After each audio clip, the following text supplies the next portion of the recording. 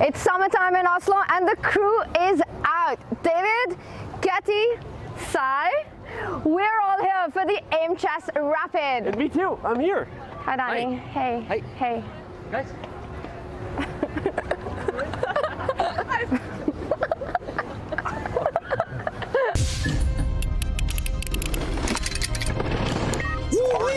Forest fire here from Jordan. We see a reaction. Magnus is Oh no! Magnus, mouse slipped. This is a game-ending move. He's so good. He's so good at thinking on the fly. I got 2 seconds. Oh my God! What an Armageddon! Oh my goodness, that's a move for you right there. A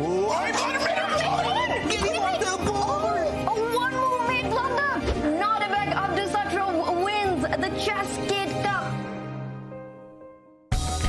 Temperature is rising in Oslo and on the tour. It's all about making it to the Champions Chess Tour playoffs. 8 Super Grandmasters will battle it out in the Aimchess Rapid. The winner gets the golden ticket. And to keep you on top of the action, in the studio, Grandmaster David Howell, Ginger GM in the house, Simon Williams, and also International Master Danny Ranch. Danny, welcome. How are you doing? I'm doing good. Thanks for having me. It's awesome to have you here with us. Danny, 4th stop of the tour. What do you think about the season so far? I think it's delivered. I'm a fan. I've been watching from home, so I'm excited to be here. But I think as far as drama goes, the stakes are obviously high. We have a lot of people wanting to qualify for the championship. But when we combined the tour as it was for 2 years with all the Chess.com events, I think we were nervous about pulling it off. But I think it's delivered. I think it's been great. It's been a lot of fun, Danny. And David, you've been calling the action from the start. What are you most looking forward to in this one? Tanya, I'm looking forward to a bunch of things, but most of all, it's the return of Magnus Carlsen. He skipped the last Champions Chess Tour event, but he's in form now, and he is back. Also, the debut of some new names in Division 1. Oh, wow. It's going to be an exciting battle. And Sai, we've had 3 events, a different champion each time. Will the Aimchess Rapid have a different winner? It's just going to be Magnus, isn't it? I'm going to say it now. I mean, I know it's not a very original answer, but Magnus has been playing so well recently. He's going to be the guy to beat. It's always hard to bet against Magnus when he's playing anywhere. Well, this Aimchess Rapid is one of the strongest lineups of the season so far. And take a look at our star cast. Nodirbek Abdusattorov, Fabiano Caruana, Jordan Van Forest and Fedosiev booked their ticket into the Aimchess Rapid in the Chess Kid Cup. Meanwhile, Magnus, Levon, Wesley and Eduardo Iturrizaga earning their spots through the plains. Now, one new name there is Iturrizaga.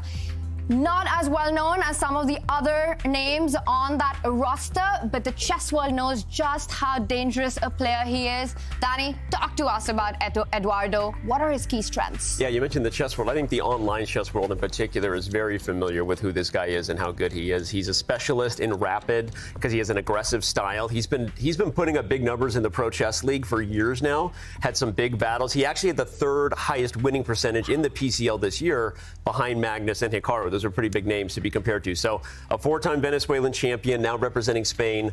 This is a guy that is dangerous, especially in these rapid formats. Dangerous and super motivated, Eduardo Iturrizaga. Now, he makes his debut. But one player who's had a bittersweet journey throughout the season is Fabiano Caruana. He's made it to 2 finals, but he's yet to win an event. David, how do you assess his chances in this field? I think Fabi's chances are great. He's been fantastic on the tour. He's been very consistent, arguably the most consistent out of everyone. He's just been a bit unlucky to run up against informed players in the finals. So he just needs to keep doing what he's doing, and I believe in Fabi's chances.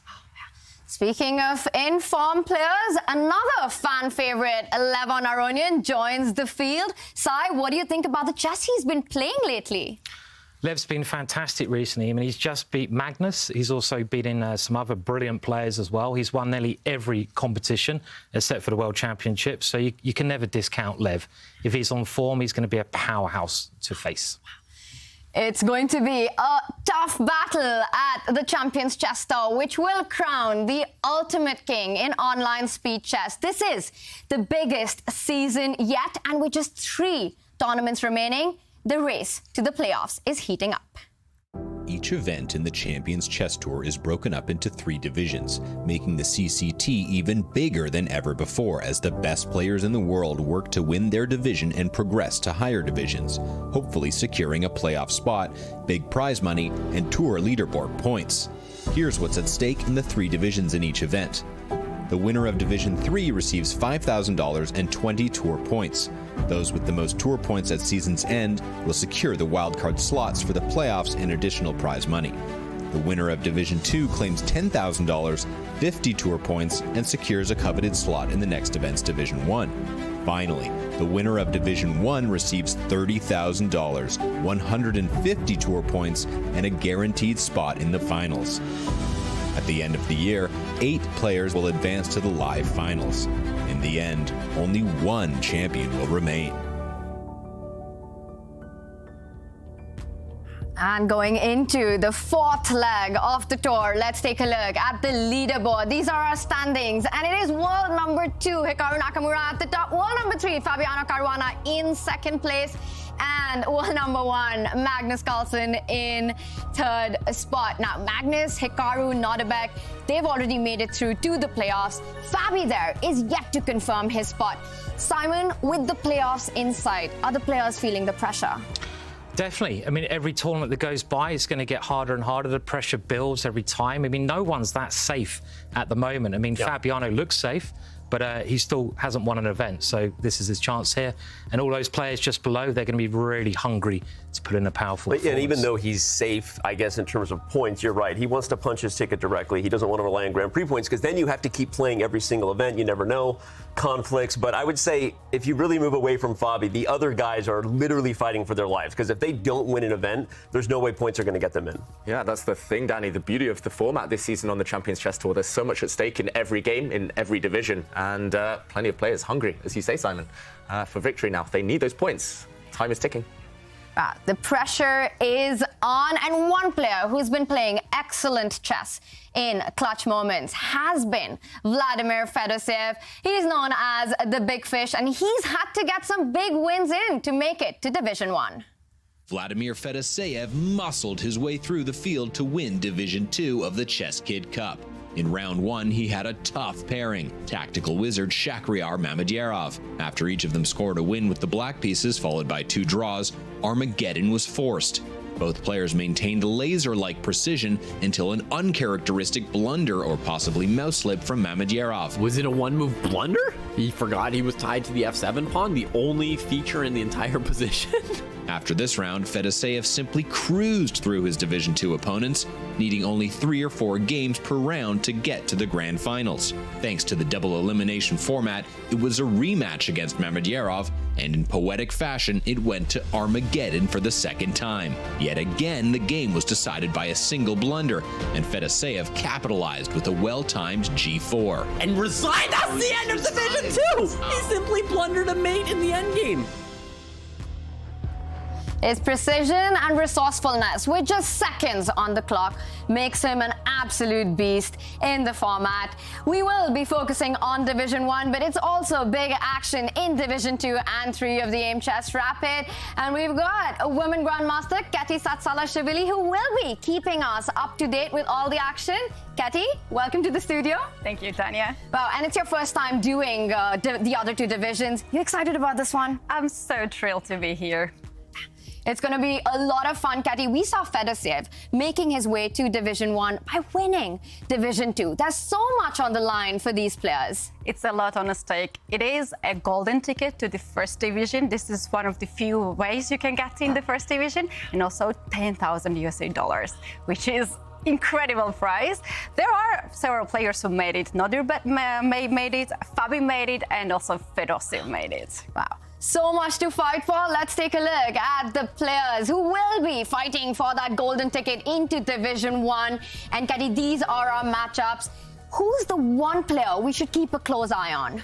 We should keep the eyes on Amit Tabatabai, who was so close in play-ins to qualify to the first division in this tournament, but he was a bit unlucky. He lost the last game against Wesley So, who, by the way, plays in the first division now in this tournament. So he has to start all over again in the second division. We'll keep checking in with you on that matchup. And it's not just Division 2. We also have Division 3 action, and some might say bigger names there. That's right. We have Kramnik playing their 14th world champion. He tries so hard to get in the first division, but he has never been lucky. At this time, he will start all the way from third division. His opponent is Matthias Blubaum, not the easy one. They have a bit of history. They have played a lot of games, and one of the best games that I have seen was between these two, where Kramnik won with exchange sacrifice, double exchange sacrifice. Oof. So it was an incredible game.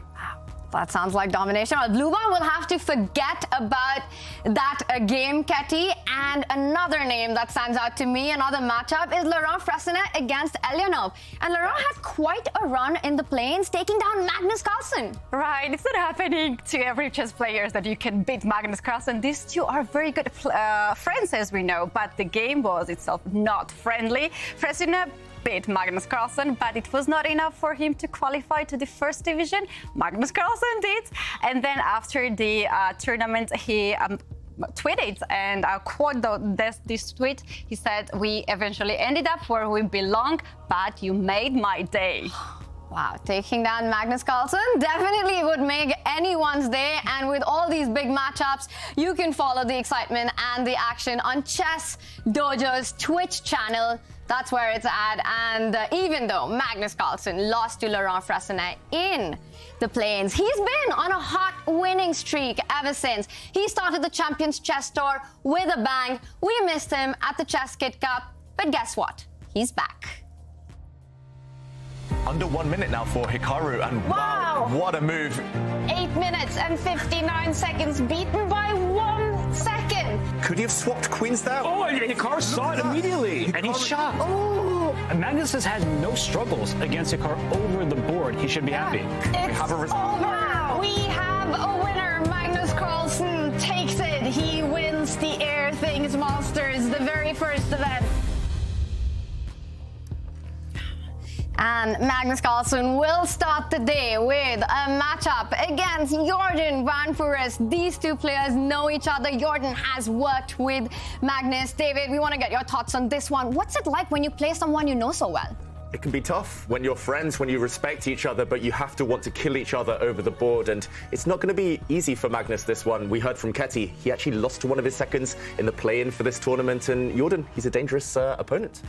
Can Jordan do it? Well, he did lose yesterday to Anish Giri in the playoff of the Dutch Championship. Meanwhile, Magnus on fire with a dominating performance fresh out of Zagreb. We heard from the world number one. Thanks for another great event. Always love coming to Zagreb. 9 out of 9. Danny, what a performance. Yeah, it's a little bit of out of the frying pan into the fire for Jordan after losing to Anish, and then here you get rewarded with the greatest player of all time who seems to be finding his form. 9 out of 9, 6 out of 9, also a good score. He also went 11 out of 11 at the Title Tuesday recently, which is a strong tournament. So Magnus, as you said, he's back. He seems to be finding the form.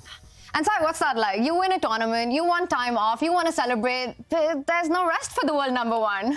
I'm actually quite intrigued to know how he did celebrate. Did he go out? Did he celebrate? Did he have one glass of wine, or did he go to bed early? Maybe we'll find out very soon with his play, but it's going to be very exciting first game. Simon, with all the burning questions there, well, the other exciting matchup is Vladimir Fedoseev taking on Levon Aronian. And David, what's going to be the key strategy for the players in that one? Well, I think Levon has maybe the advantage in experience and in the opening phase of the game. Fedoseev, however, especially if it comes down to a time scramble, he's a slippery customer. He's tricky there. And I don't think Lev maybe has the mouse skills of Fedoseev. So, yeah, early strike for Levon. That's what I'd try and recommend. Yeah. It's going to be a fun match. And we also have the youngest ever world rapid champion, Nodirbek Abdusattorov, taking on Wesley So. A clash of generations, but Danny, also a clash of styles? I think a little bit. Wesley, a super accurate player, right? Wesley just won the global championship. He knows himself in these online formats, even though Nodirbek, I think, is developing the reputation, winning a world rapid title, and then also he wins a lot of time scrambles. So I honestly feel like of all the matchups, I feel like that one is the most of a coin flip in my mind going into the first set of games. So we'll see. It's going to be a fun day of chess. Nodirbek Abdusattorov, he did win The Chess Kit Cup, can he do it again? Let's take a look at the format, the regulations of the Aimchess Rapid. The players will once again be fighting in a best-of-4 mini-match. 15 minutes with a 3-second increment every time they make a move. The minimum margin to win the match is 2.5 points. If it ends in a tie, we will have the bidding Armageddons, and it is a double elimination bracket.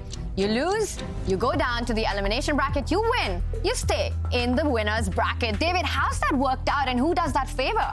Yeah, on paper it favors the stronger players, and you can point to the fact that Magnus Carlsen, Hikaru Nakamura have won tournaments so far this season. However, anything is still possible. Last time we saw Abdusattorov take the victory, and it certainly leads to a lot of drama.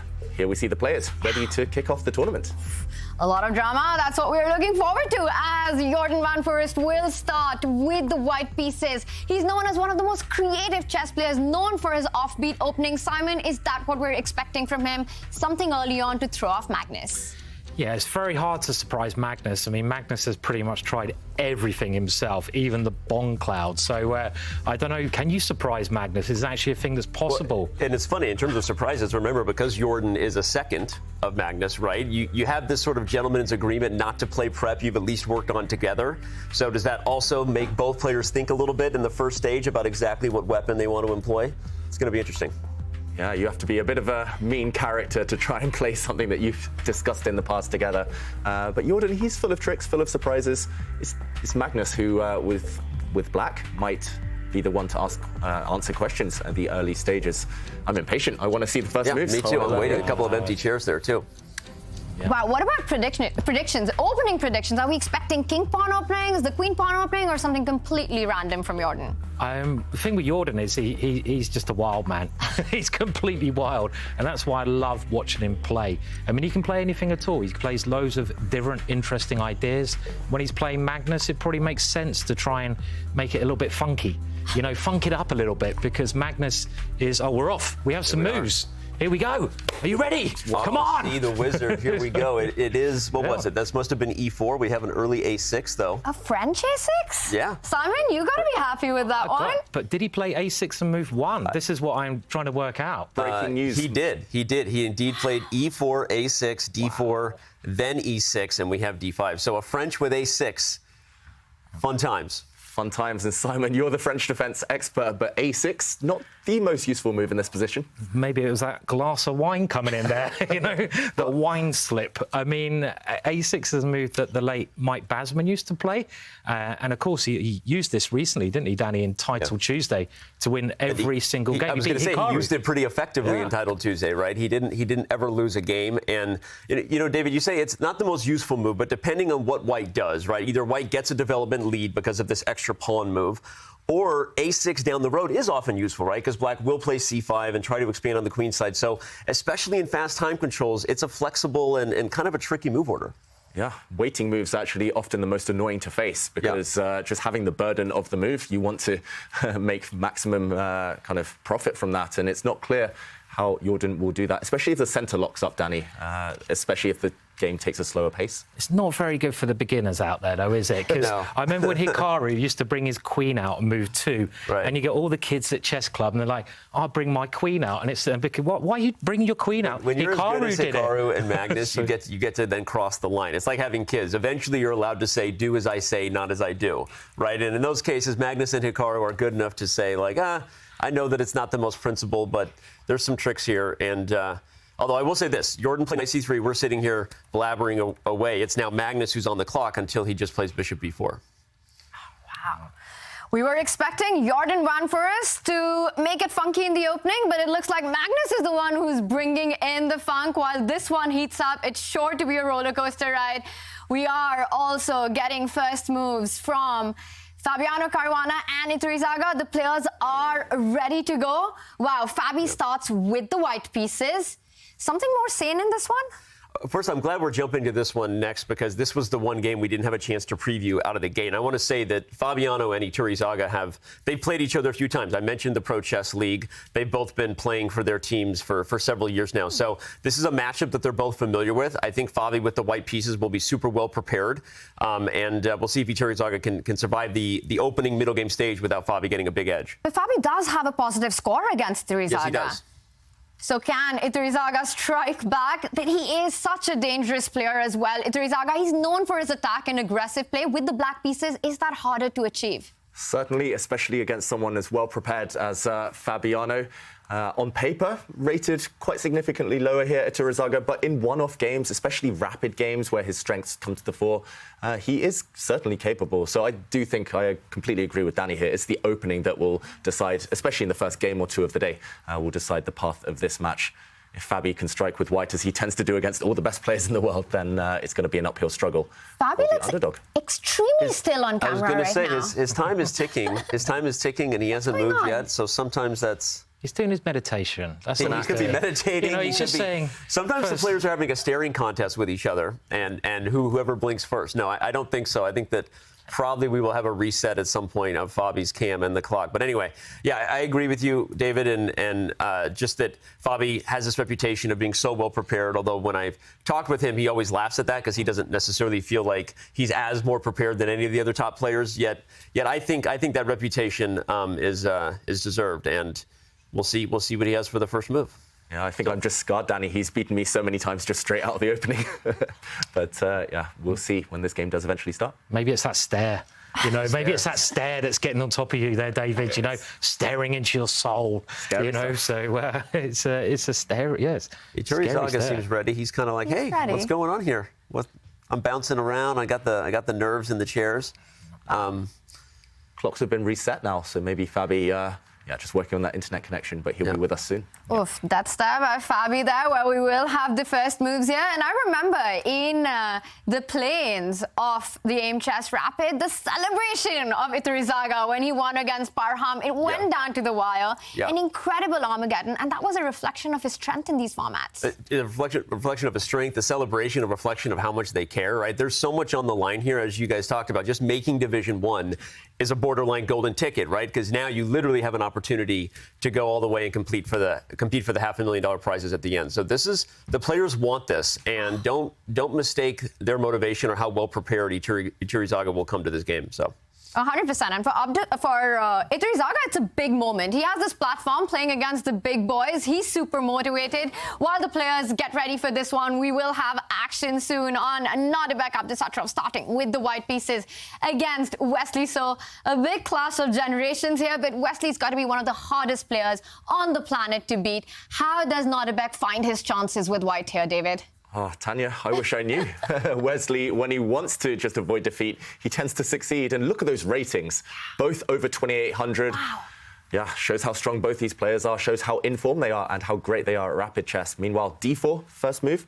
Queen's pawn opening, Abdusattorov tends to start the game this way nowadays. And what will we see? Queen's Gambit, London system. He keeps us guessing with this knight here. He moved away from the Scotch, that's too bad, right? As a fellow dubious openings player, Simon, you can relate to me, well, right? A bit too much, I'm afraid. Yeah. The Scotch is no longer a regular part of Nodirbek's repertoire. Yeah, he did switch to d4 pretty consistently. I prefer the drink, Danny, I have to say. But this is a bit of a surprise, though, bringing the bishop out to this square on g5.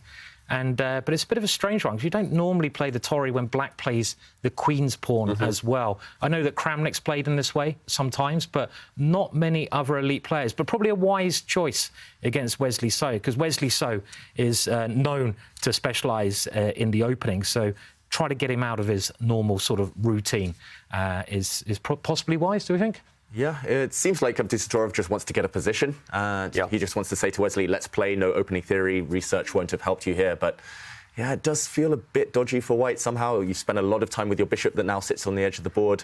Often when that white dark squared bishop comes out, the b2 pawn is a bit weak. Black's queen can come out and start creating some threats already. I was just going to say, that's the key part of these lines, is how aggressive does black want to be? Because black can play queen to b6 and poke at b2, and if that's followed with a quick bishop development and a rook coming to c8, those are some of the spiciest variations anyway, right? Will Wesley challenge Nodirbek that directly? We'll see. Yeah, that's the thing against Wesley. Sometimes you can provoke him, and he won't necessarily rise to that challenge. He just wants to get out of the opening with a very solid position. And yeah, I think this one, we'll see which player's happier in a few moves' time. Absolutely, David. We are getting offbeat openings across the boards, and we've got one more matchup, which is about to start. Vladimir Fedoseev, a.k.a. Big Fish, taking on the legend, Levon Aronian, who has been an icon slayer recently. He took down Magnus Carlsen, Maxime Vachier-Lagrave, Jan-Krzysztof Duda recently in the Global Chess League. Will he continue his form? It's going to be a tough one for Fedorsev. Yeah, this one is going to be tough, but Fedorsev, he also excels in this format and especially online, some great results. Danny, you listed just a few of the achievements of his, and I'm not sure how he'll start the game as well. Fedorsev, he's a bit of a, well, I was going to say loose cannon, but in a really impressive way. He can kind of keep his opponents guessing in the opening. Yeah, I agree. And I think he's sneakily underrated. Again, you know, when you start listing out names, he's not historically been a household name, right? But he was the MVP of the Pro Chess League finals, and again, the matchups that he was facing every game there were super impressive. So he's been playing fantastic chess lately, and we'll see. I mean, he also hasn't moved yet either, so we're waiting, but the clock's just started, so this game is about to get underway. Danny, we were talking about the room game behind them. Yeah. And Lev is clearly winning that. Yeah, look at those boards. Look at those books there. I think Lev, you know, he's definitely got the room game. Very strong room game there. Fedorsev usually loses the room game. In fact, I've seen him playing from that room with that exact lighting more times than I would even want to talk about. So, but that's a new room for Lev, or at least... It's so cool to have these chessboards and these chess books around for all that extra motivation that you need when you're running on seconds here. You've got moves, and it's a Spanish. Yeah, Spanish opening, the Roy Lopez, and, the Berlin played by Aronian. Not necessarily a bad thing against Fedorsev, though, because Fedorsev for sure won't take the easy way out, won't go into any drawish or dull endgames, and we see all the pieces stay on the board. This, of course, is mainline theory, but, at least tension guaranteed. Bishop g5, very ambitious stuff by Fedorsev, creating this pin on the Black Knight. What do we think of this? Yeah, the theory is still going to be both these guys I expect to play pretty quickly, and they are delivering. Look at this, and the voluntary retreat to h4. These are guys who've come with something at home that they cooked up. So maybe that'll be the first surprise. Levon is giving pause to that one. How do you explain that retreat? Because usually white wants to make that move once black gets to that bishop, advancing that h-pawn one step ahead. But Fedorsev just coming back, what's the point of that move? I admit I am not a Spanish expert anymore at some point. No, I'm kidding. I don't know if I was ever a Spanish expert. But I think one of the obvious ideas is to maybe come to g3 with the bishop and sort of over-assault this pawn on e5. Bishop e7 is an interesting move, too, because initially you think the e5 pawn is hanging, but because of tactics, that's not the case. So anyway, this is interesting that immediately followed by bishop e7. If we want to show real quick why knight takes e5 is not that big of a deal, I think it's because black can just take on e4. And at the end of these lines, the exchange actually will favor black because I think the opening of the position allows black's pieces to be a little more active at the end. So interesting.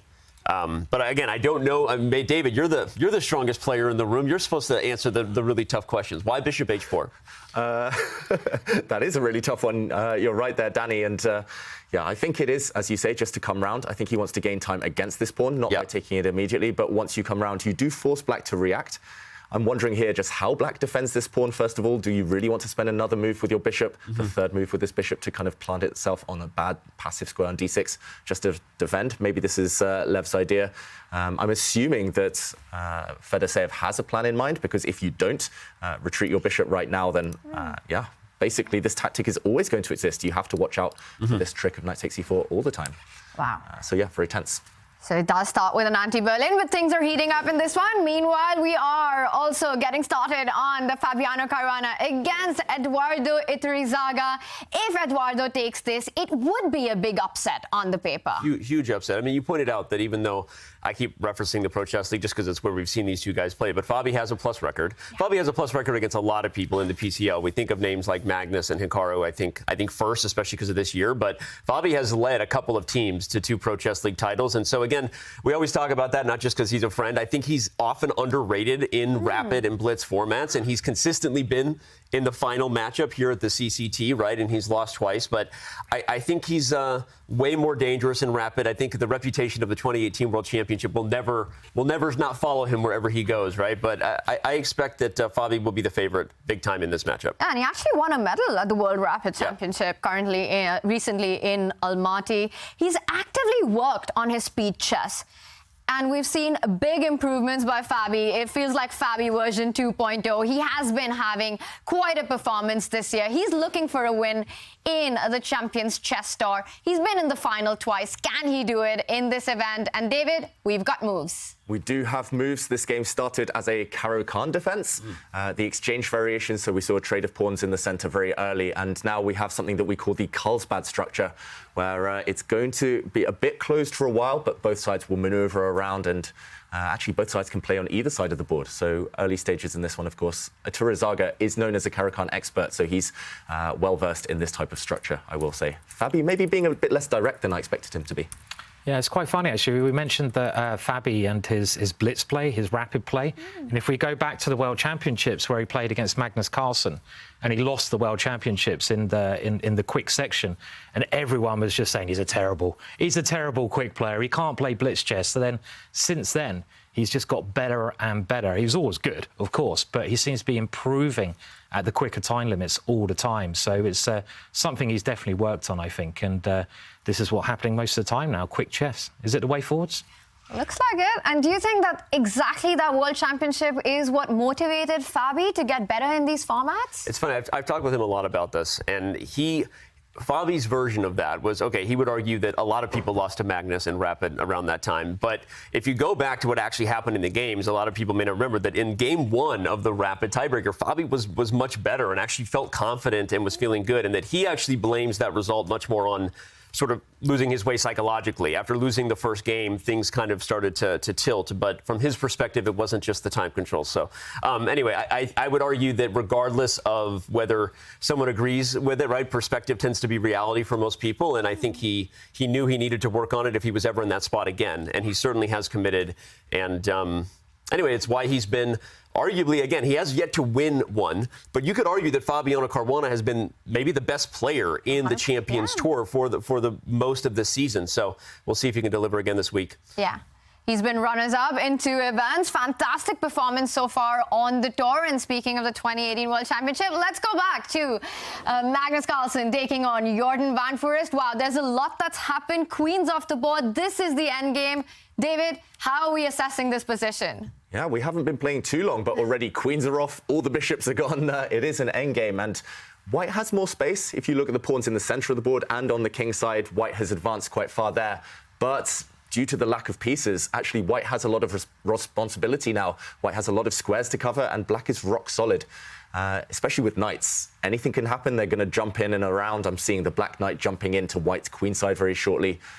I think objectively it's roughly in the balance, but we all know Magnus's reputation in the endgame. Can Jordan hold his own there? That's the big question. Is he the best endgame player, Magnus? I think he's the best endgame player of all time. I mean, I'll just outright say it, but I think Magnus loves the opportunity to sort of just outmaneuver people, and I don't want to use the word swindle because he's not winning in games by swindling, but his ability to just keep pushing is based on the psychological edge he often brings to the table, and I think he doesn't look at an equal position and say equal draw. He says equal, okay, I'm the better player, so an equal position gives me more chances to win. Yeah, I mean, it's a pretty standard structure, this, you get from the French defence. I mean, whenever I'm on the Black side of this, I mean, I'm pretty happy because I've survived the opening for a start. But if you look at the weaknesses in the position, the one good thing that Black has is that not really any pawns of Black's are serious weaknesses, but White has this pawn at the base of the pawn structure in the middle of the board, and that is a weakness. And this is something which is very prevalent in this type of structure. But of course, it should be even at the moment, and it's easier to play with more space. And I think White should just push his kingside pawns, try to create some weakness over there, but moving the king into the middle seems very sensible as well. Wants to overprotect that d4 pawn just to make sure that maybe then he can move the knight from b3. I don't know if we want to analyze this at all before this may end up being the game that's over first if we want to just quickly look at it, but it's I think the king will come to d3 and go overprotect the d4 pawn, and then White maybe tries to use some sort of grip pawn structure on the king side, advancing for this g5 break. The g5 break is often the most dynamic one, because if g5 occurs, Black only has bad choices. If you take it, you always give the outside passer, and if you leave it, White capturing h6 creates a weakness. So there's these crazy ideas where you sacrifice everything for a queen, but that won't be the case here. So anyway, I think that while we're applauding Magnus, I don't think Jordan is in any danger in this game. Yeah. Wow, so you would be happy to see Freddie the f-pawn, Gary the g-pawn advance down the board. Even though queens are off the board, there's still potential to create weaknesses here. I'm actually happier that you know the names of the pawns like me. I learned. They're like his kids. That is. That's amazing. Well done, Tanya. That's put a smile on my face. And if anyone out there doesn't have a clue what we're talking about, then I get the pawns' names depending what file they're on. So you have the pawn on the right-hand side. It's on the H file. Of course, it's called Harry, after Dirty Harry, the character. And they've all got funny little names there. But we are seeing on the board here, David, many exchanges. I mean, you're an endgame expert, I think it's fair to say. You love playing 200-plus move games, don't you, David? Sorry to say. And who would you prefer to be here? Yeah, you're basically calling me a boring old man, No, Simon. But, no. I did not use those words. I do like my endgames, and I, just like Danny, would choose white. I think there's less risk for white. It feels like if you just protect everything, you have a draw at hand. But yeah, if you want to play for a win, I was about to say Jordan paused at that moment. It looked a bit strange. He's changed the pawn structure. He wants to maybe break with this pawn. Now he has full defense over his center. Maybe he's just going to retreat his knight, say everything's defended, and go for glory on the king side. Yeah, I don't really think he's in much danger here. I was surprised by rook c3, and of course the computer only giving a teeny edge for white. But I think from a practical perspective, white is controlling all the cards, right? You'll play g4. At some point, you will decide whether f5 or g5 is worth it. Maybe that's part of Magnus's psychological plan, is he believes in himself enough to say, come get me, big fella, and see if you give me some chances once we're both under time pressure. But, and by the way, speaking of time pressure, I think that's the one thing we haven't called out, is regardless of the X's and O's, Magnus is doubly up on the clock. And if you just take another 4 minutes away for both players and not much has changed, that'll be the thing Magnus is playing for. And Jordan van for us right now in full control. He's the one with all the pawn breaks in the position, the one with the active rook, eyeing the b-pawn weakness that black has. Potential breaks. Can Jordan try and grind this one out and get more out of this position? We will check back here. But for now, let's get an update on Fabiano Caruana taking on the underdog of the Aimchess Rapid, Eduardo Iturrizaga. There have been a few moves. David, since we last checked in, what do we make of the developments? Yeah, so this game, we mentioned the pawn structure. It has changed slightly, and that's mostly because of the development of the pieces. I'm looking already at what's happened here, the outlines of the position, and Iturrizaga has planted black's light-squared bishop on a very odd square on e6. It looks like it gets in the way. White's queen, meanwhile, putting some pressure on some pawns. If everything is balanced, if both sides just get developed, then I'm liking white's chances. I don't know about you, Danny, Simon. It's interesting because the bishop is on e6, but it's sort of by design, right? Because if white were to take on f6, I think most viewers would say, hey, that doubles black's pawns, right? But I think if you take f6, then the bishop looks perfect there, guarding the d5 pawn, and black's pieces will develop. So I think this is, still very equal. I like this move h6, sort of putting the question to the bishop, which diagonal do you want to stay on? Because if you commit back to e3 to guard h6, then eventually maybe black has e5 coming. So anyway, not to get too technical yet, but I think both players are actually doing a little more deep looking here than first meets the eye, because they want to make sure their pieces are on the right squares for their plan. Oh, wow, and he commits. Here goes a double-edged game. Simon, this is right up your alley. We've got the bishop pair and bad pawns. Yeah, I kind of like white, though, here, definitely. I mean, it just looked a bit clumsy for black to put that light square bishop in the middle of the board there. I mean, I think there's two ways you evaluate a position generally. You look at the pawn structure, and then you look at the pieces. And I always say the pawn structure is like the skeleton. It kind of holds things together, and the pieces are like your organs. They kind of make the skeleton work. And here, just white's skeleton is really lovely. Everything's defending each other. But if you look at black's skeleton, he's got so many little weaknesses. The white pawn in the middle of the board, the double pawns on the right-hand side, and also the pieces. OK, black's got two bishops, but two bishops are not always good. There's already some tactical tricks here that, David, you might be able to show us there. And black had to play a defensive move there to stop those tactical tricks. Yeah, there might still be tactical tricks, Simon. I'm just looking at the position now, and I'm thinking, OK, maybe you can get away with, for example, sacrificing a piece on e6. I love that idea. I'm looking at it like, can we please show it? Thank you for having the analysis board, because I'm like a kid in a candy store. Rook takes e6. If queen takes e6, you win the queen. And if pawn takes e6, there's bishop takes g6 check, which, I mean, let's go, Fabi. Like, that's the kind of chess we want to see on a Monday morning, right? Monday afternoon. I'm still a little jet lagged, everybody. Forgive me. So depending on where you are, but I love this idea. I think we might see it. Yeah, and he's paused. He's taking a think. I agree with you guys. I think this is exactly what he's thinking about. Rook e6 on his radar. Will he go for this sacrifice? This is a critical moment. Yeah, critical moment. Look at it, Turazaga. He just looks super nervous. Like you said, Tanya, just looking back a minute ago, it looked like he was praying. He was like, please don't hit me now. Give me time to castle. If Black does get the time to put his king to safety, it's going to be a very tense middle game. And actually, I have to disagree with Simon. These are my favorite type of pawns. It's my favorite pawn structure. They're so mobile, and Black's king will be super safe, tucked behind them. So this feels like a key moment. Yeah. Will Fabi go for it? And look at Eduardo. He's looking away. He's also looking at these lines. He doesn't want to see that rook sacrifice, that exchange sacrifice on the board right now. He's doing a Beth Harmon, isn't he? He's like pulling a Beth Harmon, looking at the pieces on the chessboard. Yeah, just having a little look on at the ceiling. Yeah, what's happening up there? And That's it, Fabi. I really hope we see a sacrifice now. Come on, we need that Monday sacrifice. Just throw the piece at him, get the caveman chess going, and get the rock and roll on the board. Will he do it? Should we have a little vote? Yes. I think he's going to go for it. He's going to do it. I think Turazaga head in hand. I wonder if sometimes if you look at the player you're facing. I know Hikaru does that a lot, where he's looking at the player's reaction. But oh wait, he goes the other way. He goes for the. I was just going to say, if you do this, Black gets a lot of pieces for the queen, and I didn't. And they Valbar. I was going to highlight that this is exactly why the same idea doesn't work with the other move order, and yet Fabi says no, you're wrong, or he's wrong, because this is queen takes e1, knight takes e1, and Black can throw his knight knight in the way. even better.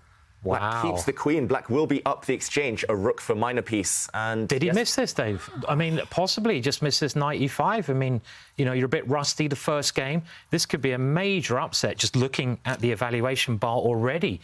I mean, with the black pieces, Black's just doing well here, surely. Yep. More material, 2 pawns in the centre. Fabi's not giving much away with his facial reactions there. This is strange. I don't think he missed it. I think he just misevaluated this position. Maybe he assumed, okay, White's knight can go and take this black pawn in the center. Things are opening up against the black queen and king, but Black is just going to castle to safety. And I don't think you have enough ammunition here. I don't think you have enough white pieces to justify this sacrifice. Completely agree. And even if you play queen takes b7 here, Black will castle, and then the b file becomes a weakness instead of an asset. And so this is an exchange sacrifice misevaluation gone wrong. I think you're right, David, that it was less about a calculation error and more about just maybe misevaluating the chances of this position, because I'm really liking Black's chances. It's very strange that someone like Fabi, one of the best players in the world ever, to misevaluate a position. I don't really believe that, because he's such a strong player. He's so experienced, and he's taken loads of risks here. I mean, he had a good position. When you've got a good position, why take so many risks unless you miss something? I think he maybe just missed this move. I don't know. I mean, why else? I don't see... You know, you have to have something concrete here. I mean, you mentioned knight takes e5, but you can't just hope it works. You've got to make sure that it works. And this is a mistake that a lot of lower-rated players do. They play an attractive-looking tactic, but they don't calculate it, visualize it quite far enough ahead. But Fabio is not a lower-rated player. He's a fantastic player. So, so I'm really surprised.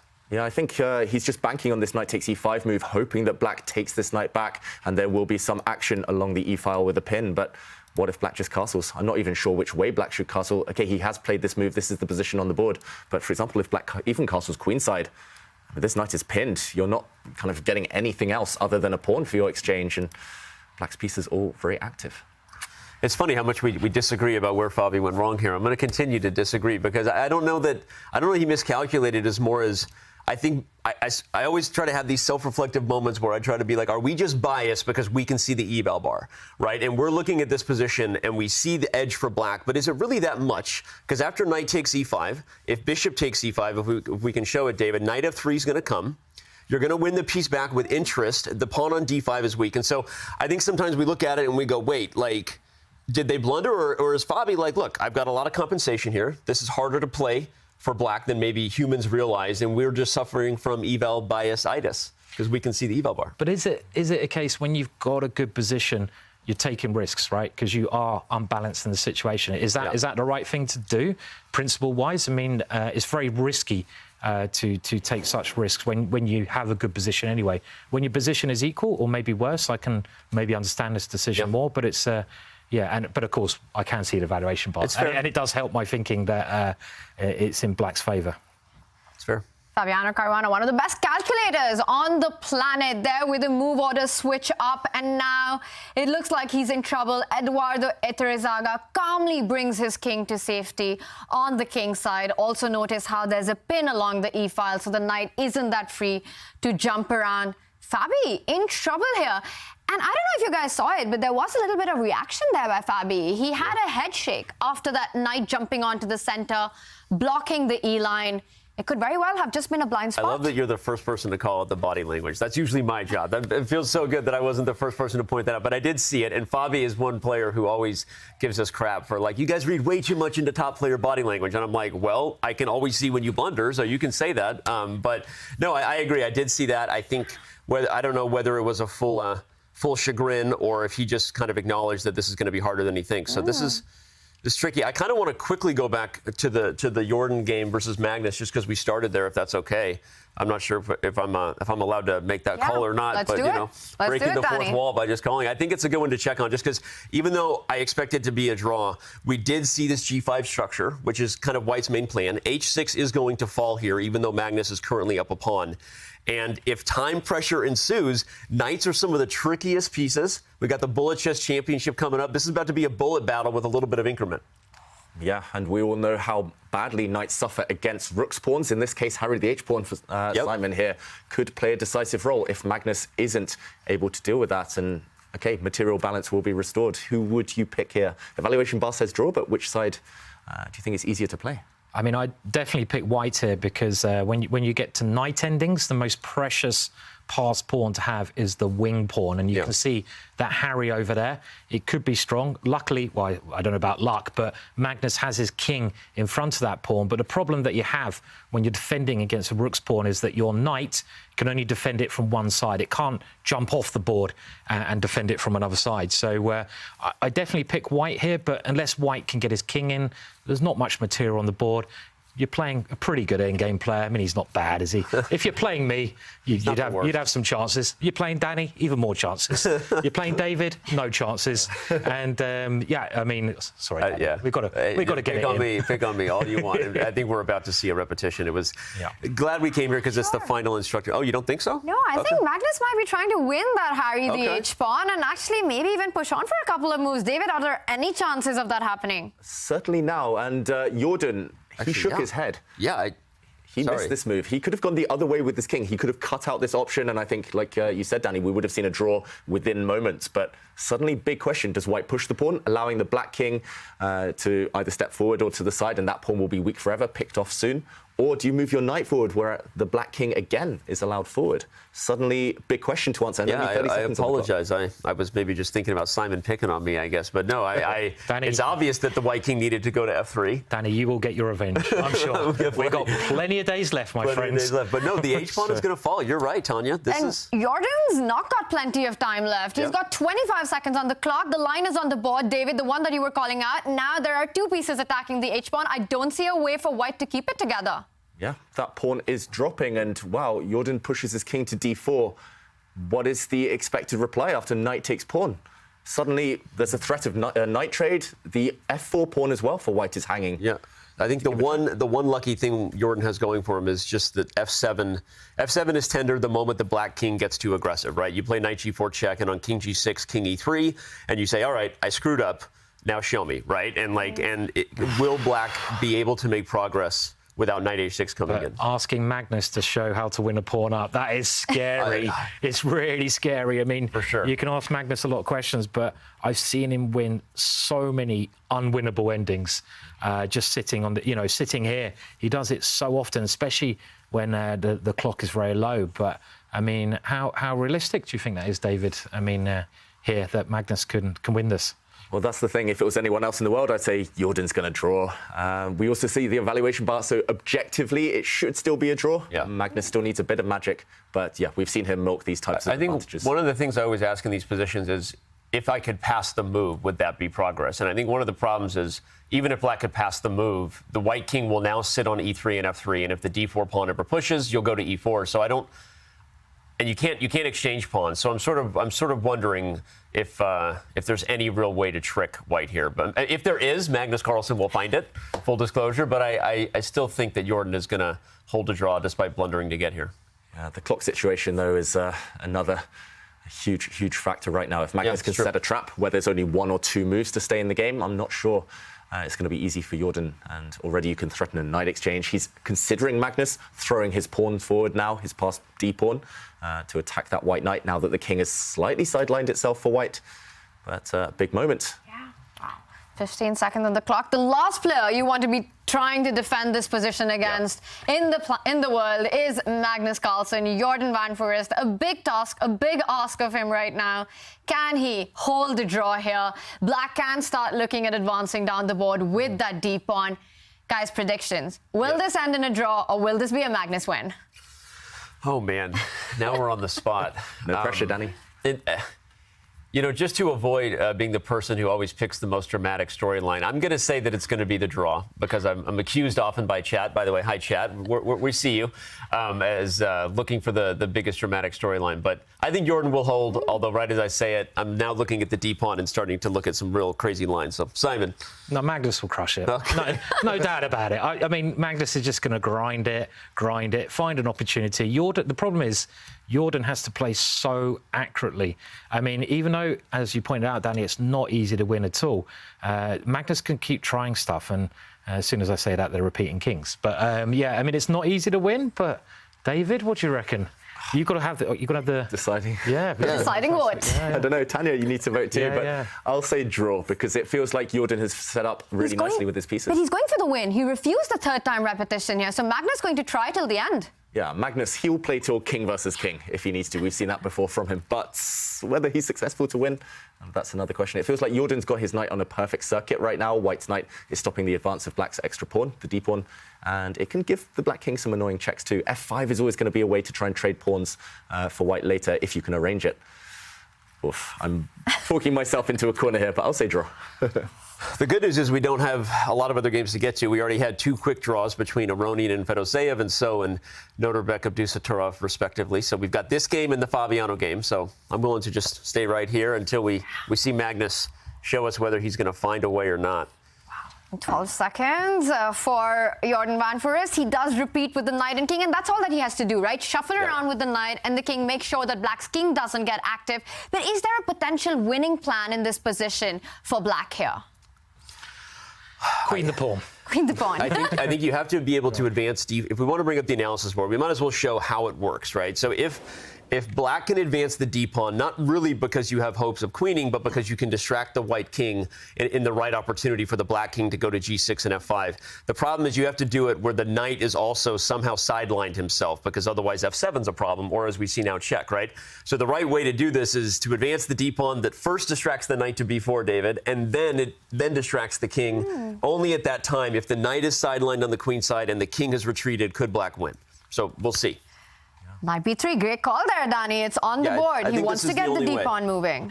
But the thing is, you have to, okay, and now Jordan sees a chance. Actually, I think this is a great move. I think Jordan has just clinched that, because you get one more pawn off the board and suddenly you're in sack territory, right? Sack the knight for the remaining pawns and you should be able to draw. Yeah, it's a good strategy, isn't it, David? I mean, when you're trying to draw, exchange off as many pawns as you can, because there's less to worry about, really. Yeah, there's just one trap in the position, just to show Jordan didn't fall for it. If you'd taken this pawn, I love it. I love it. Eval bar heart attack. Don't make Tanya fall off the chair. There you go. If you take the pawn, bad things happen. Yeah, if the knights disappear, black will win due to this protected pass pawn. But this didn't happen in the game, and Jordan's still holding the balance. This is the game position. He will trade off at least one set of pawns and should make a draw. We're getting another update that Iturrizaga, Fabiano also ended in a draw. So that's 3 draws. Will this be the 4th draw? Right now, Jordan seems to be doing everything right, but not anymore. He blundered his knight. He walked his knight into a trap because the knight guard's b4. The knight guard's... Do you know what? You just never bet against Magnus, guys. If knight a6, king b7, and then... Oh, king b7. The knight's out of squares. You probably would have just repeated, and now anyway you lose the knight, but white's coming out of after the pawns. It's not going to be enough, David. But what is happening? Can you just take that white knight? Yeah, you just take it, and then knight f4, king f5, and then d4. just keep pushing. Oh, it's so tricky now, though. White's knight has escaped, but the pawn is rolling. Maybe Magnus has played it perfectly. Now the white king has to give way, and Oh my gosh. The Black Knight's That's going to win. it. Sing this out. That's the line. And this is how it's done. Yeah, I mean, Mr. Carlsen strikes again. normal, normal Magnus Carlsen. Yeah. Just when it looks like it's going to be a draw, he just finds the way to put problems on his opponent. And he wins and immediately turns off the camera. He says, my job is done. The Magnus touch there. What a win that was in a position that was an absolute draw. Jordan held it together. A fantastic endgame. The Magnus touch, the golden touch, call it what you want, but that was a Magnus Carlsen show. David, what an endgame.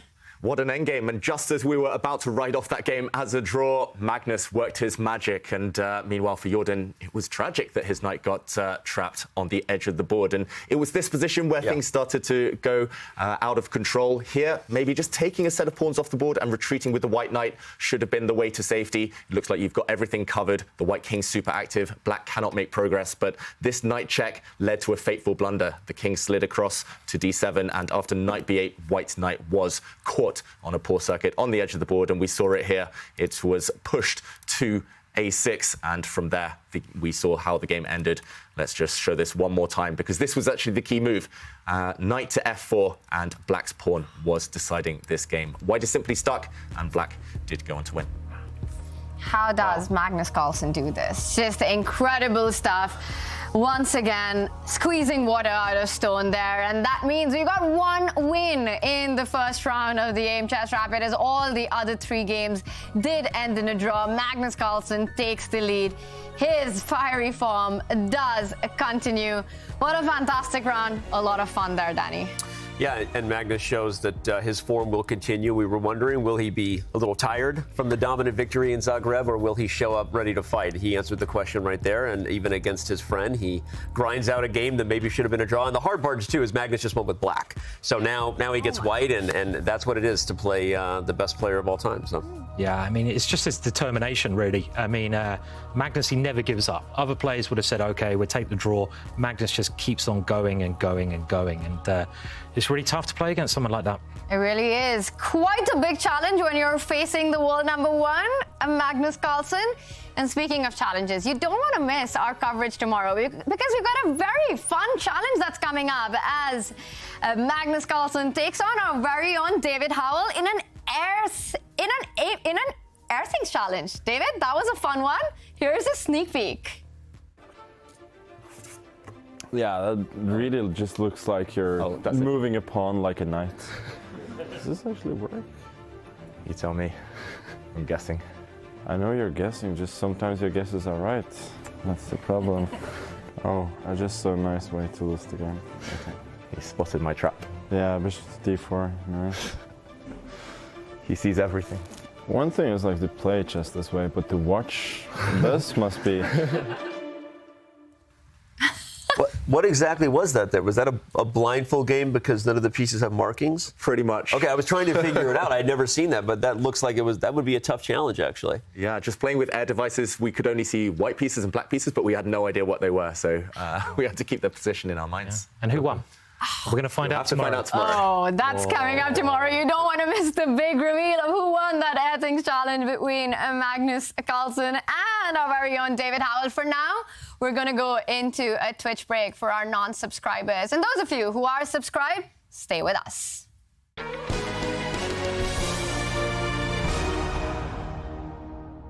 It doesn't look like much, but neither would a Sicilian defense to the untrained eye. This is a performance enhancer. You don't see it? How about now? Manage your air quality, sharpen your performance, change the game with Air Things.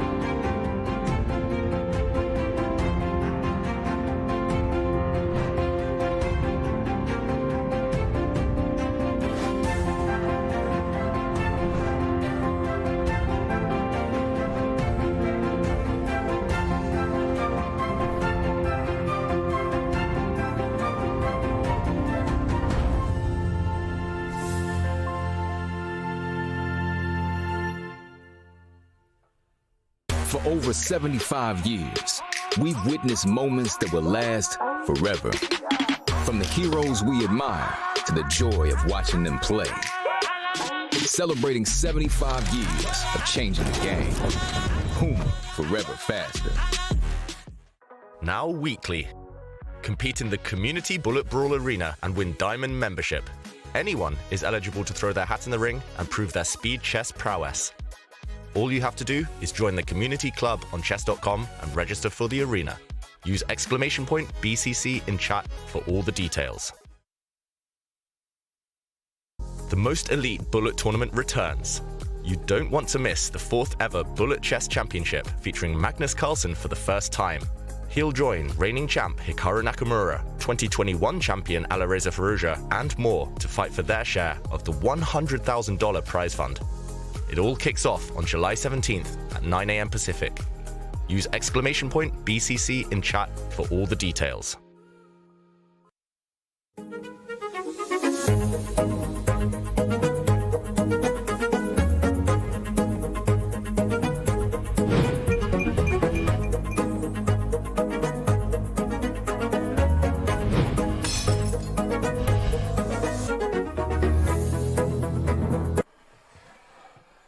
Seriously?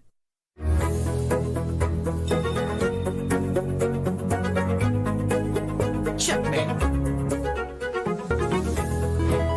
Aimchess is an intelligent system that analyzes your game, prevents mistakes, and develops recommendations for improving your skill. Phew.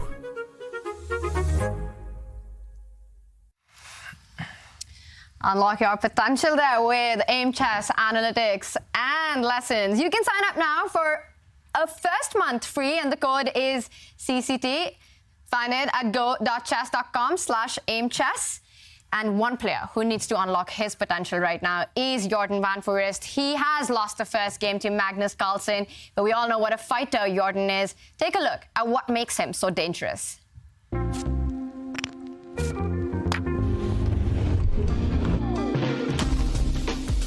Jordan van Foreest comes from a famous chess family. The Dutchman has amassed an army of fans thanks to his creative and aggressive playing style. In fact, he was even chosen as one of Magnus Carlsen's seconds due to this fact and due to his opening ideas. Jordan has become a fixture in top-level international tournaments. Often he surprises his opponents early on, he goes for their king as early as possible, and he keeps them surprising on every single turn. This means he claims the scalps of experienced opponents and can beat anyone on his day.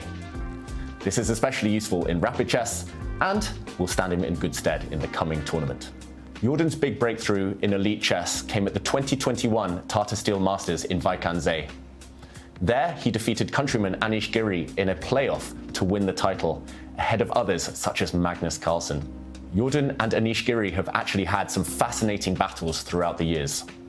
In this position, Jordan was able to display all of his creativity to win a model game in the 2022 Tata Steel Masters. Here, Jordan had the white pieces. He is completely in control thanks to this powerful knight supported by two extremely dominant passed pawns. All that is needed is a checkmating sequence and a final assault against the Black King. But where is the breakthrough? Jordan surprised all the viewers and his opponent by playing the move rook to h3, lining up an attack against the Black King, threatening to take a pawn with check, and the whole idea is that this rook sacrifices itself to break Black's fortress. After the rook is captured, White pushes a pawn forward, and this is a clearance sacrifice. The White Queen next will come to the back rank and trap the Black King. For example, Queen takes pawn, preventing White from promoting, and this would be a devastating killer blow. A beautiful tactic there from Jordan van Foreest and an example of what he's capable of. Jordan van Foreest, can he surprise us all by making a comeback in his match against Magnus Carlsen? And Danny, even though Magnus won that game, it was a draw for most part of it. And that's a big takeaway. That's a positive point for Jordan. I think you have to focus on the positive, right? One game at a time, keep yourself in a mindset that you can play chess with. Think like a goldfish, right? Short-term memory loss and just focus on the next game. But it's also hard when you lost against one A6. Yeah, I mean, 1a6 is a really tough move to lose to, and I'm wondering why Magnus is playing this regularly. And do you reckon it might be in honour of the late Mike Basman, who passed away quite recently, an English international master who used to love playing 1a6? So it's nice, because he does a lot of things for a reason, you know, Magnus. He always has a reason for playing a certain opening, it seems, so it could be for that. But we're back in with the action now. We're back in with the action. Magnus employing 1a6. We saw him do that in Title Tuesday as well against Hikaru Nakamura, playing 1a6, c6, and then crushing Hikaru. He takes the first game, playing 1a6 in the Aimchess Rapid. And here we've got a much more sane opening, David. A much more sane opening. It's one of the main lines these days of the Berlin defense. Not the Berlin endgame. Queens are still on the board here, but it is almost symmetrical, the pawn structure, and this tends to lead to very level positions. White, however, does have a bit more space for now and easier development, and Magnus tends to like these positions. So we'll see. It's a bit of a surprise to me that he went down this line, especially when he's fighting someone wounded now like Jordan. But maybe he's just trying to say, OK, you're not going to win this game. And it's funny. I was going to say the opposite. I was going to say I'm surprised that Jordan allows a position where, to me, this is Magnus's game, where it's a position of 3 results, but it's safe, and he can keep playing chess forever, right? It's obviously symmetrical. It has all the Berlin jokes. Insert every Berlin draw joke. But Magnus is already up a game. He's not going to take any huge risks in a structure like this. So I was surprised to see it, but for reasons that disagreed with you, David. I was thinking that maybe Jordan should be looking to spice it up a little more. But maybe it goes back to the old adage, stop the bleeding, don't lose 2 in a row, Simon. Yeah. I mean, if you lose 2 in a row, I mean, it's just a disaster. And I think Jordan is sort of developing as a player. I think in the old days, Jordan would have come out and done something very, very risky. But he's growing up and maybe maturing by playing to Berlin. But he's got to win with the black pieces to get back into this match at some point. That is the problem. So it looks fairly even at the moment. I mean, not much going on here, I'd say, chess-wise. Very symmetrical position. You've got that skeleton. All the pawns are basically looking at each other. So then you look at the pieces and you try to work out who's got the better pieces when the pawn structure is symmetrical.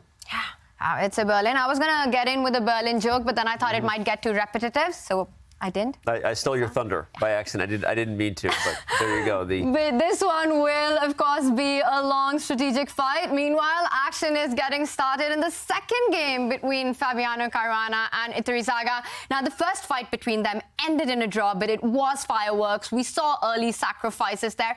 And somehow, Iturrizaga getting a good position. David, Fabi seemed to survive that one. Yeah, actually, this game, the previous game between these two, ended quite abruptly. Yeah. The players decided to repeat, and it was actually Iturrizaga who could have played on, who had an objective advantage, and it maybe is a sign of respect to Fabiano. But Danny, do you think this will come back to haunt him, Iturrizaga? Well, I want to ask you that. I mean, you're a super strong grandmaster. I don't know if you know that. You're a very strong grandmaster, and when you're in a position where you have an edge as black, maybe you didn't expect that coming in against a guy like Fabiano. What is the mindset there? Because there's a match. Are you thinking, I'm going to accept a draw?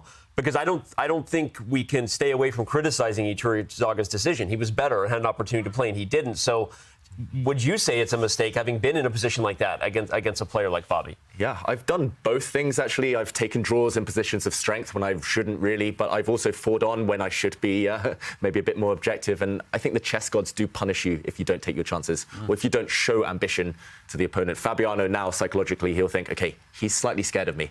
If he can't beat me from here, then, or if he doesn't try to beat me from here. But what about the chess gods punishing someone for being too ambitious and playing overly aggressive in every game they ever play? I'm asking for a friend. Well, the thing is, I mean, if you put it the other way around, I mean, would Fabiano have ever agreed a draw in that position? And the answer is no. And that's why Fabiano is fighting for the World Championships and is one of the best players in the world. So I think it was a mistake. You know, you get a chance to win, you've got to take it against someone so strong, no matter what colour you have. And meanwhile, it is a branch of the Queen's Gambit. It's the Catalan opening here. And Fabiano, he has taken a pawn on c4. Black's going to be a pawn up for a while. He's going to try and cling on to it. But White here, of course, has great development, great compensation for the pawn. Still very well-known position, early stages. And that last move by Fabi, it hints at him wanting to keep that extra pawn alive, the one that was just captured on the board. So it's going to be all about the initiative and the compensation for White, for Eduardo Iturrizaga. But that's exactly the kind of chess that he likes to play. Yeah, he likes aggressive double-edged positions. Yeah. We see Fabi plays a6, so he's still in his prep at this point. Iturrizaga, I don't think he's taking time here because he's thrown off. I think he's deciding how aggressive do I want to be. I mean, there are so many options here for white, right? You can castle, you can play a4. So he's choosing carefully just how spicy he wants to make it. And he's choosing carefully. And Danny, I'm still thinking about the fact that you didn't get my Berlin and repetition joke. No, I did get it. Oh, you did? I did get it. I did get it. Oh, no, but I see what you're saying. I said I stole your thunder, but I got the repetition joke. I'm aware of how exciting it is to repeat someone talking about the Berlin. So, no, I did get it. All right, well, we are also getting more exciting news as games are underway. Nodirbek Abdusattorov, Wesley, so they're getting ready to make their first moves. There's not going to be any Berlin action in this one, hopefully, David?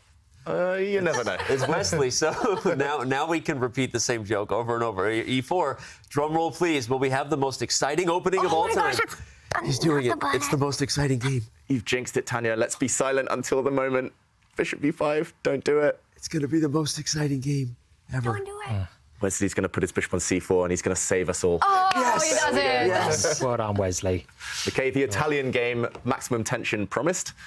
No quick draws.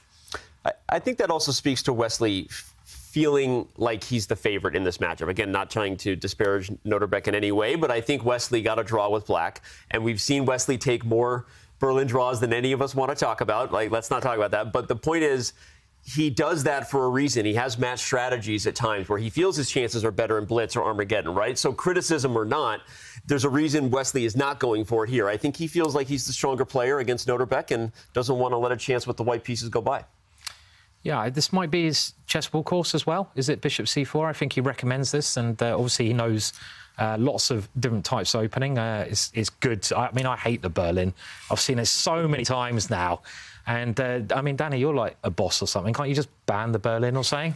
Can't you just put a new law out there? We are actually about to have a piece of tech live where the draw offer will be banned for certain tournaments. And I won't say exactly what formats we might be thinking about in the future that prevent those types of things, but we will soon have a format on chess.com where you're not allowed to offer a draw. But you can still have a repetition. You can still have a repetition, so it's, there are only so many ways you can avoid the elephant in the room in chess, which is there is a draw as a result, like it or not, right?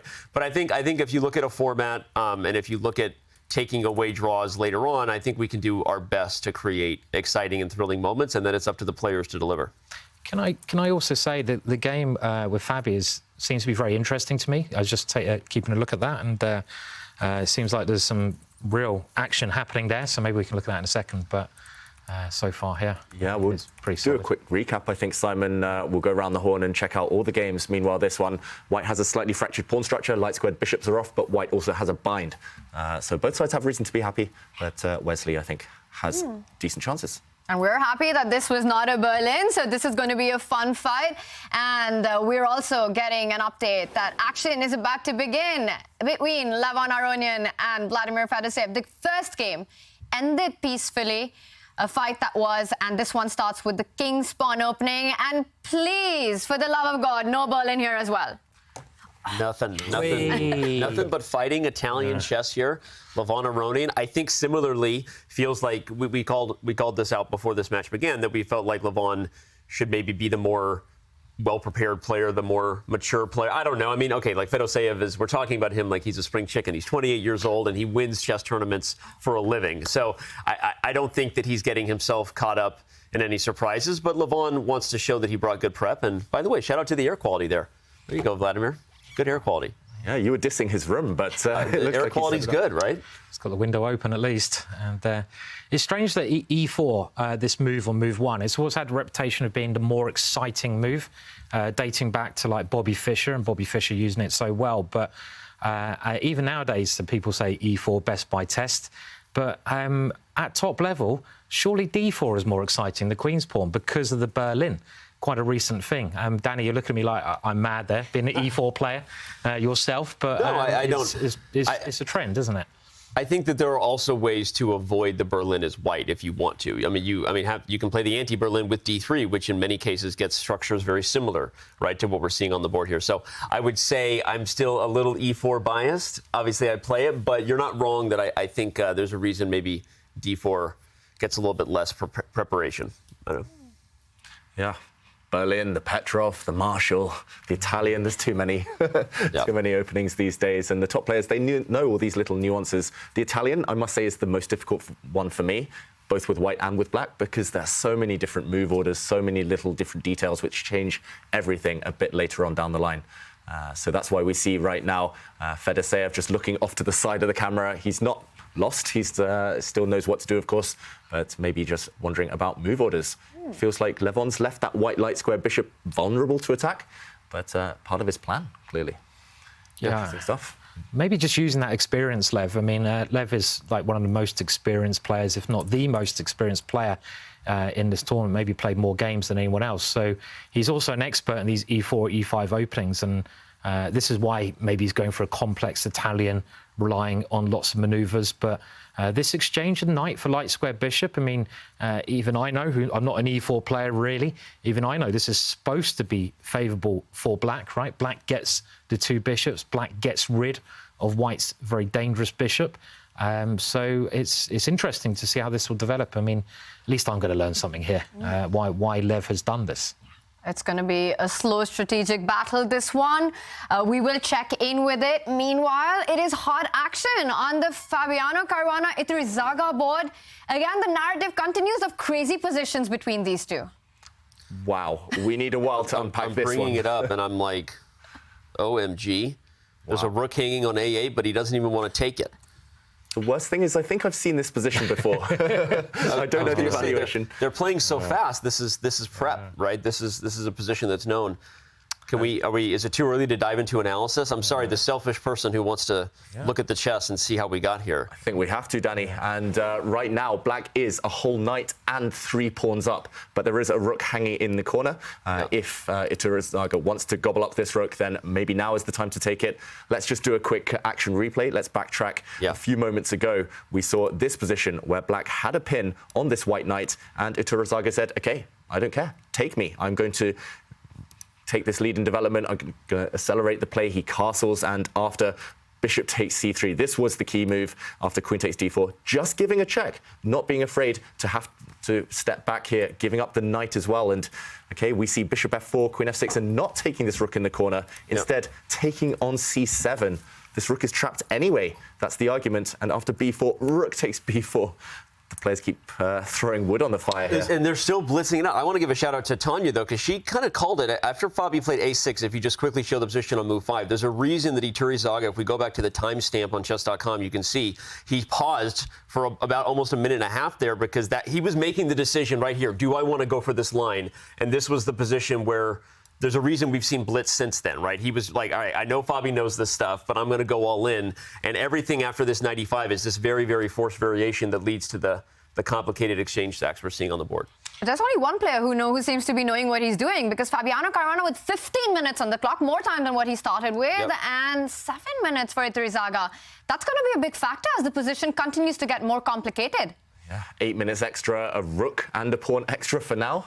Simon, you're the attacker, or the famed attacker among us. Do you think White has enough compensation here? I mean, this is just, it has to be theory, right? I mean, we're talking about d4 being more exciting than e4, and I think this is a good point to prove it. But I mean, it's just a wild position. I mean, at the moment, if we just count material, White is a whole rook down. But look at White's bishops; they're just raking across the board.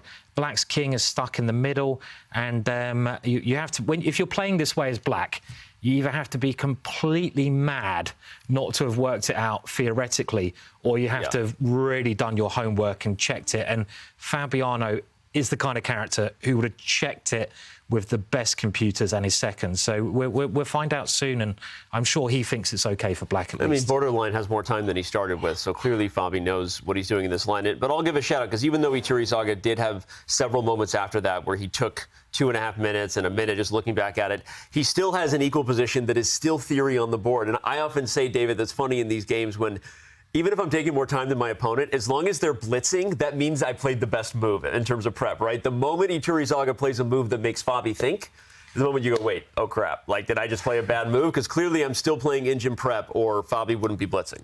Yeah, your heart sinks, trust me, when your opponent starts to think in a line like this. I once played Fabiano. I think we got to move 25, and I was out of book. And, of course, he kept blitzing. So I was happy until he stopped. And, of course, that was my big blunder. But, yeah, right now, the stakes are pretty high. Only 5 minutes left. Whole rook down. How thin is the margin for error here for Iturrizaga? If black gets one move and castles, for example, if white takes that black knight with his dark square bishop on b8, black castles, maybe no more compensation. Yeah, I mean, I would be fearful if I was white here just because the way my opponent is moving and also the time situation. I mean, I think you're completely right, though, David. If black gets castled, there's no danger. Well, how do you prevent it? I know we're spending a lot of time on this game, but I think it deserves it. It's exciting because I think there's only one move here for white that prevents castling, and it's not taking the free knight on b8. I think it's bishop e5 is the only opportunity. You sacrifice the bishop, but free up the line of your queen to hit c8. This would be the only, I mean, okay, the engine agrees right now, but if we back up, I would bet bishop takes b8, black castles, and probably now black is better. So Iturrizaga continues to be in an must-find only move situation, and we'll see if he finds bishop e5.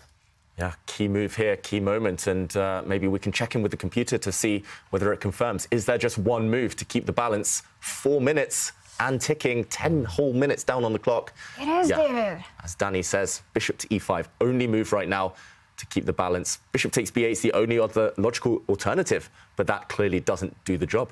It's such a nice position to be in if you're Fabiano, right? Because you got the time advantage, and you probably know if my opponent plays the perfect moves, I'm going to be all right anyway. But if he makes one bad move, I'm going to take control. And you've got the black pieces, so he looks pretty relaxed. You're talking about body language, Danny. You are our body language expert today. I think Tanya's the body language expert. And what do you reckon? Does he look comfortable, Fabi? I reckon he looks pretty chilled. He always looks pretty chilled. He's a cool guy, right?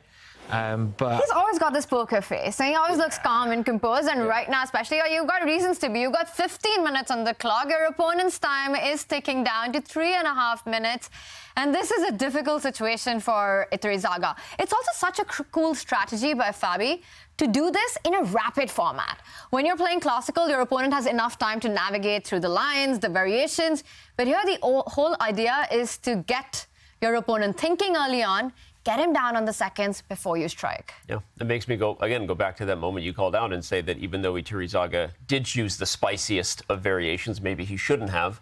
Really testing Fabi's prep, you called it before this match, David, is not a recipe that most people choose against Caruana. And again, apparently there's a move that holds the balance. I think the only way is bishop e5, but if you don't find it, and this one goes off the rails quickly, yeah. The water bottle is out. That's always bad news. When your opponent takes a sip of water, is that relaxed?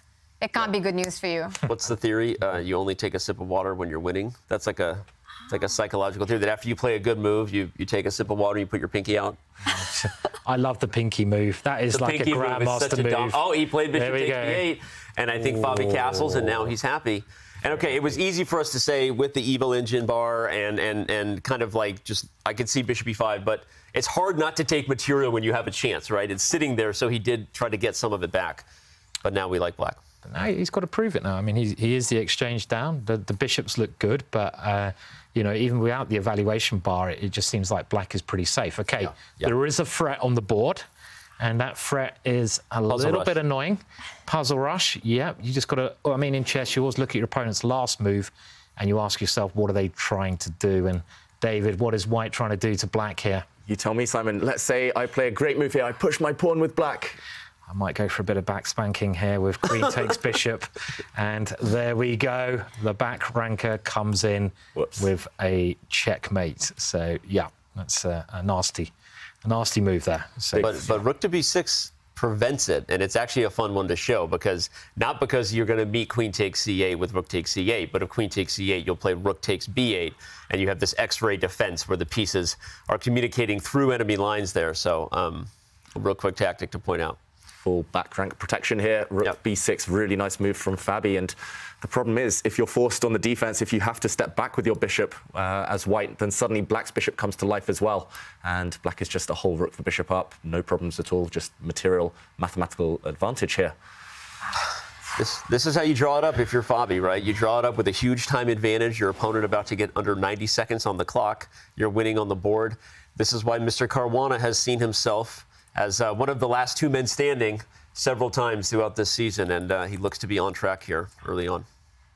And Fabi, with that first 30-second think, once Eduardo did pick up that knight. And what do you guys think? Is Fabi fully aware that Eduardo has gone wrong and this could be in the bag for him? I'm pretty sure he is. I would say yes, just because the preparation was indicative of him having this position prepared so deeply, right? Probably if you ask him afterwards, he'll say, yeah, if he plays the right moves, it's a 37-move draw. That's, you know what I mean? But that's not what happens often in rapid chess, as you pointed out, Tanya. A great practical choice, and Fabi is doing well. Yeah, it's working out well for him. Let's check back in if Fabi manages to convert this. We will come back to this one, but also let's check back with the Wesley Abdusattorov game, as that one also heats up. Yeah, this one is heating up. We've seen a few piece trades, and meanwhile, it looks like White Wesley So here is trying to kickstart a kingside attack. White's queen, knight, dark square bishop looking really menacingly placed. White's rook on the third rank, ready to swing at some point, but Black's solid for now. Simon, again, I'm going to defer to you here. Is White's, well, how are White's attacking chances?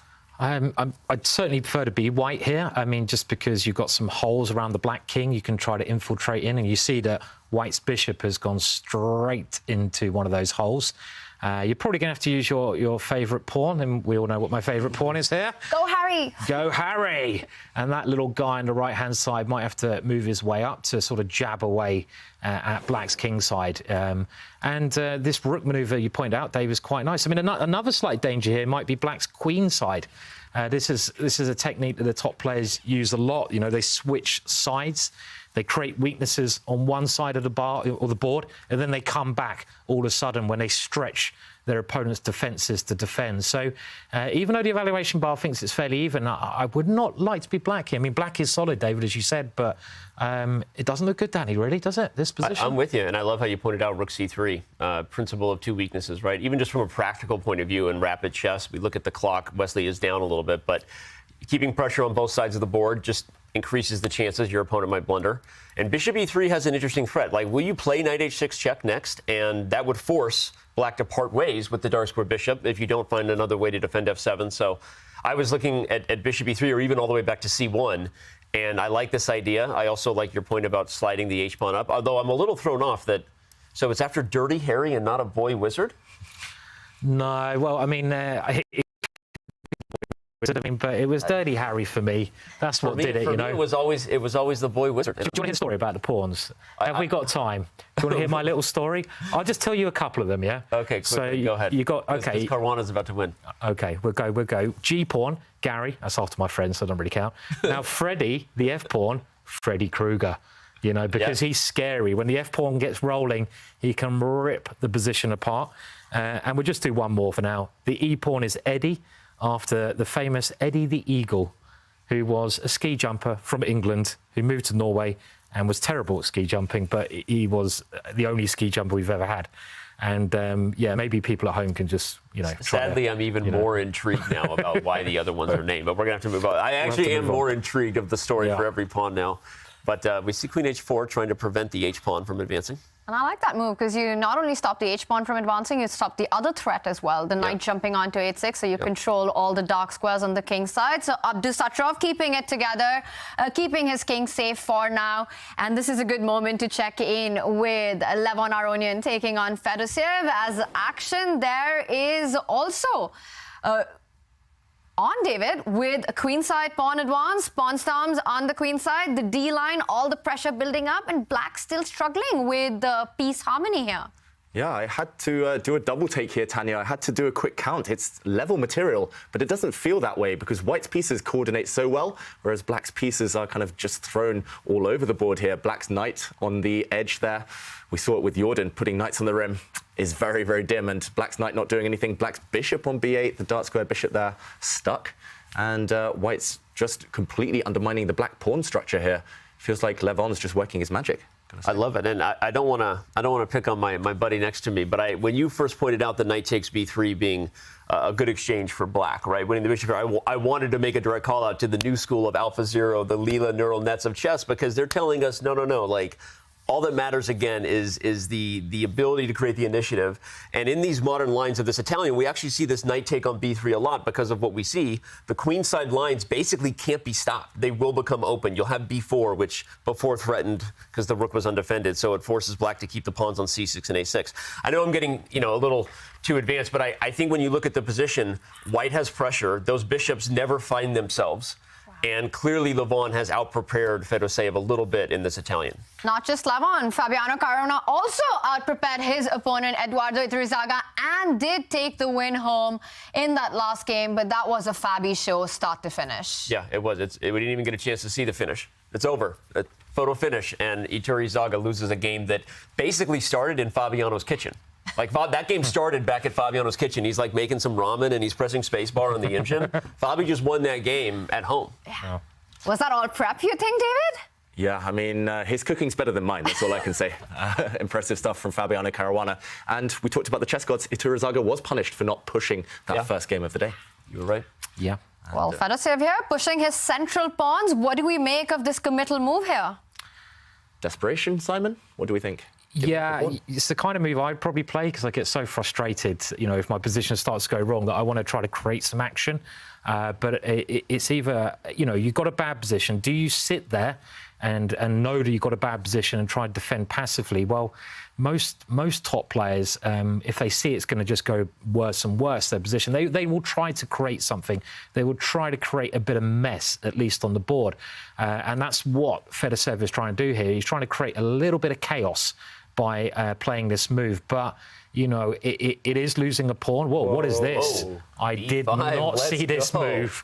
Wow. Well, I think he was doing the right thing. And, Simon, you did talk about black having the bishop here. So you want to open the position, and d5 prepares to do that. But b5 is like, hold the phone. Actually, if you... we got to go to the analysis board. We got to do it because there's too many crazy things to look at here. Wow, that's crazy action all along. And Danny, we will jump back to this one. But Magnus Carlsen, big update. He might be taking his second win of the day and once again a knight and pawn endgame. Oh my gosh. Wow, knight and pawn endgame. Look at those white rook pawns. We talked about them. The A and H pawns, knights struggle to stop them. You can only stop them from one side. And Magnus has two of them. The A5 pawn is passed, of course. The H6 pawn might well promote just 2 squares away later on. Black is overstretched, and I think black here is just busted. White's king is going to be able to run across and stop any black pawn pushes. What do we think here? Simon, Danny, is this over? It looks tough, yeah. I mean, we talked about this, didn't we? In the first game, you got the wing pawn in the knight ending, and they can be very strong. It didn't prove to be that way in the last game, but in this position, it's 2 squares from queening, and White's knight has some brilliant squares it can anchor itself onto. Yeah, and you can see Jordan. I don't have to be a body expert there to work out that he's not happy. Head in the hands, clear sign. He realises what's happening here. One of the best parts about this format is you have so many great players playing so many great games. One of the worst parts about this format is you have so many great players playing so many great games that we can't see every moment. And all I want to do is back up right now as a kid and be like, how did Magnus do it again? How did he create this winning night ending? Because I'm sure it was super instructive. Again, we don't need to do it, but I'm just... It's awesome to see, and unfortunately at their next training camp, maybe instead of opening prep, Magnus needs to work on night end games with his seconds. Or maybe not, because he's doing them so well right now. Just winning every single game. Is this also a big nightmare for Jordan? Just the fact that he lost a nightmare. I see what you did there. Did you mean that was clever? That was good. I like it. But the fact that he lost the first game in a similar narrative, and that's always hard to overcome. Yeah. Yeah. It's just a masterclass from Magnus, you've got to say. And Jordan moves his king forward. Here, I think it is level material, but the way to evaluate this is you just take white's A pawn off the board and you take black's knight off the board, because that black knight is paralyzed forever, stopping that white A pawn. And the rest of the board, white will have a material advantage. That's why the evaluation bar says completely winning. Magnus does just move his king across. Black's king can't roam too far away either, because white's knight will start grabbing some pawns. And here, okay, knight to A7 blockading. What's the breakthrough? There must be a way. I mean, do you bring your king towards the left-hand side? I mean, if I was white here, you could try to zigzag on the dark squares in. You'd have to come back first to do that. That's one idea, just to support your pawn, to dislodge your opponent's knight. So I'm looking at my pieces. I'm trying to create ways to get in the position with my pieces. In the ending, the king, obviously a very strong piece. I'm looking at my knight the other way as well. And Danny, what? I have a really concrete line here. I'm wondering, can I play knight d8 check, and you have to guard the f7 pawn, and we have to calculate knight takes c6 whether it works or not. Yeah, good idea. That looks and there very you go. I mean, they always say that yeah. the knight is a bit of a donkey when it comes to stopping past pawns, and this would be exactly that scenario. While we have the analysis board up, I want to back up quickly because the sad part about this, to Tanya's point about it being a nightmare, is just a few moves. The blunder actually just happened. If we back up a few moves before we joined, David, it was literally, okay, looks like that line is happening, by the way. It was right here, and Jordan could have played knight e4 to keep the knight guarding the b7 pawn, knight d6. And he just made the bad decision of trading the b pawn for the d pawn instead. He played knight b5, and it was... So that was the sad part. It was just right before we joined, he just made a bad decision of allowing Magnus to have this outside passer. And now what we have on our live board, Magnus sacrificing the knight for that second pawn. Are we expecting resignation here by Jordan, David? Yeah, I mean, you might try a knight jump, a knight fork, a knight check, something, but none of it works. White's pawns, one of them's going to become a queen in the next 2-3 moves. Game over. But he's drinking water. Doesn't that mean he's doing well? or look at that, he's got the water. Like that's actually juice because you're sort of you need some electrolytes because you're losing all of your. So there you go. It's got the juice going, but it's not a good juice, that one. It's not a good juice. You gotta give a check and come back. Does that have any juice in the position? I see what you did there, Tanya, again. You're on fire, Tanya. It's our job to do the cringy puns. I know. What is happening? What is a cringy pun? I mean, Great pun. We'll let the people decide. Queen of the dad jokes. Yeah. Queen of the dad jokes. That's my job. All right, look at Magnus shuffling to g3, which is a real killer. It's like, I'm not even going to walk my king into any possible forks. Resign, Junior. It's over. So it does look like Magnus is going to win this one, go 2-0 up. If you were an odds maker, what are the chances that Jordan's going to win the next two? 1 in 100? I mean, against an on-form Magnus, I mean, it's going to be... I mean, what's he going to do now? I don't know how you can break Magnus down. He's playing great chess as well. Yeah. So. And another Really player who's playing great chess right now is Levon Aronian, dominating this position against Vladimir Fedoseev. And once again, it comes down to the discoordination in Black's camp, in Black's pieces. David, that bishop on b8, the rook stuck on a8. How bad is this for Black? This is terrible, Tanya, and I think you highlighted the key area of the board to look. It's actually still level material, but look at the evaluation bar. It's all the way in White's favour because essentially Black is playing down a rook. That rook on a8 in the top left-hand corner, it's stuck. It's never going to re-enter this game. You need to throw pawns out the way to get your bishop out the way to get that rook motoring. But Levon knows he can now switch the battle to the centre, to the king side, and he's starting to do that now. And there he'll simply have more pieces. Again, it's simple mathematics here. Yeah, especially when you look at the clock. It's not like Lev is down on time. You start to look, what are the practical ways this goes wrong? Levon is also up on time. There is a crazy world where e4 happens and the bishop gets out, and we should remember that if the bishop gets out from b8, the rook can get out, right? So it's not like the rook is permanently trapped on a8, and in time pressure, blunders do happen, but still, not disagreeing with anyone that this is Levon's game to win. And you don't need a body language expert to tell that Fedoseev does realize just how bad this position is. He does line up the queen and the bishop, but it's hard to imagine a counterplay on the king side. Is there any hope of that? Well, I'm just seeing what Lev's going for. Is it the water or is it something else? He just got something there. What's he going for? He's put it back. Whoa. Backcracker. Yeah. That looks really great. I could use a stretch. Oh, look at that. The stretch. That is a confidence sign. I mean, it was famously, I remember Garry Kasparov, he used to wear a watch. And he'd take the watch off before the game, and it was very disconcerting for his opponents because when he got a winning position and he expected, pretty much told his opponent to resign, he'd put his watch back on. So you're playing him, and if you put his watch back on, you basically had to resign. Although there are a few respect moments caught on camera where Gary then took the watch back off because he had misevaluated or maybe he blundered, and there was these great moments of if you ever got Gary to take the watch back off, wow, go down in history. Yeah. I mean, but look at the position we have on the board here, guys, because, if White just puts the knight in the middle of the board, then Black can never move that rook or the bishop. That would be a very pretty situation. I mean, sometimes you know, there's a lot of art in chess, and you can get art from beautiful tactics. But sometimes, you know, as you said, David, there's not even a material advantage here. It can be nice positional ideas that create a very strong impression. And, yeah, I mean, everything's just bad here, isn't it, for black, basically? I just want to say, it looks like Fedoshev is getting FedExed off the board. Tanya, you're just on fire. FedEx, where are you getting these from? Wow. I'll stop. No, please keep going. I'm actually surprised that black didn't play e4 when he had a chance, by the way. I think Levon is not going to miss a second chance to play knight e4. I'm not saying that Fedoshev was back in the game, but just like from a breathability perspective of the position, speaking of air quality, like you got to play e4 and give your bishop a chance and just do something. But now Levon, maybe he should have played knight e4 before king g2, but he doesn't miss it the second time. That pawn on e5 will stay. That bishop on b8 will therefore be stuck, and it is over.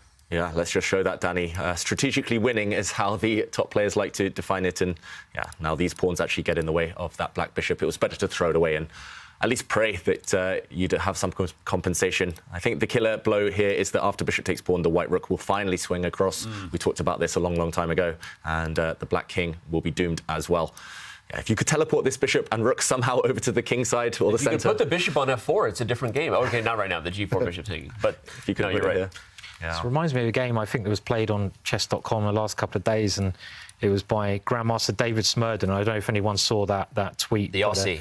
It was the Aussie Smurden, and it was a beautiful game, but it was a situation where his one knight kept all of black's queenside pieces from escaping, and it's similar here. That one knight on the left-hand side combined with the pawn just really stops the rook and the bishop moving, and it's beautiful, yeah, David. Yeah, and I just want to shout out to Fabiano Caruana, who is joining us on Twitch, and he says, black's position is great if you add another rook on e8. And, yeah, basically, then it would be level material, and then it would be a fight. But right now, it looks like Levon is about to wrap this up. His last move, rook h5. He's cashing in now. Fedosev's having to perform some real tightrope walking just to survive, but it looks like white will win material. Yeah, that's a fun resource there. Finding the rook to defend the pawn so that if white actually captures it, white's rook is hanging. Yeah, might as well. I think he's just getting sick of his rooks. He just wants to give them away. He's like, I just don't like these pieces anymore. Have them. And I mean, we saw Lev doing his sort of stretching when he's winning, and I'd like to hear like any little tells that people have when they're winning. Gary Kasparov putting his watch back on. David, have you got any little tells? I mean, that you do when you're winning? Do you think, or Danny, or Tanya? It was a past life last time I was winning, so I can't even remember. But we'll let David answer that one. Yeah. I don't know. I just try and keep a poker face either way. I just find it's better not to get dragged into the mind games. I'm trying to think. You're the expert on Hikaru faces, Danny. That's true. I do know a lot of the Hikaru tells, but well, unfortunately, Hikaru's missing from this tournament. We're all bummed about that. But you know, next time we have him on camera, we'll do our full Hikaru Nakamura dialogue. Deal. Meanwhile, fighting Fedoshev, he's dropped a knight in on f4. That knight might just be removed by this white bishop sitting on c1. But at least the game is still alive for now. What do we think of Fabi's wisdom a moment ago in the Twitch chat?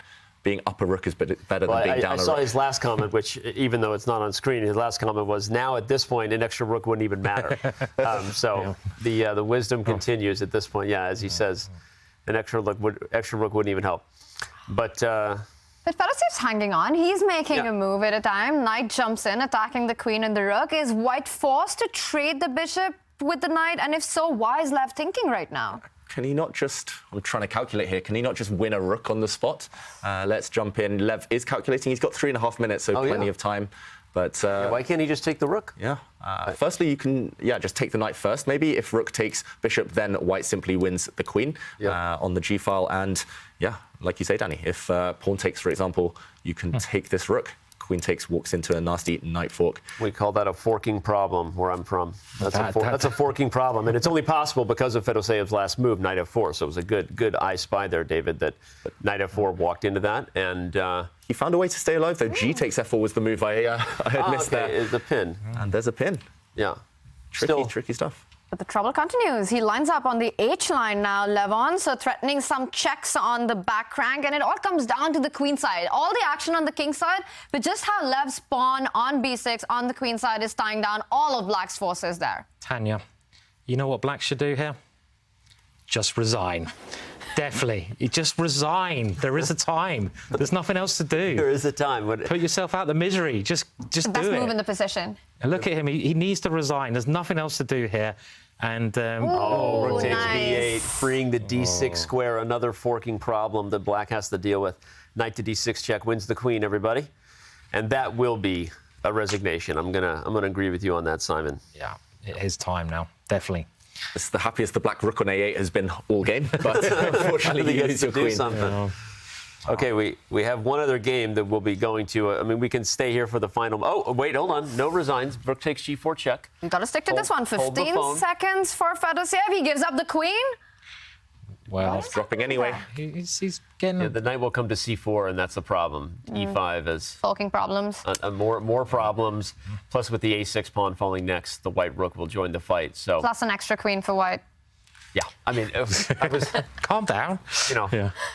Trying not to pick on the guy, but no, it's definitely a big loss. This one is not over. This is pretty. Nice way to finish. This is pretty. Lev's having fun here. Yeah. And that's it. Finally, Fedosiev does resign. Levon taking a really nice tactical win there. And we've got Wesley against Abdusattorov fighting a king-pawn endgame.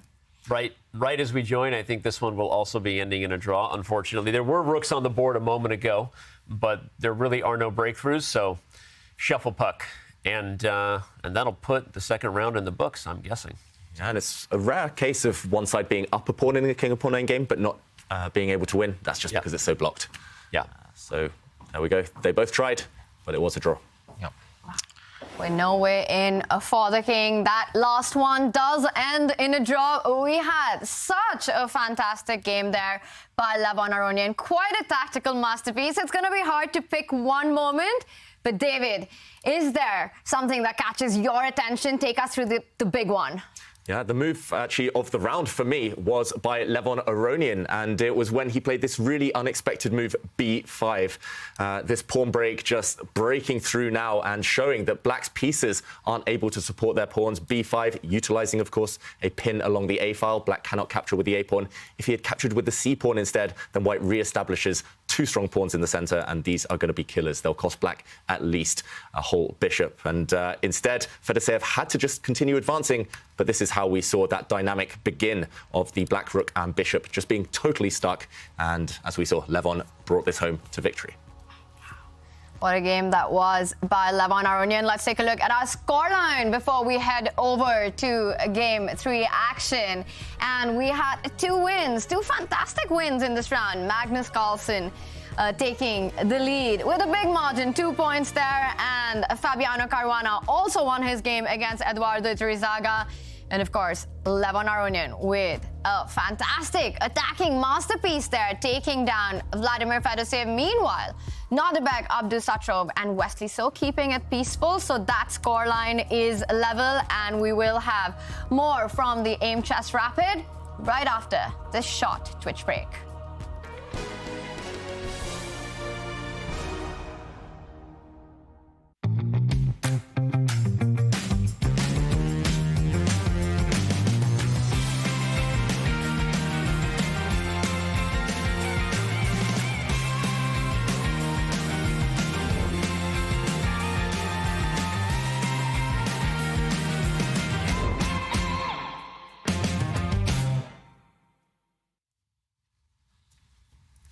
This is your chance to build your community. Find your local group or take the lead.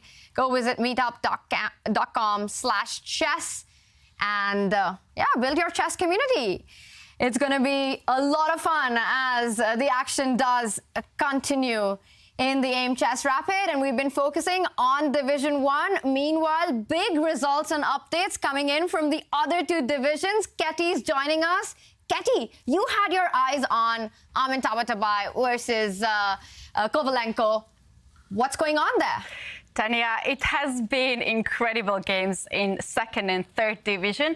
Tabatabai had winning position at the beginning and also a lot of time on the clock. He tried so hard and he lost the first game. Then he had to come in the second game and he managed to do that with black pieces. And I can see that he actually won another game by the time I was walking here in the studio. So he's leading now the match. He was the favorite in this group and he is keeping the lead in the second division, but actually a lot of action is happening also in the third division as we expected. Here, Vladimir Kramnik won the match against Matis Blubaum with 1.5 to half. He played an amazing game. Second game especially, he won the piece in the middle of the center. Then Blubaum decided to give up another piece and the rook for a stalemate ideas, but he had too many pieces to give away. And in the end, Kramnik managed to checkmate his king.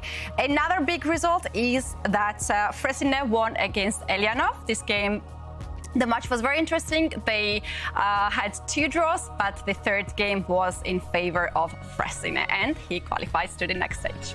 Wow, that sounds awesome, Kari. So much chess action. Thanks for checking in with us. We will keep getting back all the updates that you have for us. And of course, the other 2 divisions, the actions, the games, you can follow it all on Chess Dojo's channel. But right now, it's back to Division 1 as the players are looking for the big comeback here. Jordan Van Foreest down by 2 points. That's going to be a tough one up against Magnus Carlsen. Fedosiev, meanwhile, after losing, getting crushed in that game. Where are we expecting the comebacks in this next round 3, Danny? I think Simon said it right. It's hard to predict a comeback for Jordan, but I think the other matches are still quite close. I think Iturrizaga will try to avoid deep preparation by Fabiano next time, so that'll be one. And Fedosiev now gets the white pieces, so if you had to pick one of those 2 matchups where both Fedosiev and Iturrizaga are trailing by a point, I think Fedosiev getting white probably has the better chances to turn things around. What about Magnus? Is this some of the best chess that we've been seeing from him, David, this entire last month? Certainly, especially the kind of the best speed chess. We've seen him win world titles in Rapid and Blitz, but right now he's just unstoppable. People are barely scoring against him in Blitz and Rapid, and you got to feel for Jordan. He's been close both times to making a draw, but just not close enough, and Magnus just seems to have that extra edge. Yeah, He's just incredible at the moment, Magnus. I mean, Magnus, when he gets going, he's just better than everyone else, and what's more impressive about that is that, you know, the gap at the top now with the elite players is becoming less and less, but Magnus still has that little bit, you know, so it's, incredible. Apparently a rough Norway chess was all he needed, I guess, to wake up. After Norway chess, it's been all Magnus Carlsen. Yeah, because that was really up and down for him. Norway chess, also the Global Chess League, where he had mixed results, but then Title Tuesday and winning the Grand Chess Tour, 9 out of 9. And today, again, winning both his games. He's making it a bit of a habit here, winning all his games in a day. That can't be pleasant for the opponents at all. I think we have to make a prediction. Will we see 1A6 again from Magnus? Seems to be doing a pretty good Oh job. my God, I it's said on it the before board. he played it. I said it before he played it. Just in time. This is the move that Magnus played against Hikaru Nakamura in that Title Tuesday that he won with 11 out of 11. It's interesting. I mean, I know it's. We'll ask Magnus if we get a chance to talk to him why he's playing it if there is a nod to the late international master. But there's also some points to it. It's flexible. Obviously, it's going to throw off your opponent. They're not going to be deeply prepared. And when you believe in your skills as much as Magnus Carlsen does, he's ready for a game. And this definitely creates that scenario. Yeah, it's provocative stuff, and often that is a bit annoying for the opponents. But the reason it surprises me is he only needs to draw Magnus to confirm his place, kind of confirm progress in the tournament. But not playing for that draw. He wants all the wins. It's amazing how he can also kind of waste a move of the A pawn, and then he wastes another move with the C pawn. You know, he's wasted like 2 moves in the opening. And again, it goes back to, like, you want to show children how to play chess. Don't show them this game. It's like, you know, they'd be like, well, Magnus moves the same pawn so many times. It's like, no, don't play like that. You have to be very special in order to play like this. And I think it's like anyone, if you're a master at music, you need to know the rules to be able to break the rules. And there's not many people who can do that. I love that we're seeing this same idea because we didn't have a chance to talk about it in the first game where Magnus was black. But this is one of the most principled reasons for the a6 move. You're going to bring this historically bad bishop in this structure to the b5 square and offer an exchange. And Magnus did this in the first game. If you're just joining us, where have you been? You can back up and check it out. He already won with black in a similar structure. And that is a very principled idea, right? You're getting rid of your worst piece within the pawn structure. And so regardless of the time it took to get here, it's not like you're really putting yourself on that much of a back foot. So anyway, interesting stuff. Very interesting stuff. Magnus here with some crazy opening ideas, and they seem to be working really well for him. And the other player who's shown impressive opening prep today, Fabiano Caruana, he's about to start his round 3 against Iturrizaga. Now, game 2 was a crush by Fabi, but it was a big part of the prep. So for Iturrizaga, it's not that bad of a news when you know that it's not like you got outplayed. You were just out-prepared. Yeah, I don't even know which feels worse sometimes. But you're right that, again, you have to keep yourself positive. So if you're looking for the right sense of mindfulness, if you're Iturrizaga, you're like, look, I got unlucky. I chose a bad line, right? I misstepped in terms of Fabiano's kitchen. I'll avoid the ramen next time, Simon. And now I'm going to just play another game and forget that I lost that one because of home cooking.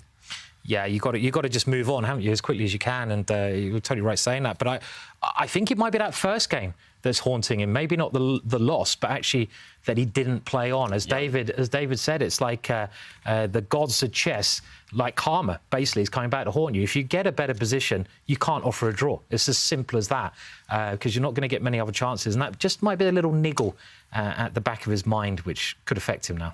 Yeah, we see it constantly in interviews. Players like, oh, but in game 1 I could have done this. It would have all been different. It's like, yeah, you could have done, and you should have done, but should have done. So exactly. Yeah, you didn't do it. So it's like, yeah.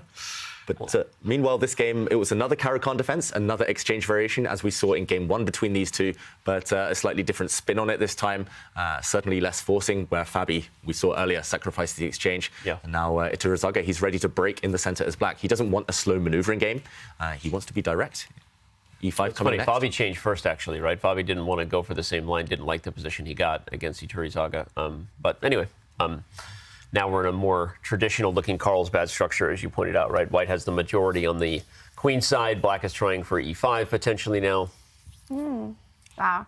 And for Iturrizaga, time is running out. He needs to find a way to level the match. While we've had decisive results in all the matches, one has been extremely solid. Nodirbek Abdusattorov taking on Wesley So, and no surprises there. Both these players absolutely on their top game. Very hard to win a game. It's been 2 draws in this one. And Nodirbek, the first one on our screen, head and hands there. But Wesley's missing. Yeah. Let the cat out for a second. Letting the cat out. Okay. Sometimes the cat crawls up and at his feet, and he has to open the door to let the cat out. I'm just revealing fair play camera stuff. We see these things on all kinds of behind-the-scene cameras, and he doesn't want the cat bothering him while he's playing. So, good call, Wesley. Prediction: how long will Wesley be away? How long does it normally take him to take the cat out, Danny? Not this long. So he's maybe he's doing something else too while he's out, but can't really get that much of an edge in terms of last-minute prep at this point. It's D4. He's been here before. And he's lost about 40 seconds on the clock, Simon. Yeah, it's incredible, But at least we're getting a good look at his door, which is lovely. And I'm just trying to see some books there. But yeah, he's got to get to the board soon. You don't want to give away a big time advantage, obviously. And looks like there may be something else going on as far as tech stuff or miscommunication. So there's going to be an abort game. Okay. Well, either way, we hope that the cat is safe, whether Leslie let the cat out or not. Tanya. Yeah, I was just going to ask who let the cat out, but that would be a really bad one. So looking at what we have here, 15 minutes have been a setback, but we will get moves here. But meanwhile, let's jump over to the other game where action is on, and we are about to get moves from Fedosiev. He starts with the white pieces. Now, it's not just the scoreline, it's the way in which Levon won that last game. How difficult is it for a player to kind of recover from that with just such little time in between games? Well, it's funny. I would argue the same storyline should be in his head as you said that Iturrizaga should have, which we didn't give it as much credit because Fabiano's preparation was so dominant and so deep. But I actually think that Levon, if we look back at that game, he gave up the bishop for the knight, and he played very quickly to a dominant middle game position. So obviously at some point he was on his own. But Levon, I think, was extremely well prepared in that game. And I think Fedoseev might also say, hey, I kind of got unlucky, chose a bad line. Let's just focus on the next one and forget about the past. Yeah, it was really interesting, that last game, Danny, because, I mean, I didn't understand that. I hadn't seen it, and it shows you how things develop theoretically wise and how computers have helped out. And you mentioned that this is a new idea, or newish idea, where you give up your bishop, and he completely crushed Fedoseev. And maybe that's Aronian using that experience as well, David. You know, he's got more years, he's got vast experience in many different positions, and you've got to use your assets when you're playing chess. And he did well. Yeah. I was going to say earlier, actually, Bobby Fischer would have been turning in his grave if you told him he had to trade off his light-squared bishop after 1e4 so early. But that's modern chess and very active play. And Levon, again, well prepared in this one. It was an attempt at the Berlin defense. It was an anti-Berlin. Fedoseev trying to keep pieces on the board. But this last move clearly has surprised him after capturing Black's pawn on d5 in the center. Aronian doesn't take back. He's just saying, OK, I want your light-squared bishop this time. And, OK, there's tension. White can maybe go a pawn up in various positions, but it will come at the cost of the bishop pair. And Black is super active with great central control. So, again, Fedoseev not enjoying the fact that he's been surprised in the opening. It's a big question, and just looking specifically at a6 and why is Fedoseev thinking? I think it's because with the exchange of d5, David, the d3 pawn is now the biggest weakness. And so a6 is putting a very big question on the board, which is if you go to a4 with the bishop, now I'm going to capture on d5, and d3 comes under fire right away. And if you trade on c6, I obviously will take back, and I'm happy that I've won the bishop pair. In this case, I think it will turn out pretty well for Black because the position is opening up. So I'm just looking at why would Fedoseev be surprised. I think there's a big positional weakness on d3, and he has to be very careful here. Yeah, I must admit I have studied this position before in the past from the Black side, and I was very happy. I thought there were no issues. If I recall correctly, in this position, Danny, White should play the move d4, and after trading off, Black retreats. Okay. I think you can go actually back in either direction, and yes, you'll be a pawn up with White, but Black's going to get great central control. The bishop comes out. You just have fantastic activity. You can take one pawn back anytime you want. So this must be what Levon has in mind. Very active defense. We know he's a great proponent of the martial defense or the martial attack, and it looks like he's going for something similar here. But strange that Fedoseev is spending so long this early. Yeah, Levon Aronian up on the clock, and there we see a trade happen, and we're also getting an update that we do have a player back on camera on his chair. The cat has been let out. Wesley So returns, and we've also got a lot of moves, and once again, a really interesting opening battle where White has sacrificed a pawn. Yeah, White has sacrificed a pawn. This is another Catalan opening. We saw one earlier today between Iturrizaga and Caruana, where Black grabbed a pawn, grabbed all the material, and went on to win. Will we see a repeat? This is quite a well-known line. It's actually a line I've lost in as Black myself, so I know the dangers. But yeah, simply White has given up a pawn and is happy to play in the center and on the king side. Black, meanwhile, a bit passive for now. What are these dangers, David? You've got to tell us. Reveal that big opening prep. Ask Adiban. He was the one who crushed me in this position. But meanwhile, it's simply that Black struggles to move. Here, Black cannot fight in the center. White is simply going to step forward with e4 and d5, or even e4 and e5. And this last move, h4, does hint that the White knight might jump into g5 at some point. Some blitz attacks against the Black king, potentially, if you're not careful. And it's a bit difficult to defend here, or develop even. If you bring your knight out, for example, then knight g5 is the killer blow, because, as mentioned, this is a checkmate threat, and now suddenly it's the other bishop that drops off, and Black's pieces are all hanging. So it's just difficult to even find moves, from my experience. Wesley, let's give him the job of finding moves for Black. Shouldn't it be Wesley playing the cat, Alan? Oh my gosh. Nicely done, Sai. No, that was just so cringe. See you later, guys. I tried. I thought that was great. Scraping the barrel there. Yeah, that was really poor. I won't be doing that again. Sorry. The prep is great, though, David. I love that. And now we see g6 to stop your exact idea of knight g5. So I was also just glued to the analysis there. Really helpful to see how dangerous the position is for Black. And here goes Harry. You're a wizard. Sorry. Yeah. Sorry. It won't happen again. Yeah. No, you can call him a wizard. He's doing a good job there, probing away at Black's king side. And again, this idea of using this pawn on the right-hand side, we call him Harry, the H pawn, though. It is quite a new idea. There's not many things in chess that have really changed, but over the last, let's say, 50 years. But I would say this pawn advance is one of those things that people have learned is a good idea, and it just gets a nice hold on Black's king side. And if you can get a queen at some point later on towards black's king, it's always going to be a danger. But he rushed moving that pawn. I mean, that's a little bit strange because that does limit white's options there. Wesley now also playing quite quick.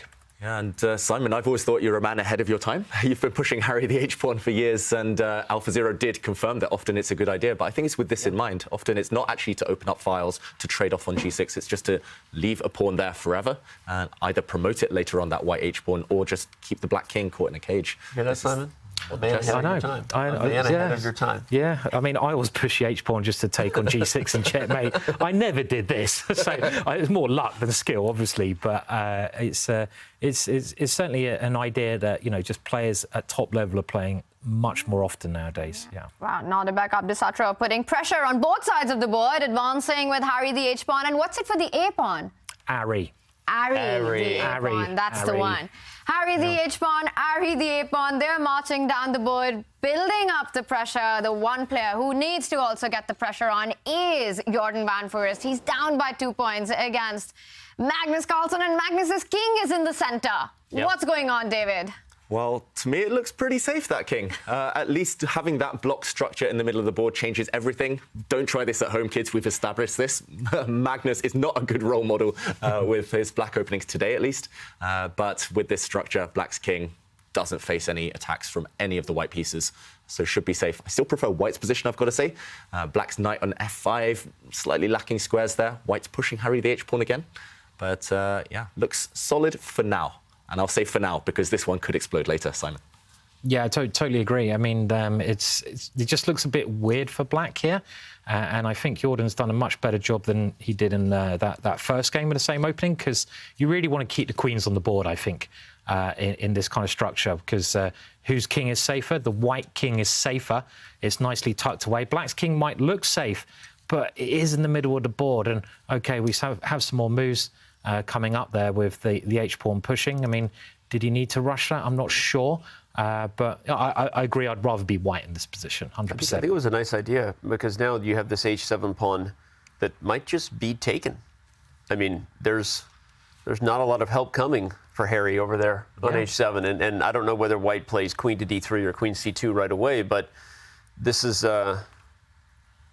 This looks kind of scary for Magnus. I mean, again, I think initially the king does look safe on D7 because, as you said, David, the position's closed. That's why you can break that rule. But I think a little bit of Magnus bias might be like, he was fine. But actually, Jordan is doing the kind of thing you would have to do if you were going to do the improbable to get a comeback. You would just focus on the next game, be aggressive against this A6 shenanigans, and this is the best position Jordan has had in any of the 3 games. Yeah. It's exactly what you need when you're trailing Magnus. And you mentioned an interesting thing there, Danny, about the Magnus bias when we're evaluating positions. We would look at this, and any other player playing black, we'd be like, this should be completely winning for white. Look, if any other player was playing black and they played A6, King D7, I'd be like, you are a patzer. Go back to patzer school, get a coach, look at some videos, just don't play like this. But as it's Magnus, you have to be like, brilliant, very inventive, you know, crazy idea. Bias. I mean, he's earned the bias, let's be honest, right? I mean, he's earned bias by the way he plays, but... And that's a new pose we're seeing. Magnus looking uber chill there. Magnus he looks like he's not about to play high-stakes chess. He looks like he's about to Netflix and chill. It's like almost not safe for work, that image right now. Yeah. Magnus, we got kids watching this. Keep the camera where it is, everybody. But seriously, I think we do get a little bias. I think if you look at the position, yes, you have this A file for Magnus, David, but you can't ever play B4, I don't think, because of A4. Although maybe then you would get B5. So actually, right as I say that, maybe this is what Magnus should go for. He gets B5 and the pawn is pinned to the rook. Sorry, accidentally getting very in the weeds here, because I'm fascinated by what can Magnus do to get counterplay, because if you don't have something like this, H7 is hanging and Jordan is in business. Still very slow, this counterplay, though. Even if you take this pawn, white simply recaptures, and meanwhile the king side might collapse. And I don't know, just to point out your other idea, Danny, just simply white is going to go at some point with queen c2 or queen d3 for this h-pawn. It looks, again, strategically winning for white, but how can Magnus cause some chaos? He brings his rook to g8. How does that stop the idea? Queen to c2. Maybe it's just the fact that this white rook cannot swing at the moment because this a3 pawn is a weakness. Black will try and plug the holes, for example, with rook g6. And again, look shaky if white retreats, for example, but no immediate damage done for now. And maybe the black king will find safety eventually in the corner. We've got moves. Instead, he hits Jordan's rook, forcing it to fall back. Our Evalbar doesn't approve. It kind of just clamps down the pieces, the black pieces on the king side. And then you say all this about black's position, but then you take a look at Magnus and you just don't understand what's going on. Yeah. He's chill. I mean, he's also got, I don't know what the boots are, too. Sorry, I've been fascinated with, are those Ugg boots? Those are very furry and comfortable socks. I don't know. I was wondering, it's weird how our minds think alike, Danny. It's a little bit worrying, but I was, rather than looking at the chest, I was thinking, what's that on his feet? Yeah. Is it Wesley So's cat? I don't know. I mean, I don't know. It's very strange. I mean, are they socks or are they Ugg boots? This is the question of the day. Look, if this position were anyone else, you were right, Tanya, we would be just like, white is about to win. You have knight d3 coming. c5 is a weakness. White can play a4 now that the rooks have fully committed to the king side. You can play a4 and get rid of this a3 weakness. So I really like Jordan's position. Again, it would be an improbable comeback. He's down 2-0 to the #1 player in the world, but this is how you would draw it up. Yeah, it's not over till it's over when you're playing against Magnus Carlsen, and Magnus needs only a draw to wrap up the match, and he's kind of creating something on the king side with the pawn advance. Wow, h5. Do you think he's going to put the boot in with this one, Simon? Harry is running, h4 is coming, the white king, maybe a target? Well, he's got to try something, hasn't he? He's got to try to open up the position and, create chances. I mean, the good thing about having a bad position is you kind of don't have to care as much because you're probably going to lose anyway. So you might as well lose in style rather than just like getting, slowly sucked, away your energy going. So this is at least trying to push the pawn, get something towards the white king. So I kind of like the idea here. Yeah, I like this last couple of moves for black. It feels like Magnus kind of thinks he can get away with anything right now. And if he gets away with this, we're going to have to rethink everything we know about chess. Yeah. Jordan certainly under pressure here. h5. Wow, OK, he's going for the black king, potentially. He's trying to open up lines. I'm not really seeing what that threatens, this last move, a4. Surely black can just ignore that and play on the other side of the board. This one's suddenly double-edged, no longer one-way traffic. It's getting spicy. Magnus is pulling it off. Right as we said, only Magnus can do it, and maybe he'll pull it off again. He's going to, after rook a4, he'll find safety with the queen and gain a tempo on d4, maybe. And then h4 is coming, so it's suddenly... I don't know where it went wrong. I mean, we'd have to sit here and have, a bunch of analysis tools at our fingertips. And even then, it's hard to understand the position. Those boots certainly do look like they were made for walking right now. B takes a4. And Jordan, he needs something. I don't see it. That black king looks too safe right now. I mean, he is opening up lines potentially where the black king is. Yep. So that's one good thing. I mean, he could take with a pawn here, try to use the open file that the pawn's moved away from, the B file. Yep. So he's trying to do something. But Magnus has the same idea on the other side. So now black has counterplay, and previously black had no counterplay. So it's improved for Magnus, definitely. Yeah, and Magnus plays h4 instantly. Look at that, ba4, h4. He is not messing around. And just like that, Magnus Carlsen is better. Oof. How does he work it in his favour?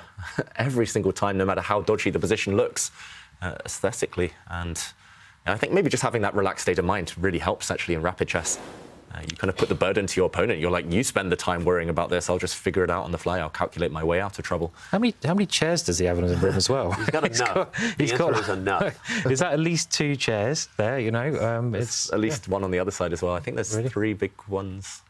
3 chairs. Wow. That's got to be the tidiest room that I've seen Magnus play from. Usually it's as if a tornado just hit and an absolute mess.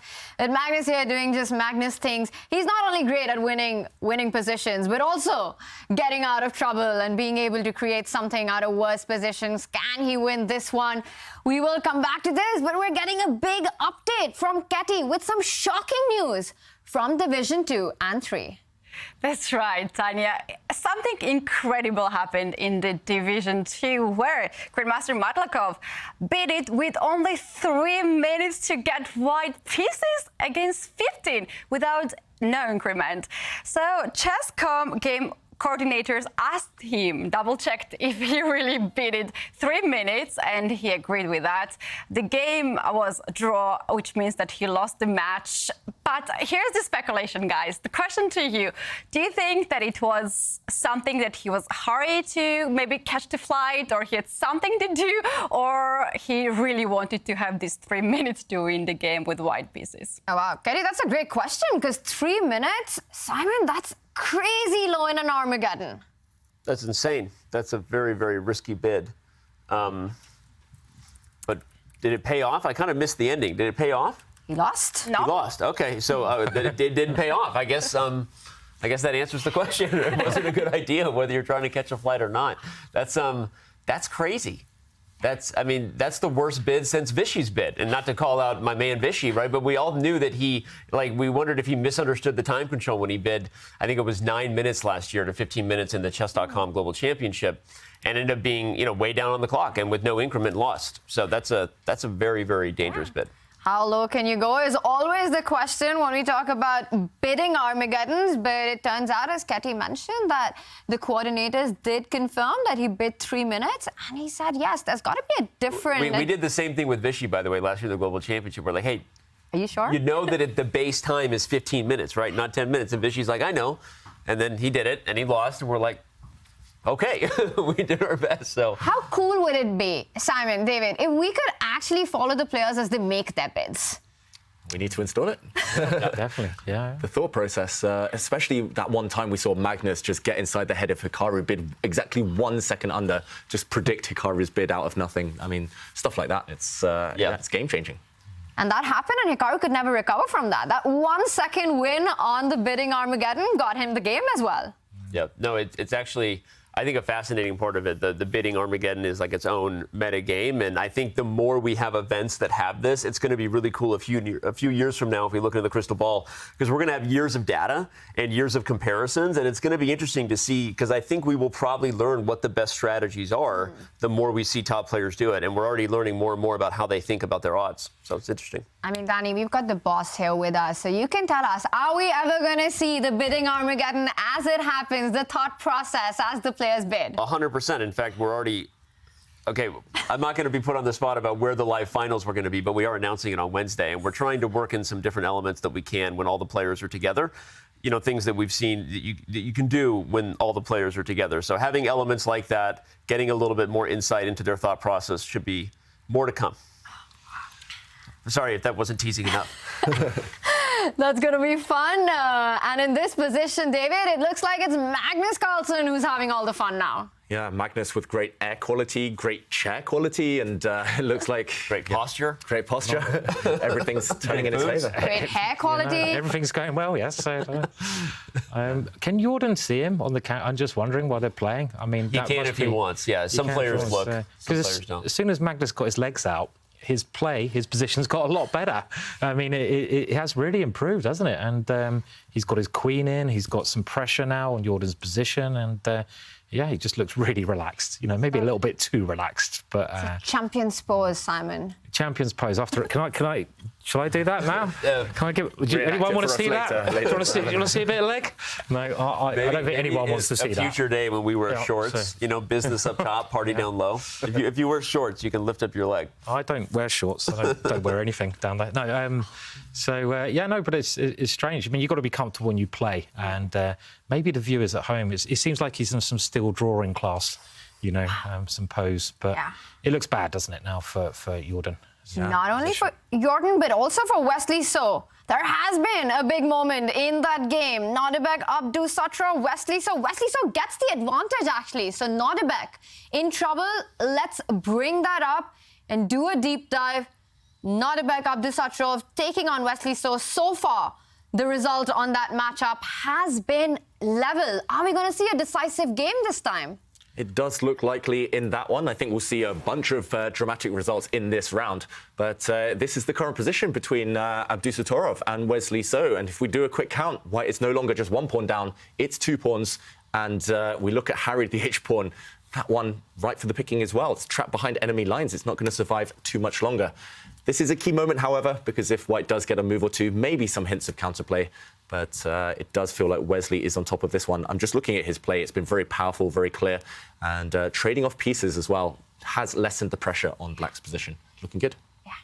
David, I see Harry the H-pawn on that h6 square. I really want my queen on g7 to give it checkmate. And I want to ask you guys, what happens if white actually pushes that d-pawn, trying to clear up that diagonal?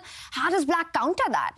Yeah, I think the good thing for Wesley is it's his move as black. That's a very good point. Yeah, if not, for example, let's make a random move. Let's say I push my pawn, as you say, Tanya, pushing this one forward. At least there's a threat of checkmate. Maybe black could still react here by blocking with the bishop. Still some diagonals, but definitely this idea in the air. So right now, in the current game position, I wouldn't be surprised to see Wesley kind of take a preemptive strike against this idea of landing a white queen here eventually. I'm not sure how he'd do that, maybe using his bishop. Maybe you just bring the queen out, simply gobble up this h6 pawn, this intruder. But looks like a lot of options. He is doing decently on the clock as well. So, no, but the idea, Tanya, you pointed out is really the key reason why the queen went to b2, right? Because even if d5 doesn't happen, it's the threat of the queen going to g7 and the b3 pawn hanging that is keeping Nodirbek in this game, right? Because if white regains b3, at the very least from a practical perspective, black's king is feeling the breeze the longer the game goes, right? This pawn on h6, the pawn on e6 is weak. So anyway, I'm just saying, even if the checkmate wasn't happening, I agree that the idea is critical because black has to go out of his way to win that pawn. Go ahead. And we're seeing this happen right now because Wesley voluntarily allowed the opening up of the diagonal, and now we're seeing some sacrifices, and perhaps white just picks up the bishop, and there's the dark square weaknesses for the rest of the game that now black has to fight. Yeah, ideas, like you said, Tanya, of maybe sliding the queen back and in at some point. Still checkmate ideas on the board. Also, this knight, which I was about to criticize as being the worst piece on the board, suddenly it's coming back to life. And maybe now, for example, you bring your knight forward and yes, black is the exchange up. Black has an extra rook for white's bishop, but still a long way to go. But while we're here, we have to back up because this move, we have the analysis up. This move by Wesley, c5. I mean, Tanya was just like, you know, trying to think of ways to manufacture pushing the d pawn and queen g7, and Wesley goes, I'll just play it for you. Here you go. Now you can take a pawn with it. So I think we got caught up in the tactics, but that was just a blunder by Wesley. I mean, what an awkward move to play and go for this exchange sack. I mean, it's easy for us to say, but I think that this position has now become back to a 3-result one. Anyone could win this. Yeah. Materialistic. One player who needs to win his game is Jordan van Foreest. This one looks like Nodirbek is back in the game, but let's head over to Jordan versus Magnus, as Magnus is very close to wrapping up the match.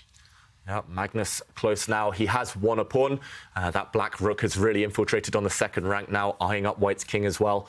Black's king, the safer of the two. We talked about that. We debated that earlier. And Jordan's counterplay of pushing the white g-pawn forward looks far, far too slow. And Magnus can also bully Jordan here with the threat of queen trades. King d7, he's classy stuff. We had to come back. This is the last chance to get Simon's take on the chairs, because after Magnus either wins or draws this game, we won't see Magnus anymore for the rest of the day. So, Simon, thoughts? The room.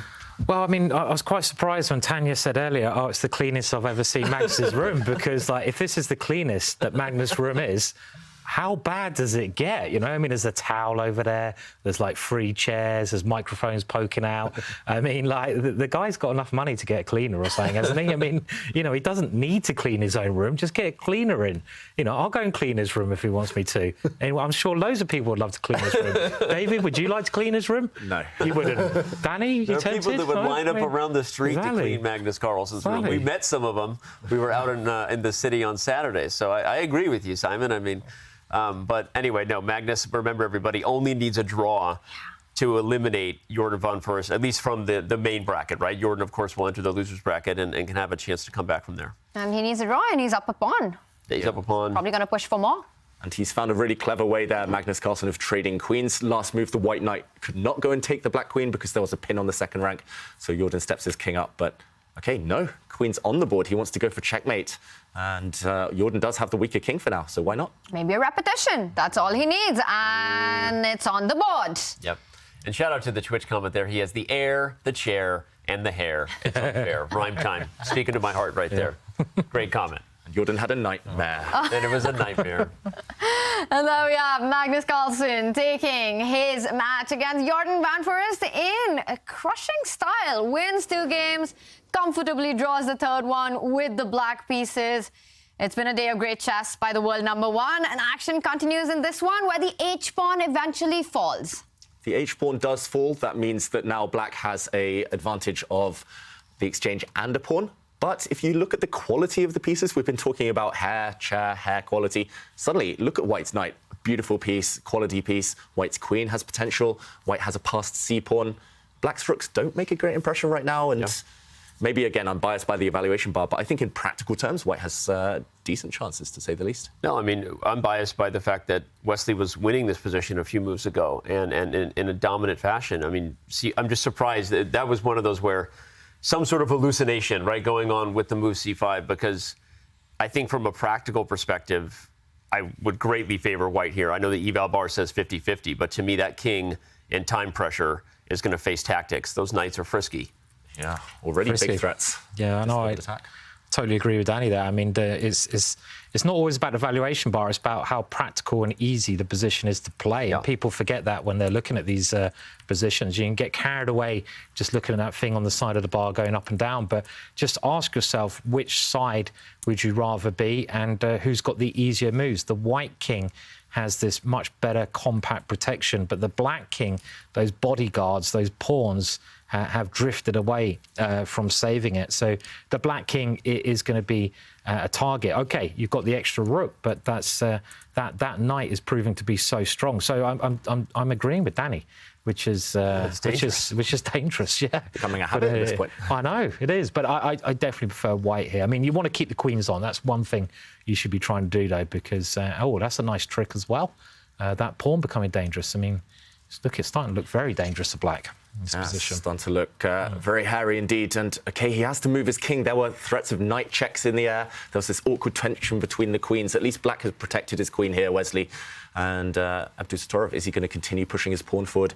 White's queen and rook slightly loose as well, so not perfect coordination yet to go for an attack. But it feels like it's in the air, and you can see Abdusattorov's excitement there, just readjusting his pose, leaning into the camera. His spidey senses are tingling. And mine too, I must admit. It feels like the White has a tactic, just where is it? And remember, long-term Black is up on material, probably winning, so you need something over the next few moves. What could it be? King f7, nice defensive move there from Wesley, got to say. A minute up on the clock, and that could be a big thing as we get down to the climax of this game. And does it all come down to that moment when Wesley went with that c-pawn push, the big turnaround that we saw?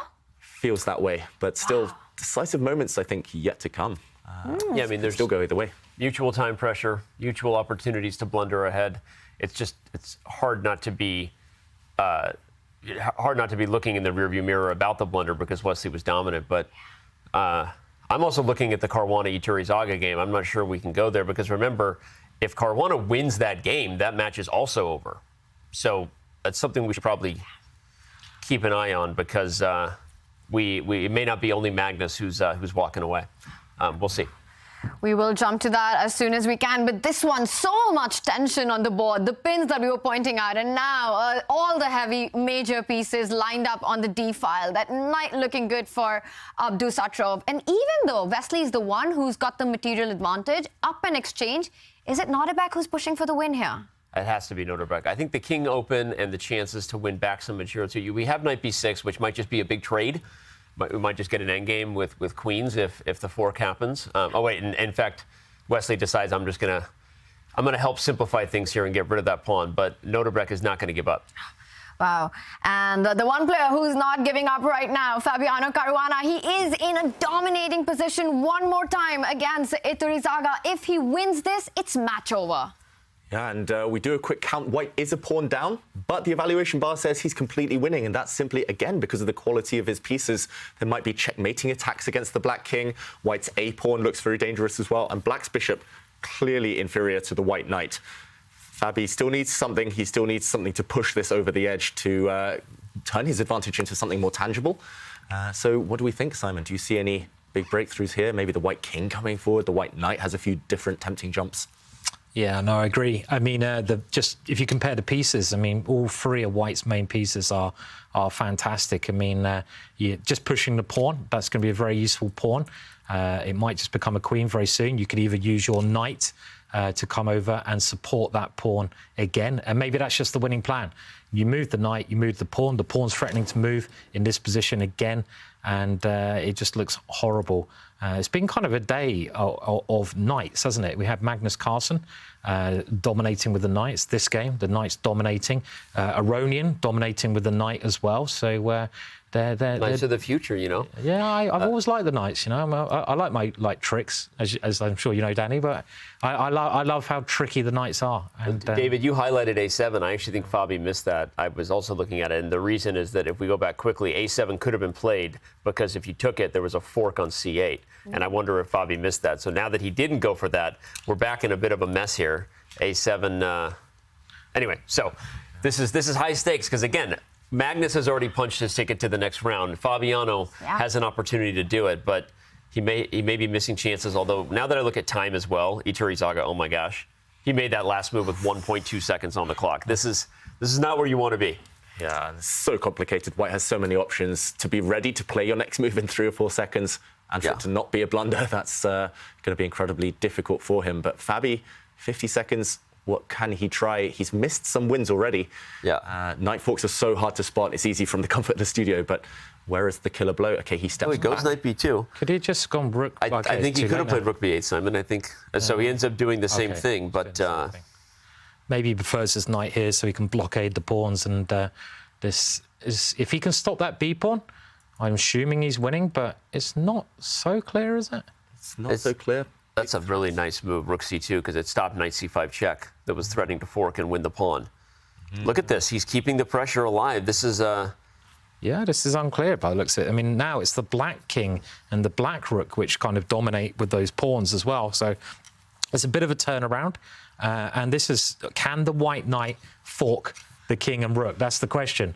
But, wow, it's too complicated for me now. Yeah, it's far too complicated. It's a fork in the game because he either has to give that knight check, bring the white knight to b4, and maybe even take that black rook, or Fabi has to try and bail out somehow. He's just walked into this, this double attack. And it's not every day you hesitate about winning an exchange like this, but when you've got 2 passed pawns, he's allowing to get a knight.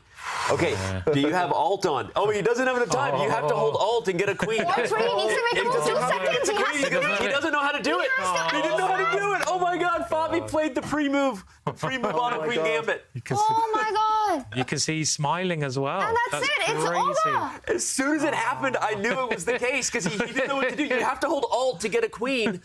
If you have auto queen on, you have to hold alt so that you can get a knight. Wow. So he literally played the auto queen gambit right there. Wow. And if you make a queen, you lose on the spot. And with that, with just seconds on the clock, Iturrizaga goes down and Fabiano Caruana takes the match and Danny Range with head in hands. I never have auto queen on for this reason. I also lose a lot of chess games in time scrambles. But the reason you have auto queen on, I don't know if we want to show it quickly, David, is because normally you want to get a queen 90% of the time. But in this case, if you get a queen, there's a skewer on C8. And white just wins.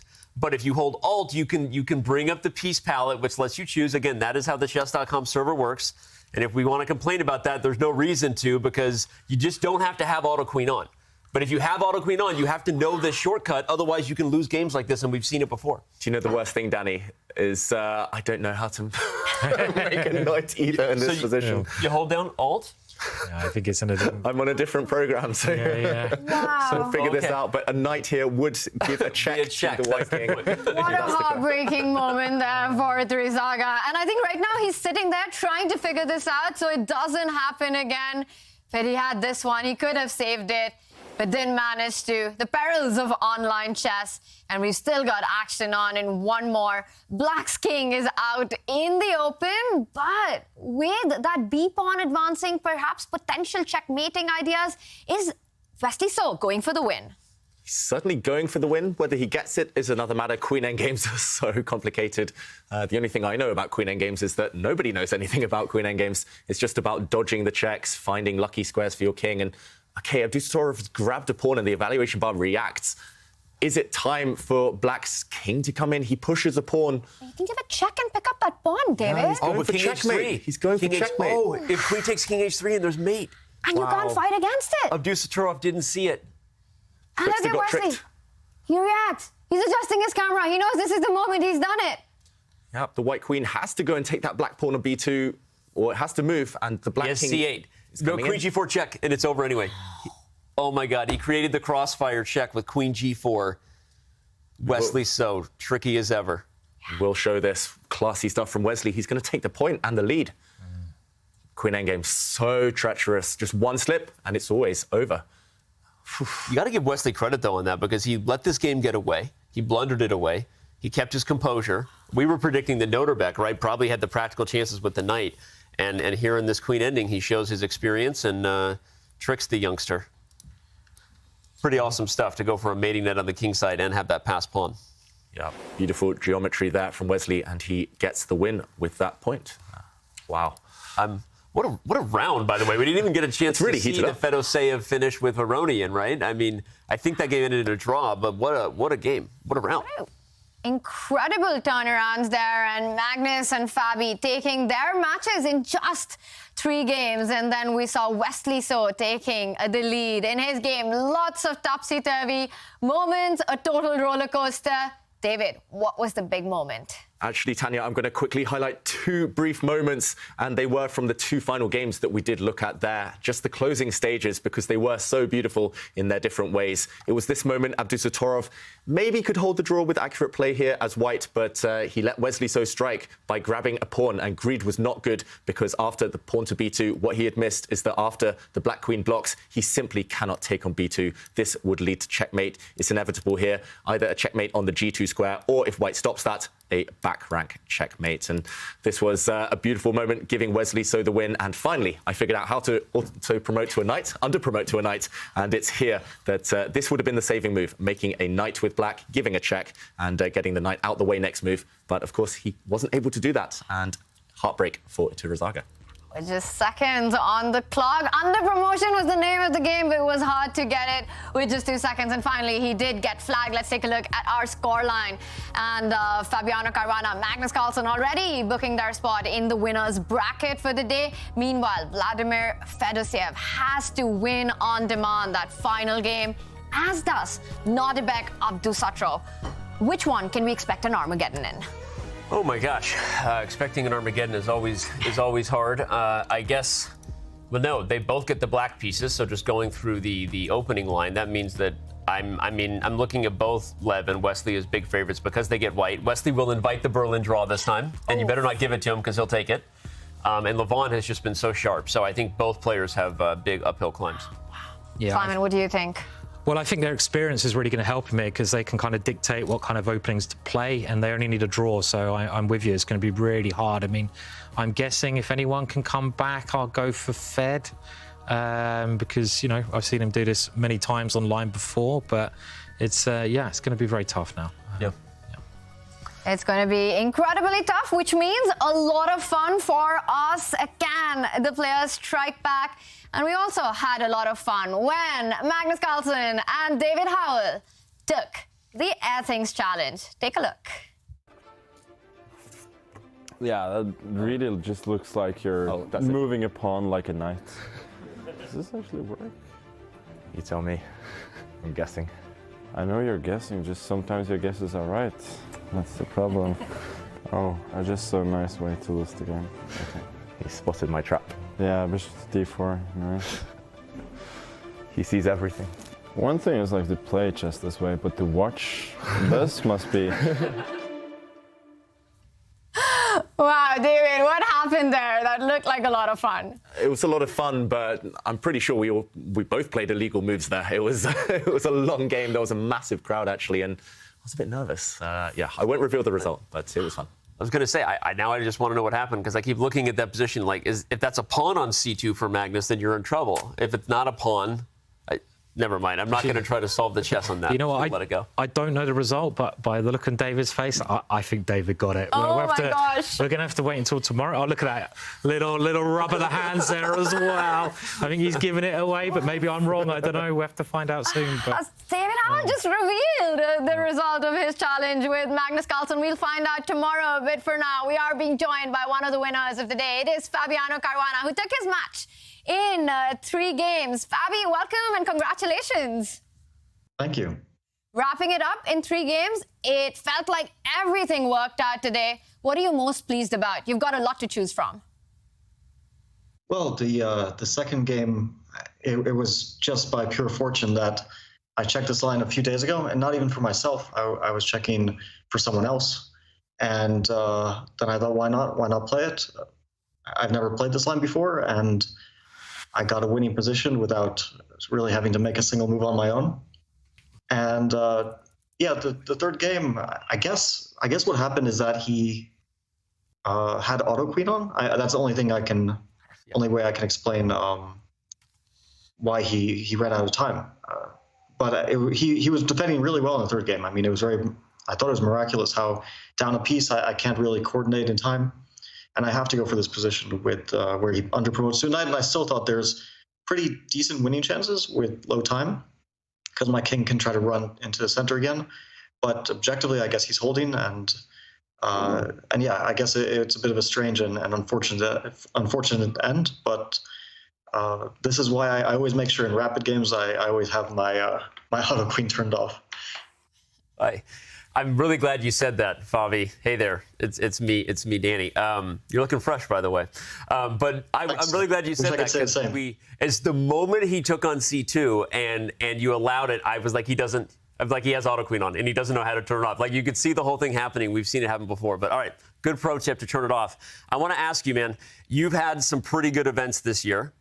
You look like you're off to a good start, right? No one wants to jinx anything, but how important would it be for you to win one of these rather than rely on the Grand Prix points to punch your ticket to the live final? Yeah, it would be a great personal success. I've been close a few times, but haven't quite made it. I stumbled at the finish line twice against Hikaru and against Nodirbek. Especially against Hikaru, it was felt really, really close because we got down to an Armageddon game, and so that was a big disappointment, but I'm not going to get ahead of myself. It's still just the beginning of the tournament. And like I came into this match the first day kind of like with not many expectations because I had to travel today. I had to get back in time for the match. That was the first thing. And it wasn't 100% clear because my flight was also delayed. And I woke up at 4 a.m.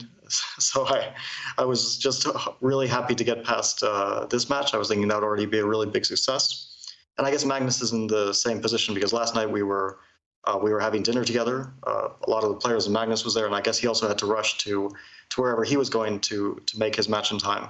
So it's a very tight schedule. I think we're going to have to do this potentially again for the next event or whoever qualifies, because that's like scheduled right. I mean, there's so many events this year that's scheduled right after another event. So it's sometimes a bit of a rush just to be able to make these matches. Hi, Fabi. And you mentioned there that you're out with dinner, having dinner with Magnus yesterday. Was there any celebrations going on, potentially? Glass of wine or two? There were a few drinks, but I think we kept it pretty subdued because I guess we all had pretty early flights. And I didn't want to be hungover on top of having to take an early flight and getting no sleep. So I decided to be a bit low key, and there was a bit of celebration. I think Magnus was very happy after his tournament victory. He seemed to be in good spirits, and it was actually a great table that we were at. I mean, there was a lot of stories, so it was a fun night. Wow. Sounds like a lot of fun, and you had a lot of fun on the chessboard today as well, Fabi. Well done. Congratulations one more time, and we'll see you tomorrow. Thanks. See you tomorrow. The reigning U.S. champion Fabiano Caruana takes his match in just 3 games, and the other player to have done the same is Magnus Carlsen, world number 1, and he is joining us. Magnus, congratulations. Thank you. We just had Fabi on, and I have to ask you the first question. He did mention that there were a couple of celebrations last night before flying in for this one. Can you confirm or deny that? Well, I left very early, so I don't know about that, but sure. I mean, didn't have so much time to do anything else than catch an early flight and get home to play. And Magnus, you've been continuing your good form from Zagreb into this event. How do you feel in general with your play today? Yeah, I was pretty tired today, so my play was not so good. But I managed to eke out some games anyway. But I think Jordan also probably was tired after the Dutch Championship and probably an emotional match yesterday. And it seemed like he was missing sharpness in the critical moments, really, because most of the time he was not thinking so much, and he only started thinking after he'd made mistakes. So I think he was just not in great form today. You know, Magnus, Fabi just mentioned that it's a tough schedule these days for professional players. So many over-the-board events followed by these online cycles. And so it got me thinking you and him were in a similar boat, both traveling. We know that it may not be the last time, nor was it probably the first. How hard is it these days to be a professional player when the schedule is just so darn packed? And what do you do to try to keep yourself fresh when you're on a plane early and playing at events like this? Well, he had it easy. I played 2 weeks in Dubai before I came to Zagreb, and he didn't. So I'm playing back to back to back. I don't know. I just I didn't do anything special today. I mean, I had to get up early, at least for anyone's standards, but especially for me. And then I was just hoping that I would get through today, and then hopefully tomorrow I should be back in good shape. Thanks for that, Magnus. And you have an early day in the office today, wrapping it up in 3 games. So get some rest, and we'll see you back in action tomorrow. Yeah, thank you. Magnus Carlsen takes his match as well in just 3 games. He wasn't very happy with his games. That was surprising. Magnus saying that he's a little critical about his play. I think it was fair. I mean, the truth is, I think Jordan beat himself a couple times. The H pawn in 1 move with King D3, and then we had an even worse knight endgame where Jordan played this knight to B5 move. So I think Magnus, like a lot of great players, is kind of always a little overly critical of himself, but I don't think it's unfair. I think he should be happy with the win. He should get some rest because Jordan really, I think, unfortunately beat himself today. It has been quite a ride for Magnus with Dubai and then straight into Zagreb and now straight into the Aimchess Rapid. He gets the job done in 3 games. Before the other players, action is still on as Fedorsev and Abdusattorov have to win their 4th game on demand to force a tie-break there. And we've got the players there ready. Nodirbek Abdusattorov looking fully focused on this one. Wow, that's a meditative pose right there. Body language expert coming in. Either the camera's frozen or he's meditating. Either one is possible. But no, clearly he's not frozen. He's really getting himself in his zone. And you asked which player should have the better chance of a comeback. I kind of pleaded the 5th on that. I basically said I think both Fedorsev and Nodirbek are in big trouble. But I think that Nodirbek can focus from a psychological perspective, guys, on the fact that he had his chances in that game, right? And it blundered itself away in the queen ending, and those things are very tricky. So I think if he can keep himself focused psychologically, he has a chance in this one. Yeah, and he does need a good opening. We know Wesley will take any possible opportunity to simplify the game, to take all of the risk, all of the sting out of the position. Okay, a pause there from Abdusattorov just briefly, and he goes for the Queen's Gambit declined. What do you think of this choice, Simon? It's so hard nowadays with the black pieces against someone like a Wesley's strength to get a position which is just dynamic. And I think you just got to try to keep the pieces on the board. I think the strategy to win a game is you don't go too crazy.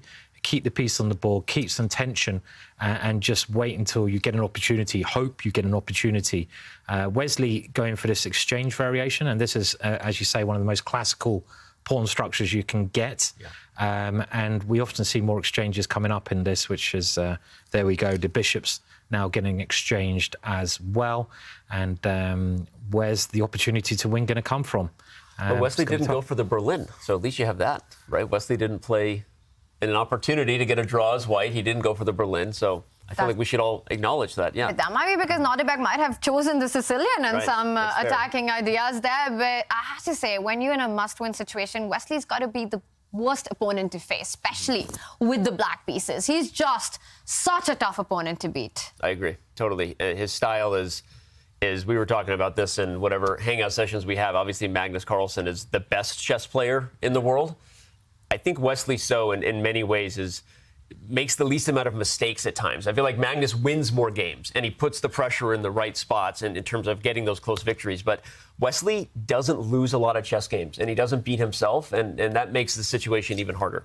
Yeah, Magnus is the one who takes the most calculated risks, the best calculated risks. Wesley, for him, the word risk doesn't exist unless he really needs it to. And he's in that dream scenario. A draw is good enough and rock solid for white. But at least pieces are on the board. That's good news for Nodirbek. And another player who's in a dream scenario is Levon Aronian. He needs just a draw in this final game to stay in the winner's bracket. Fedosiev has to win on demand, and he goes for the Sicilian, the Sicil for the kill. Let's do it. Let's do it. Alapin, come on, Lev. No one wants to see this. Guess whose favourite opening this is? Wow, Queen A5, C3, beautiful move. By the way, I love Queen A5 as a response to the Alapin, though, because so many of these C3 Sicilians do have reputations as leading to some very drawish variations, and Fedosiev plays Queen A5 to make sure that it gets spicy. Yeah, and he's trying to surprise Lev. Lev very rarely plays or employs the Alapin. I've very rarely seen him push his pawn to C3 against the Sicilian. So, okay, at least we'll get a game in this one too. I think Queen A5 is a stinky move, a terrible move, but it looks like Levon's not trying to punish black directly. He's just saying, okay, I'll let you develop normally. I'm just going to get the white king castled. And, yeah, we'll see a interesting middle game with all pieces left on the board. Yeah. I mean, C3 is a very clever choice because, as you were saying, so many of the variations are just drawn and there's not much that black can do. But the setup we have now with this move that Fed has played in this position, it's kind of like, I think he'd be quite happy, actually. Yeah, and you see he just perked up in his chair. He's like, all right. Yeah. I mean, honestly, he plays D5. He's going to get a position with a fight here.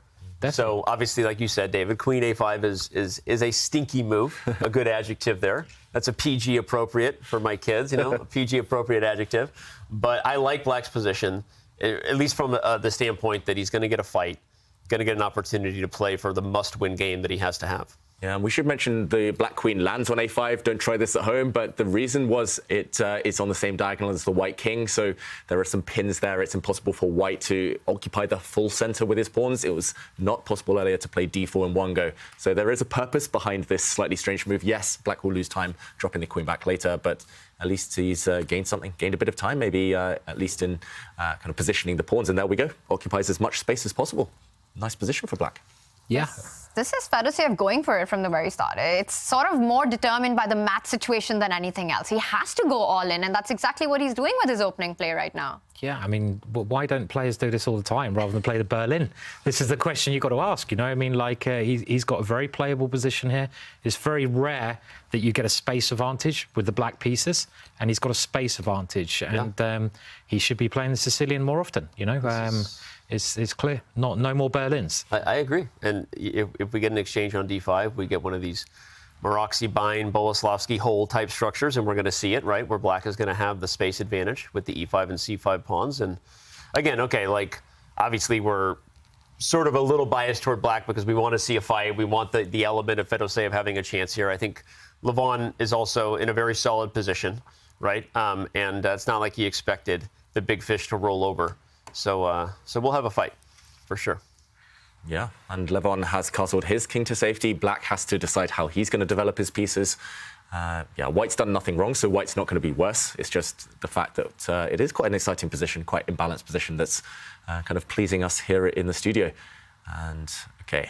We've only got 2 games. Yeah, I was going to say. We just had all this drama and these huge moments of auto queen not being turned on, and now it's like, oh, we get a calm little round here. Only 2 games. We're going to get to dive into some chess here. And that was fun with Fabi saying that this is exactly the reason that he keeps his auto promote to queen off. Yep, that's a pro tip for everyone at home. When you switch, because it's a global universal setting for any user on chess.com, it applies to all your games, and you always want it in bullet and blitz. Yeah. But he made a really good point to say, in rapid, I go out of my way and turn it off. And again, this is the modern world. We are living in a global online chess, hybrid environment. And I think those types of things can pay dividends. And it's a practical thing that you have to think about depending on the format you're playing. I'm going to admit mine isn't on. What about you guys? Simon, David? I've got auto promote to queen on. Yes, same. Always have done. No, mine's not on. No. So I need to. That's because you learn tips. prefer to promote to knights. I prefer the knights, they're more trickier. Yeah, the queen. If you get to that stage anyway, you're normally doing pretty well, so you might as well rub it in and get a knight or 2 or 8 or something. This is why David's a much better chess player than both of us. He prefers queens. He can flag my opponents. He likes queens, yeah. All right, bishop f5 is played. This is where the bishop belongs when it comes to putting pressure on the d3 pawn. But it also is inviting a little bit, right? Inviting some attacking chances. Yeah, and I think this is very specifically aimed against one of White's ideas. If we had seen, for example, Fedoseev play a more traditional move, let's go back one, if he played maybe bishop e7, then White could just destroy the center immediately with d4. I think this is one of the ideas you're alluding to, Danny. And for example, if everything comes off, at the very least, White can play the move knight to b3, hit the queen, force it back, next move, take this pawn, and we see all of the center has disappeared. It's symmetrical, most likely result is going to be a draw, and that's not sufficient. So bishop f5 does say, okay, if you push forward now, at least I have the option, maybe after a trade, of pushing forward. I'm not sure you want to take this option, but he's floating that idea in Levon's mind. Also, perhaps you should show why. I think if e4 is played, there's knight h4, and that's the problem with not playing bishop e7, which is why I think it's a cool thing to finish, because that was the trade-off, right? Fedoseev chooses bishop f5, but allowing knight h4 at some point might backfire. So I think you're right, David. I think we'll see d4 by the anyway.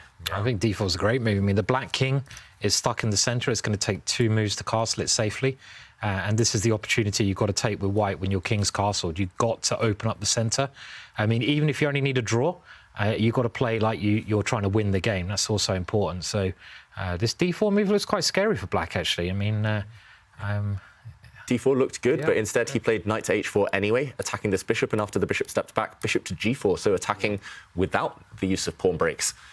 He's hoping for a bishop trade, and the white queen gets very active suddenly. Black cannot castle on the queen sides because c8 is covered, and you cannot move this bishop because the white queen is so active, attacking g7. Interesting. Fedoseev looks angry. He looks angry about that. He's like, you're taking away my chances to keep this game interesting. All right. He does exchange and go back, but... Yeah, it just feels like Fedoseev had this really fascinating opening approach, trying to gain space. But now we see White, the king is castled, pieces are coming out, more free play, the E line is open, the knight can jump to the center of the board, the rook can shift 1 square, start targeting the black king. Feels like the opening worked out for Levon. It does now. Yeah, I agree. As you were saying everything, I was nodding my head off camera, and I agree with you. I think this game is starting to slip a direction that...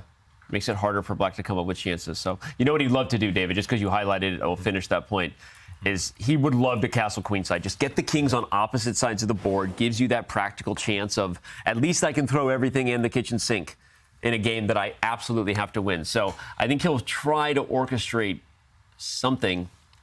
Somehow try and kick the white queen away and castle queenside. I mean, you can go g6 and maybe f5. Yeah. That's kind of a useful plan to play, something like that, to try and block the queen on that side. Yeah, and let's, before we leave this one, let's also highlight that while Lev did take some of the air out of the position in the light squares with the bishop trade, let's not forget that d3 is tender, and that was the problem with trading off that bishop, is white does have a weak d-pawn, so it's not like there weren't consequences in terms of the choice Lev took.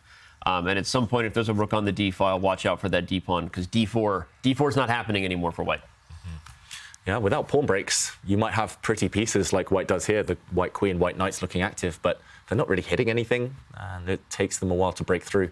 So Fedoseev, big question for me is, will he offer to trade queens? Obviously, you want to keep queens on when you need to win, but here, trading queens would at least get rid of some of the pressure, get rid of some of white's active pieces. For example, black's queen could slide 1 square to d7.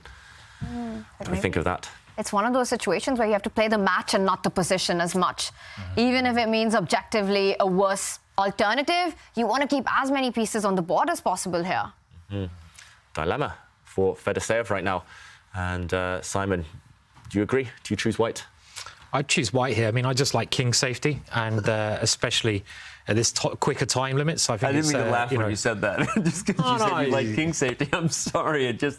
Well, I hate king safety. I try to keep my king safe, Danny, but it doesn't always work. You love double-edged positions. I like double-edged positions, but I like to be the one attacking. I like to have the initiative, and it just feels like, white is at risk-free at the moment, and maybe he can throw Freddie forwards as well. This pawn in front of the rook. I mean, you mentioned opening the position. Maybe a move like that is a good lever to try to open things up.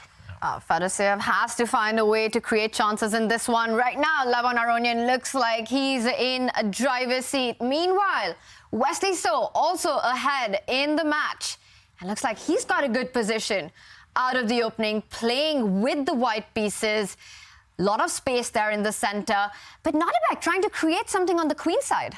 Yeah, this is one of those plans. Usually when you get these Queen's Gambit structures, right, these Carlsbad structures, you have two plans for white. One is the minority attack, which means white would be attacking on the queen side with the 2 versus 3. The other is this e4 break for white. And it looks like Wesley got it with interest here because the pawn has landed itself on e5. Here comes f4 and f5. So I agree, Tanya. Nodirbek is attacking on the queen side as he should be, but the more I look at it, I'm like, I feel like this is one of those games where Nodirbek invited the craziest of chances because he knows he has to win, but it may end up leading in a defeat.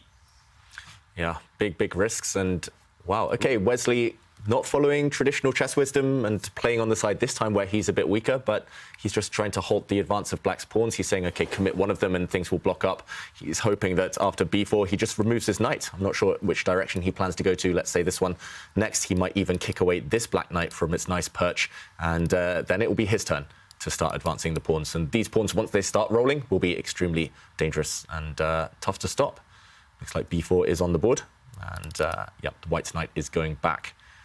I'm slightly surprised that he didn't just race towards this. I agree. He played a4, which was the move to respond to b5, but I was wondering why he didn't just go all in. So it's one of the psychological things that can happen when you're in the other person's shoes, meaning not the one playing for the must win, but playing not to lose, right? And sometimes that can backfire a little bit if you're a little too defensive minded. So. But Wesley's always had these match strategies, right? He's up a point. He's happy to just keep things solid and make a draw, even if he has the advantage. And look at that. Nodirbek said, you want to block me on the queen side. Not happening, and goes for the central break. It had to be done because you have to try and create chances. C5, I like it. Simon, what do you think? Yeah, I mean, this is starting to, I think, go Black's way now. I mean, in chess, you've got to take your opportunities. And this idea of going for the attack, it just looks so strong. And now Black's taken over the middle of the board. The white pawns, they could be quite loose. If you take the black pawn, Black's pieces fly in, and otherwise Black's going to capture you, and the pawns just become weak. So actually, I think Nodirbek is suddenly doing quite well here. He's got a nice knight in Wesley's position, and yeah, it's a messy position, just what he wanted before the game started. I agree. Ooh, tactics. Hello. We all perk up a little bit in our chairs. Yeah. Knight takes b2. There's a c4 pawn coming. David, take it. Tell us what's going on, David.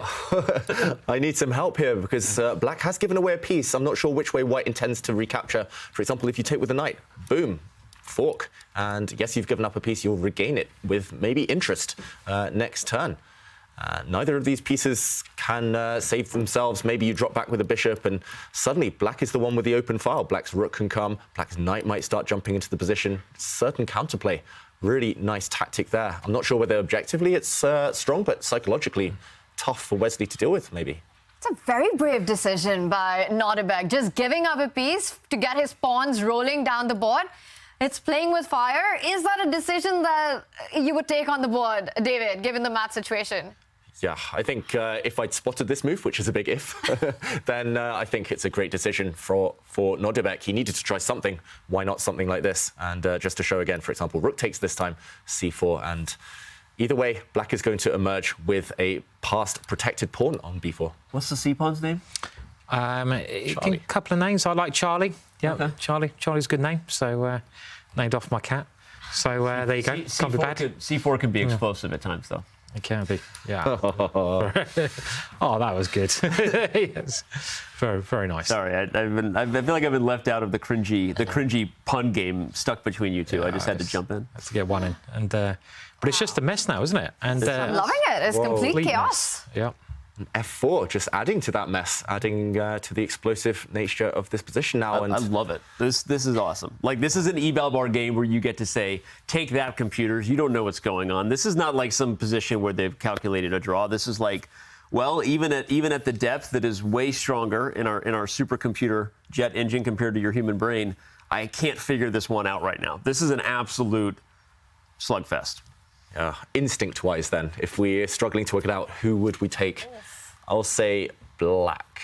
I'm not sure why. It feels like I'm about to get steamrolled in the center, but it feels like black's Freddie's coming to F5. I mean, what do you do? What are you doing? I mean, I'd like white, yeah. I like white. Yeah, I love the extra piece. Get the pawn rolling. Yeah, I mean, I'd like attacking. Okay, but here Bishop F5 and David laughs at all of us. He goes, yeah, well. A knight jumps into C5, though. White has some squares. Black's light squared bishop will fight the very strong knight on C5. It's not going to be easy. I just like the black B4 pawn. Somehow, it feels long-term. If you survive long enough, then that might play a key role. But early days, Bishop F5, blocks the pawns. Good move. Yeah, this is a very, very strong move, isn't it? And you're right, that B pawn, if you get to an ending, probably all endings are going to be just winning for black because you have this protected passed pawn, the passed pawn which has got support from his brother. And white never got this F5 move in. So, as usual, David is probably correct here. So, computer just says 0.0 probably. It looks like it's in the balance, 50-50 here. But, real matter of taste because this is anything but level, but a draw. It's funny because big positional advantages for both sides, right? That knight on C5 is so dominant. It's on an outpost square. Black can never attack it with a pawn. Protected passed pawn on B4, one of the most long-term positional advantages you could have, right? If white slips up, every endgame is winning for black when you have an advantage like that. So this is a fun one because you get those.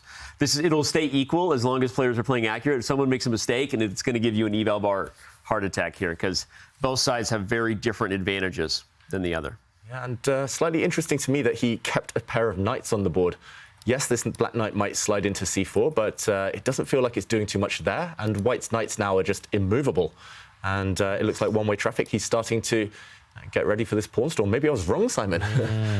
Well, that last move, I mean, if you can get this move f5 in, so if you can move the pawn in front of the queen one more square, generally that kind of structure, it's just game over. I mean, those pawns are just too strong. They can always start an attack.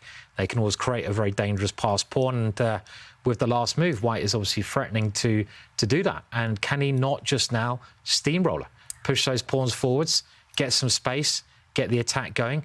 And it looks really horrible for black. I'm surprised your valuation bar is not more in white's favour, actually, at the moment. I think it's about to happen. Nodirbek just moved his rook on the C line, and Wesley Stoke going into a bit of think, but G4, it's coming. You've got to get those pawns moving. Maybe black is going to give the bishop in the middle and give a pawn up just to open up the position. Maybe this is his idea. This might be the clever way to try and create some counter chances here. Oh, it's interesting because rook c3 and knight a4 are coming. Yeah, this is probably what. So this is probably what he calculated, but clearly the computer didn't like something if we back up. I guess the main thing is white actually doesn't have to take e4.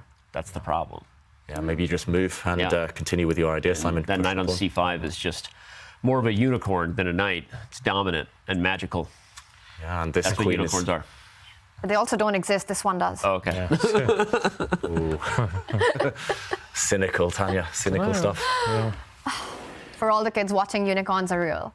But coming to this position, the G pawn, has it happened? G4, bishop e4 on the board. The queen does move. Danny, good call there.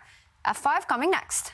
Yeah, we're doing well with predictions in terms of moves. I mean, evaluation, we still have no idea, but we're doing well here. And I mean, normally black has to play f5 in these positions to stop them from happening. So that would kind of be my first thought. But I don't know. Yeah, it's a mess, isn't it? Complete mess. But exactly the kind of thing you want when you need to win the game with the black pieces. You don't want a boring, static position. You want something like this. Especially against Wesley, you need a mess. That's the only thing. That's the only. That's the one practical thing, regardless of what the eval bar says. Okay, and here comes f5. That's a nice call, Simon, because as ugly as that move is in some respects, and the e5 pawn now is beautiful and protected and passed, you've at least created a situation where under time pressure, white's king is going to be open. You're going to have your shots, as long as you don't miss them. Yeah, and the bishop's quite tasty in the middle of the board at the moment as well. So. It looks like a position, exactly what Nodirbek wants, one that you play for all three results. Let's check back in, take this moment to check back in with Levon Aronian against Fedoseev. Has Fedoseev managed to create anything? A mess, another mess. What is happening here? We've seen so many strong pawns throughout the day, especially from Levon Aronian. White has two of those in the center. Black's king is out on a limb on g6. It's taking me a while to get my bearings here. Again, level material, or wait, white's a pawn up temporarily, but So this is a wild game from where we left it too, because this was one that I thought might be a little bit of a positional affair, right? Maybe White's trying to poke at the light squares and Black tries to hit the d3 pawn. But they went for some absolutely crazy chess, or we wouldn't have the queens off the board and the king on g6 here. So Black can grab a piece, if I'm not mistaken. Black can take this bishop on c1. I'm trying to calculate here. I think it's a key moment. If he wants to win, and he needs to win Fedoseev, then taking this piece makes a lot of sense. Now you undermine the defender of this knight. If the rook recaptures, then what happens here? What is going on? Black is up a piece. There's two passers in the middle of the board.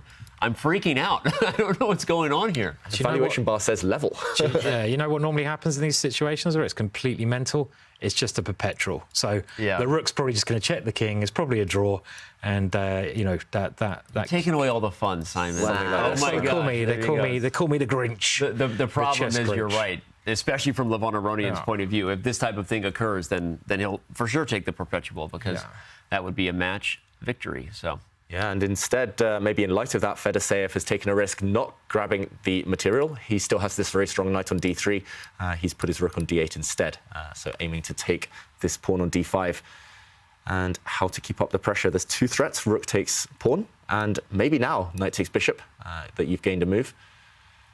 Yeah, you're threatening to anyway, because the knight on g5 is hanging, so White has to deal with that, but there's so many moves here. There is a little tactic here, isn't there? I mean, you can try and take the knight and go in with the knight. I want to go knight into the center of the board, knight to e6, but this way I probably stop the black rook from taking one of my strong pawns. I love my pawns in the middle because of this tactic that Dave is showing here.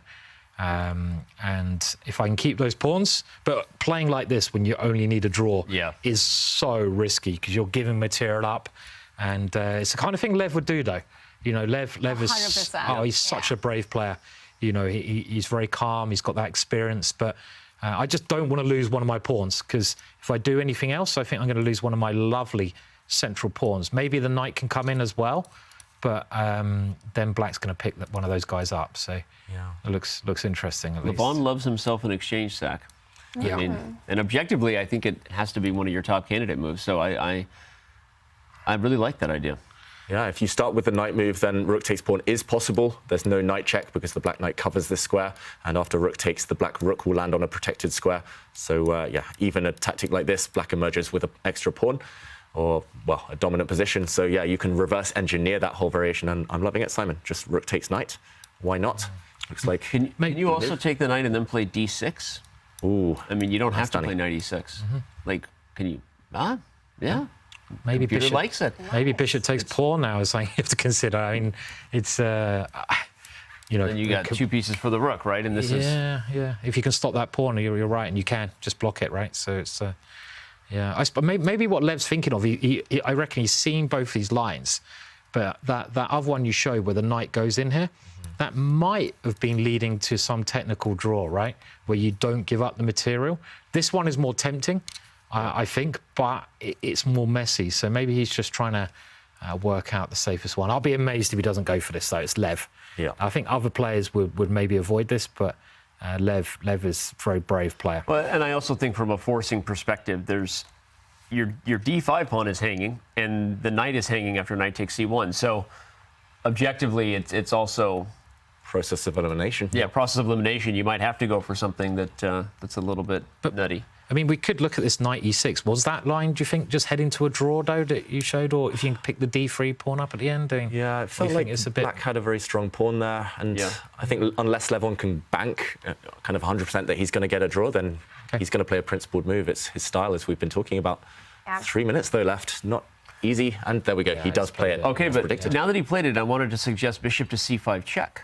Because once, by process of elimination, we maybe figured out this d6 idea is perhaps even better than knight e6. So maybe black should throw in this check first. Yeah, and then take on d5 if rook e3. Okay, will he give a check here, Fedoseev? He's paused, which means it's on his radar. A lot of players would automatically recapture a rook. They'd see it, they'd take it. But black can give a check, and the question is how much that changes. Oh, there's a really worrying sign there. Did you see it? Levon stretching. Levon was stretching. Old flexing. Right as you're refilling the beverage over there, Yeah. Levon takes a stretch. Yeah, that means Lev is feeling very... I mean, is that his thing? He stretches, stretching his... He's a stretcher. Levon's a stretcher. Can we just call him what he is? He's a stretcher. Levon's a stretcher guy. And you play that kind of a move, you sacrifice that rook, that exchange for those central pawns. You want to flex a bit. This is your moment. And he took his time, he calculated it, he feels that's his best chance. And Fedosiev, he's reaching out, he's about to make a move. Will he capture the rook or will he play the intermezzo? He goes for it, a check on the board, making sure the bishop remains ahead of the pawn chain that's in the center. Is there a possibility for white to actually interject and block this check? And he doesn't. Right as you called for it, I don't know if it was best or not, because I think, okay, I wondered if the move was rook takes d5 first. No, clearly it wasn't, but maybe not. Okay, it's all happening so fast, but at the very least, from Fedosiev's perspective, we have a 3-result style position, right? The rook and a pass pawn versus the 2 minors. And if both players get under time trouble, anybody's game. Yeah. Anybody's game. And let's just point out one big difference from the line that David was looking at earlier, that now the D pawn isn't blocked. Black does have the option to actually go D2 and push that pawn. Yep. But is it a weakness, David, or a strength?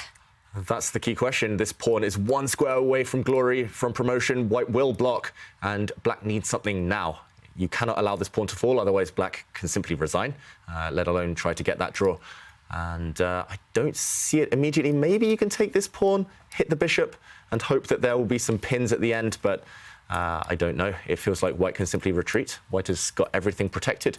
And up on material, bishop and knight will beat a rook long term. With the draw in hand, that looks fine. Wow. So, okay, he doesn't push the pawn instead, rook to c8, and yeah, still anyone's game, but Levon should be safe enough. We will check back on this as this endgame does heat up. Meanwhile, Nodirbek Abdusattorov, is he about to make a comeback in this match?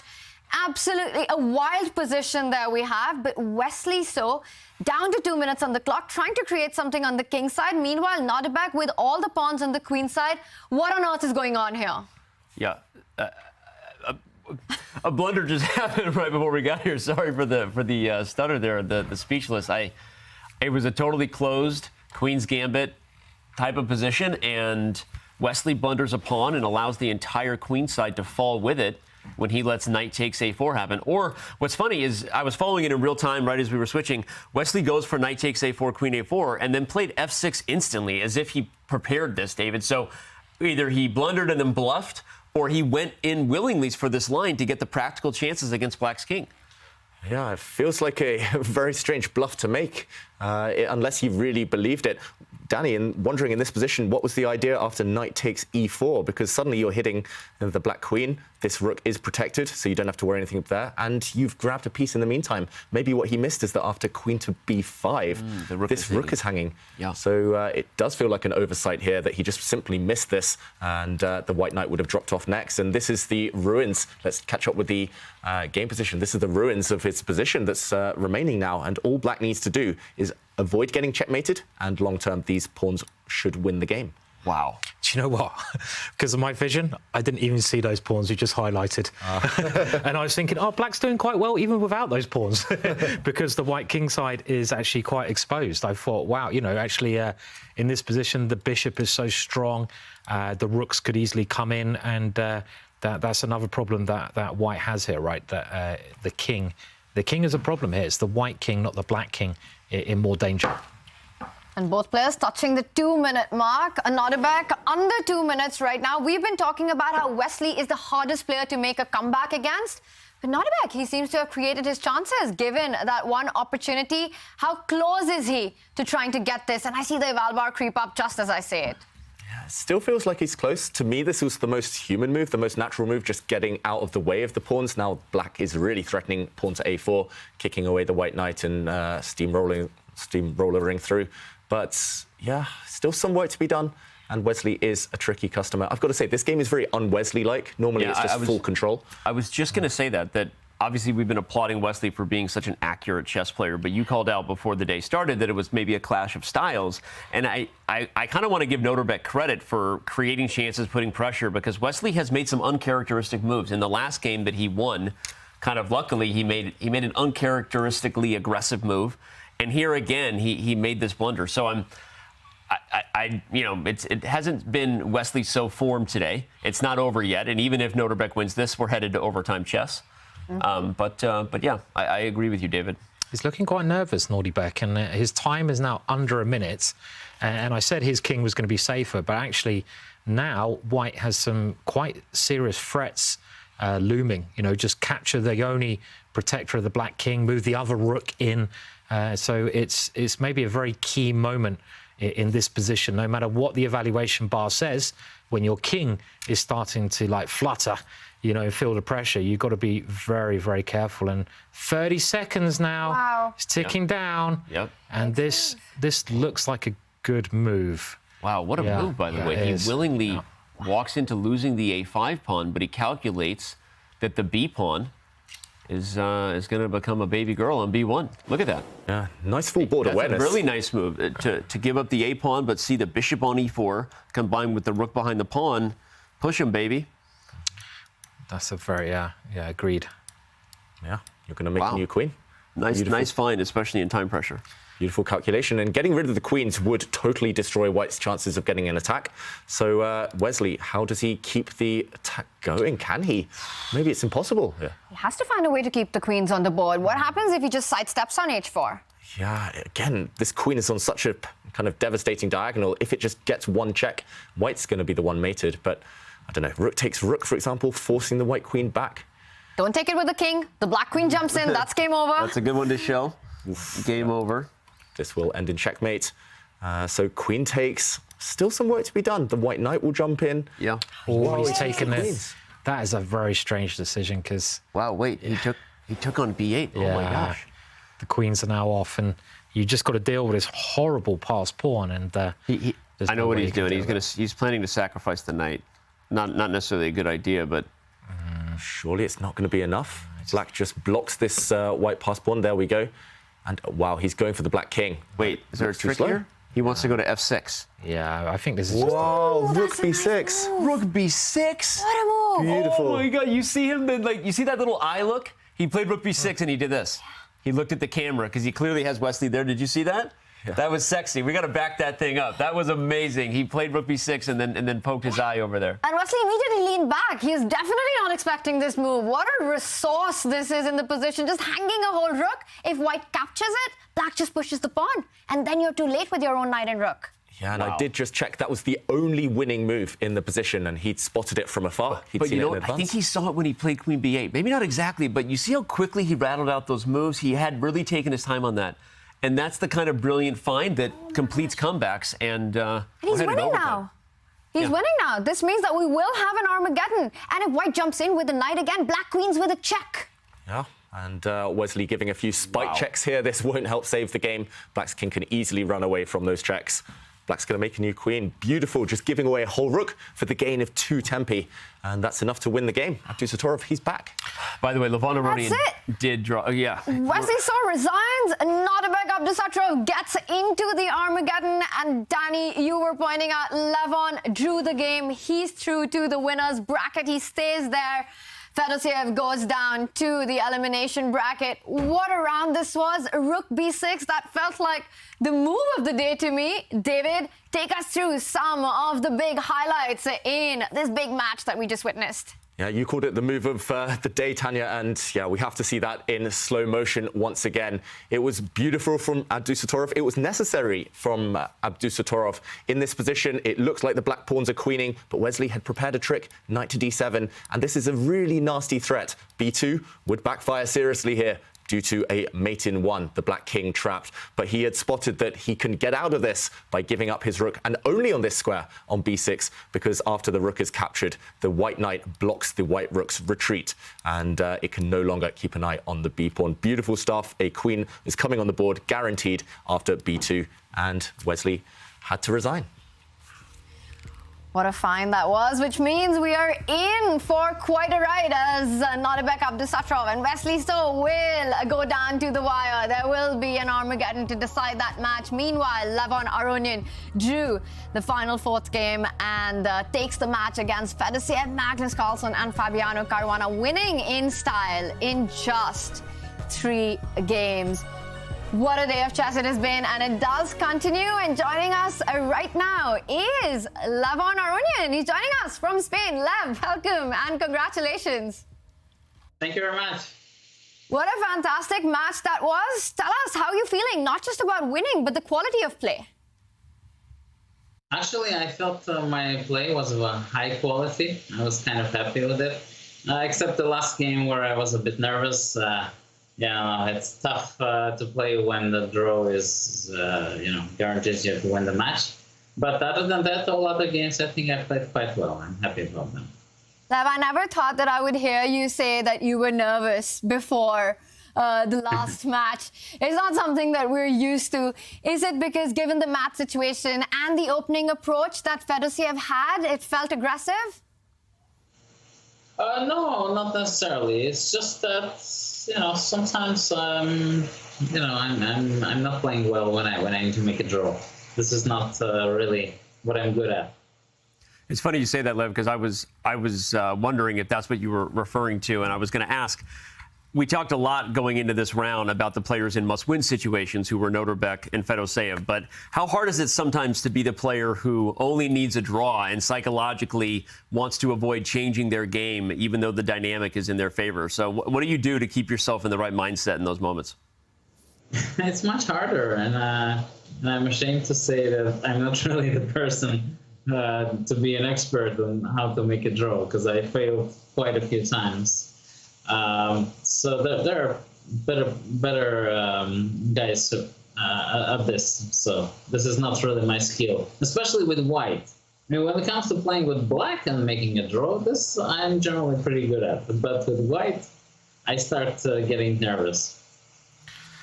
And Levon, I'm just looking at the room you're sitting in, and I've been admiring your chessboards there and your books as well. Is this? Do you have a favourite chess book of all time? Putting you on the spot there. Man, I wish this was my room. So this is my friend's room.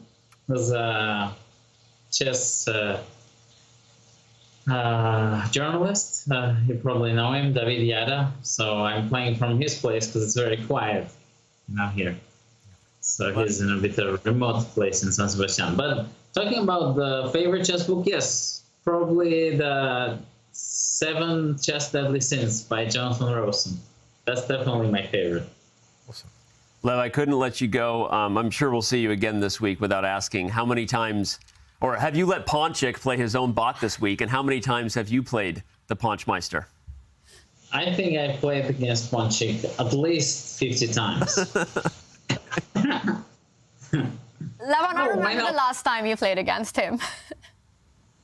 Yesterday, because I keep on showing it to my friends, and the witty lines that are prepared for Ponchik. I'm very happy and grateful to you, Danny, and the chess.com team. The Ponchmeister deserves it. He's a bot. That's what we're referring to, by the way, for those who don't get it. You can play Ponchik at the bot page. So, sorry, Tanya, go ahead.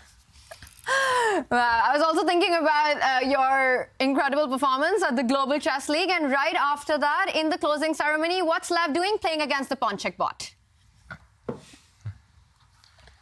Well, I missed my boy. Thank you so much, Lev, and congratulations once again on your performance today, and we look forward to having you back and watching all that you bring to the board tomorrow. Thank you very much. I'm excited. Levon Aronian wins against Vladimir Fedosiev, but the chess continues as Nodirbek Abdusattorov managed to strike back with the black pieces against Wesley So, one of the hardest players to beat on the circuit. And we will be going down to the Armageddon on the other side of this Twitch break. Stay right here.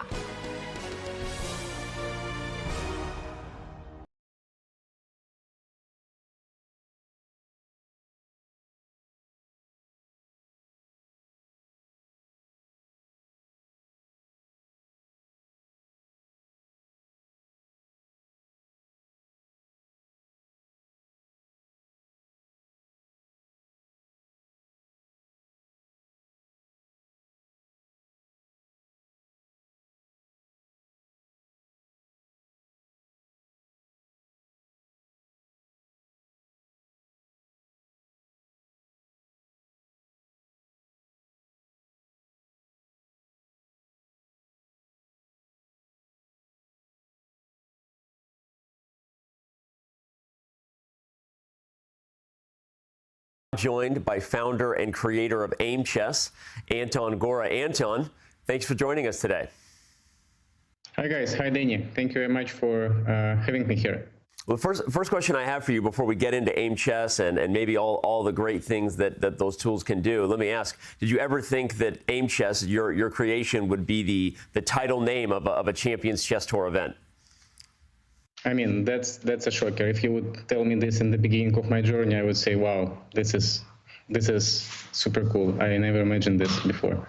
Well, let's talk about the beginning of your journey, and let me just get to the question, why did you create Aimchess? What was it about looking at the tools or maybe your own chess path that inspired you to create such a thing?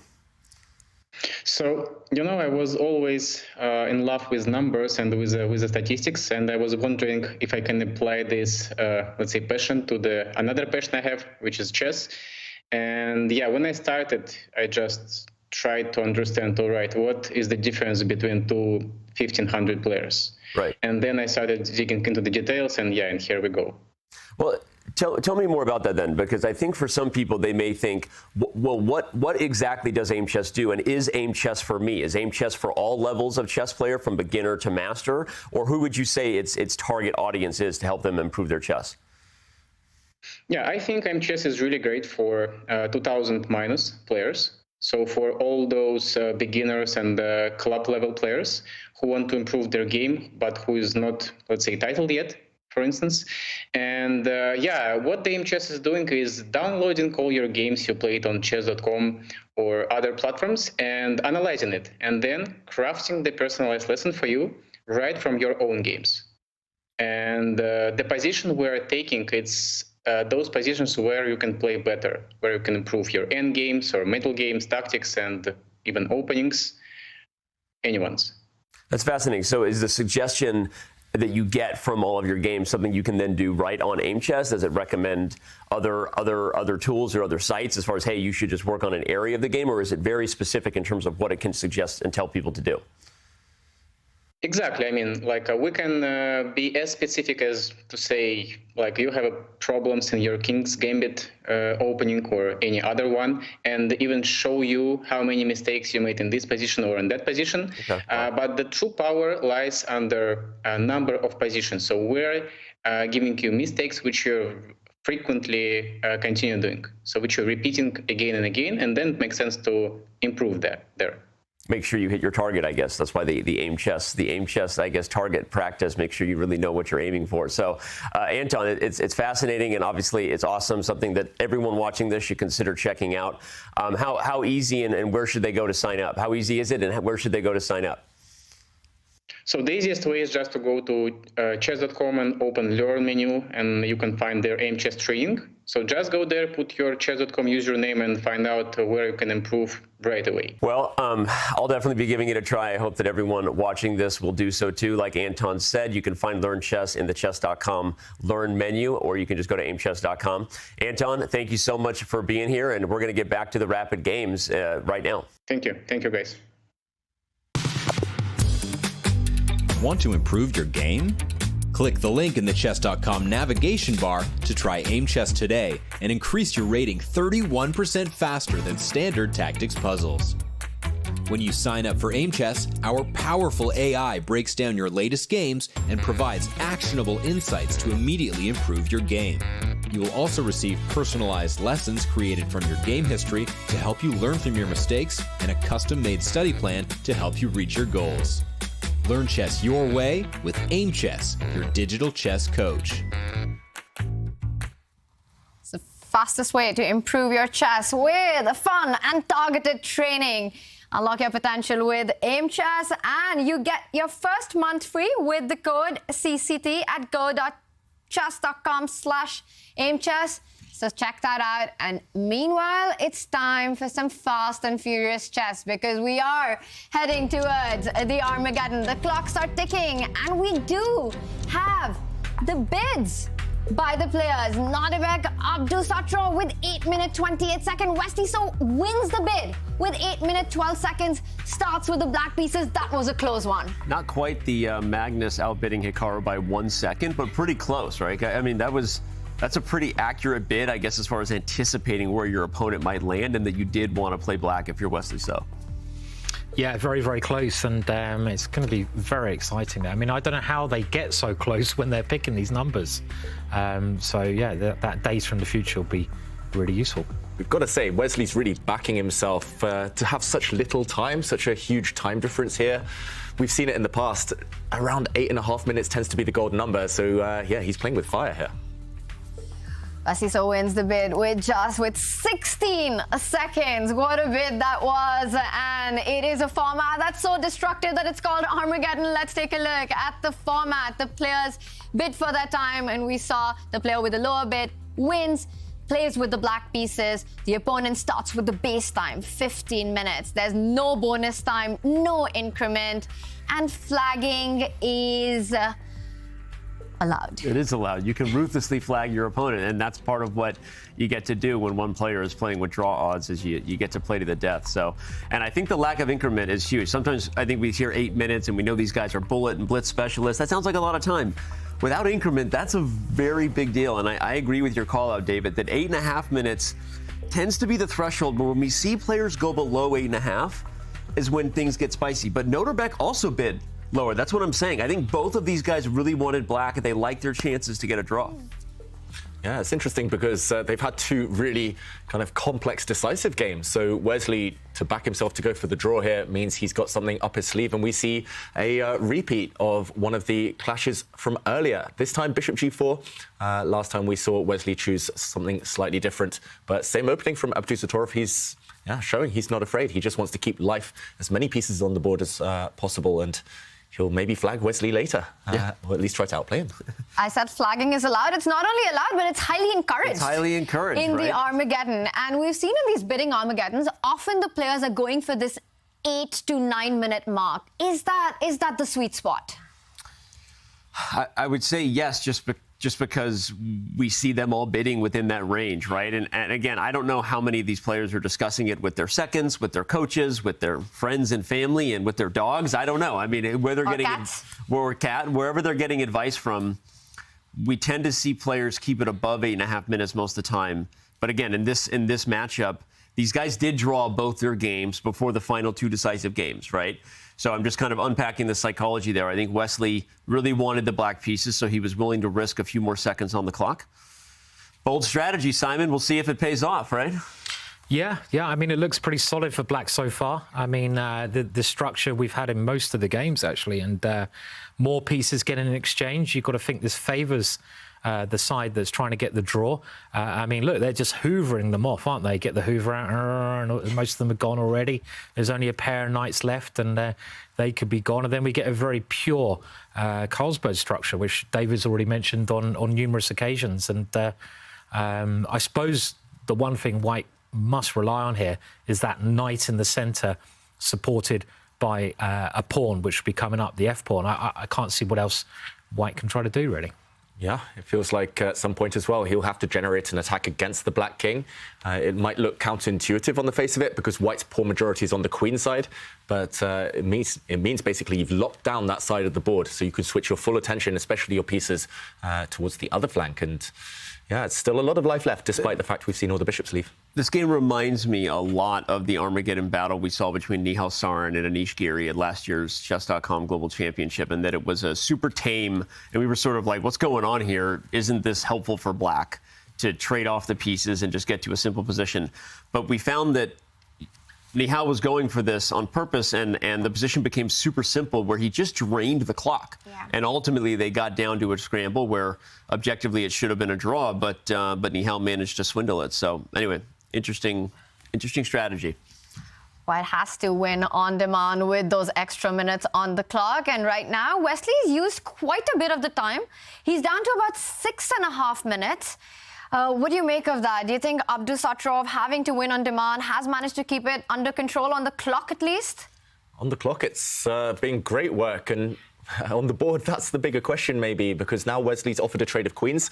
He backed up last move, Abdusattorov, saying, OK, at least I want knights on the board. But now if you keep the queens on, it will come at the cost of a pawn. White's pawn on A2 will be juicy, up for grabs. So big decision right now on the clock. 7 minutes is a huge difference, especially if you can kind of play those simplified positions that Danny mentioned right to the bitter end.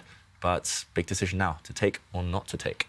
Yeah, massive decision. I mean, if you take the queens off, you might be getting nearer to that draw because, OK, the queen is the most dangerous piece, as we all know. The only other option I can see, if you just slide the queen over and use your h-pawn and just try and generate this attack against black's king. And I think in the match situation, this is a much cleverer choice. And maybe even the black queen can get in some trouble. And there's, I think, quite a lot of danger here for black. I like it. You know, I mean, that move is because now you push Harry. It's always Harry, isn't it? Harry. He's such a hero. Getting the job done. He is. He needs a medal. A medal. That guy. I mean, look at him. He's just going to push forwards, do some damage to the black king. The white knight's coming in. It's well. I mean, look at the evaluation bar as well. The evaluation bar is really not like. I was sitting here trying to wonder what it was. Is it a queen trap or is it just h5 and go ahead? I guess it's just push him, baby. Go for the attack. Yeah, and then you have to decide where you put the knight, right? Do you put the knight in the middle, trying to trap black's queen, or do you go directly for the king by putting it on this square? And this square, threatening checkmate. It looks scary, right? The black queen is well out of play. It's going to take a couple of moves to get back in. And Wesley seems to be disappearing into the camera as well. You know, he's getting nearer and nearer to the camera. I mean, this is scary stuff, right? Scary. If I was facing you here, Simon, I would be terrified. And all white needs to do somehow is get this queen into the black position. Do you wriggle it around to this square? Maybe you come across. Either way, the black king is in huge trouble. Sometimes you can lift your rook up the board and swing it across to h3. It looks like you've got 3 very strong potential attacking pieces. Black doesn't have too many defenders. So despite the fact the computer is saying it's completely winning for white, you still need the execution. And what do we think here? G6, Wesley's playing with fire, but... and I agree with the point Tanya, or I forget if it was Tanya or Simon made, but someone made the point about it was much better to keep the queens on the board, just from a practical point of view at the time. We didn't know that Wesley was going to take a2 and allow this, but I totally agree, and I think just letting your opponent think you have to use the advantage you have on the clock, and it's really paying off here. Just keeping more pieces on the board, and we see a trade on g6, and the knight captures. Is that a decision that surprised you? It did surprise me, I've got to say. I think just taking with the pawn, maybe there was a tactical issue. I was going to say there must have been something wrong with h6, g6. Maybe it's the white queen just coming across, and it would have slid in with a nasty checkmate. Some tactics here, meaning that black cannot defend, but now black's structure is fractured. And yeah, maybe it's just the brute force approach. Push forward, blow open lines towards the black king while the queen is so far divorced from the king side. I would ask if anyone is surprised by what's happening in this game, but the more I think about it, I think my answer to the question would be that I always give the momentum, the favor to the person who had to win to force Armageddon, right? They're the one playing with the psychological edge, and some of the momentum is going to carry over. It has to. It takes a lot to get yourself totally fresh when you feel like you just blew it, right, in the previous game. And so this is a bit more of a runaway train or a landslide than I expected, but Nodirbek has all the momentum. Wesley is clearly not himself today. And notice how Wesley's queen still stuck the other end of the board, and the king facing fire here. All of white's pieces targeting black's king. The rook, the queen, and the knight picks up the f7 pawn. This has been domination by Nodirbek. Nodirbek managed to avoid the loser's bracket the entire Chess Kid Cup on his way to winning. He barely might be avoiding the loser's bracket today. Sorry, didn't mean to cut you off, David, but go ahead. He looks like he might be moving on and keeping in the winner's bracket. Completely agree. I mean, just disaster. This one from Wesley. The queen's still so far away. There is a threat on the board, actually, of black's queen taking on the g2 square, and there'll be a black knight fork, but unfortunately, it's white's turn. And I think you're delivering checkmate in a variety of ways. You could even slow play it here, just nudge the white queen up to f6, threaten knight to h6 checkmate. Queen and knight combo here is going to do the work. You can take black's pawn on d5, I guess. Set up a discovered attack. He goes for that latter option. And how is this black king going to escape? It simply isn't. It was just such a greedy pawn, wasn't it, to take? I mean, it's easy in hindsight, but the black queen just got so sidetracked. And you mean a2? Yeah. Yeah, a2 earlier on when that black queen went pawn up, and that's very unlike Wesley to have no sense of danger. I think one of Wesley's really strong points is he's got this great sense of danger, and with now 3 pieces attacking, 3 is like the magic number. it's got to be a checkmate, right? I mean, that king, it's got to go. Oh, there it is. It's checkmate. That's oh my wow. Did he just miss that? Oh my God. He missed everything, and that's it. Nodirbek takes the Armageddon, wins the match against Wesley. So what a performance this was by Nodirbek, with Wesley really crumbling under the pressure of Armageddon. That felt like not even a game. I'm definitely speechless, just because, and it's not to disparage Wesley in any way, but I mean, that's not the Wesley So we're used to seeing. That was he beat himself to lose that match, found a way to lose that last game, and then completely collapsed in Armageddon. And so, obviously, you know that he'll have a night to kind of right the ship and figure it out. But shout out to Nodirbek for keeping his head in the game and completing the comeback. What a performance by the Chess Kid Cup winner, Nodirbek Abdusattorov. He continues his run, stays in the winner's bracket in the Aimchess Rapid as well. What a match this was. David, it ended way too quickly. What happened there? Yeah, a premature finish there, but it just shows that Wesley So wasn't on form today. It was a masterclass from Abdusattorov, but a disaster class from Wesley So. And I just want to praise this one move. We'll show the checkmate in a moment again, but dodging the queen trade here at the cost of a pawn was what clinched it for Abdusattorov. Trading queens would have got the game closer to a draw. Queen to c2, even sacrificing this one, was a move of genius, a mark of genius here. h5, kicking away the knight, and the attack simply proved to be too strong. If we fast forward now to the closing stages, we saw this position, Black's queen still just far too away from the rest of her army, and the closing stages, knight to h6 met by king h8, a blunder, but king g7 wouldn't have been great either. This would have led to a nasty knight for king h8 though, and queen g8. Good night, Wesley So. What a game that was by Abdusattorov. Nodirbek, a mousetrap, inviting Wesley's queen to one side of the board and checkmating the king on the other side of the board. And with that, Nodirbek Abdusattorov makes a big comeback in his match, taking the win in the Armageddon. And the other winners, Magnus Carlsen, Levon Aronian, and Fabiano Caruana, stay in the winners' bracket. What a day of action this was, and the one man who did what felt impossible, Nodirbek Abdusattorov, winning his match against Wesley So. Nodirbek, congratulations. Thank you. What an Armageddon that was. It got over too soon. It felt super smooth to us. Did it feel as smooth to you while you were playing? Were you surprised how quickly that went? Yeah, I got very comfortable position out of opening, and yeah, everything went smoothly, I guess. Yeah, apart from that, yeah, I mean, I was, of course, very happy to win on demand as game 4. Of course, I wasn't, of course, I didn't believe that I can beat him if he plays like normal chess, because, you know, he's most solid player in the world right now, I think. So yeah, I was quite happy yeah, I was quite happy to beat him on the mat. Yeah, it was awesome, Nodirbek. We were talking about how Wesley is one of the strongest players and the hardest players to beat on the circuit, and you managed to do exactly that. I want to talk about the bid a little bit. You lost out on the bid. Wesley got the black pieces, but he lost by 16 seconds. Were you really hoping for the black pieces there? No, actually, I just bid 828 because, you know, I think it's too little with, you know, playing with 7 minutes or less, because, you know, it gets very tough at the end. So yeah, I wasn't actually upset to lose the bid, but yeah, so I just played with white and everything went smoothly. And do you have a particular strategy in mind when you have to play these must-win games?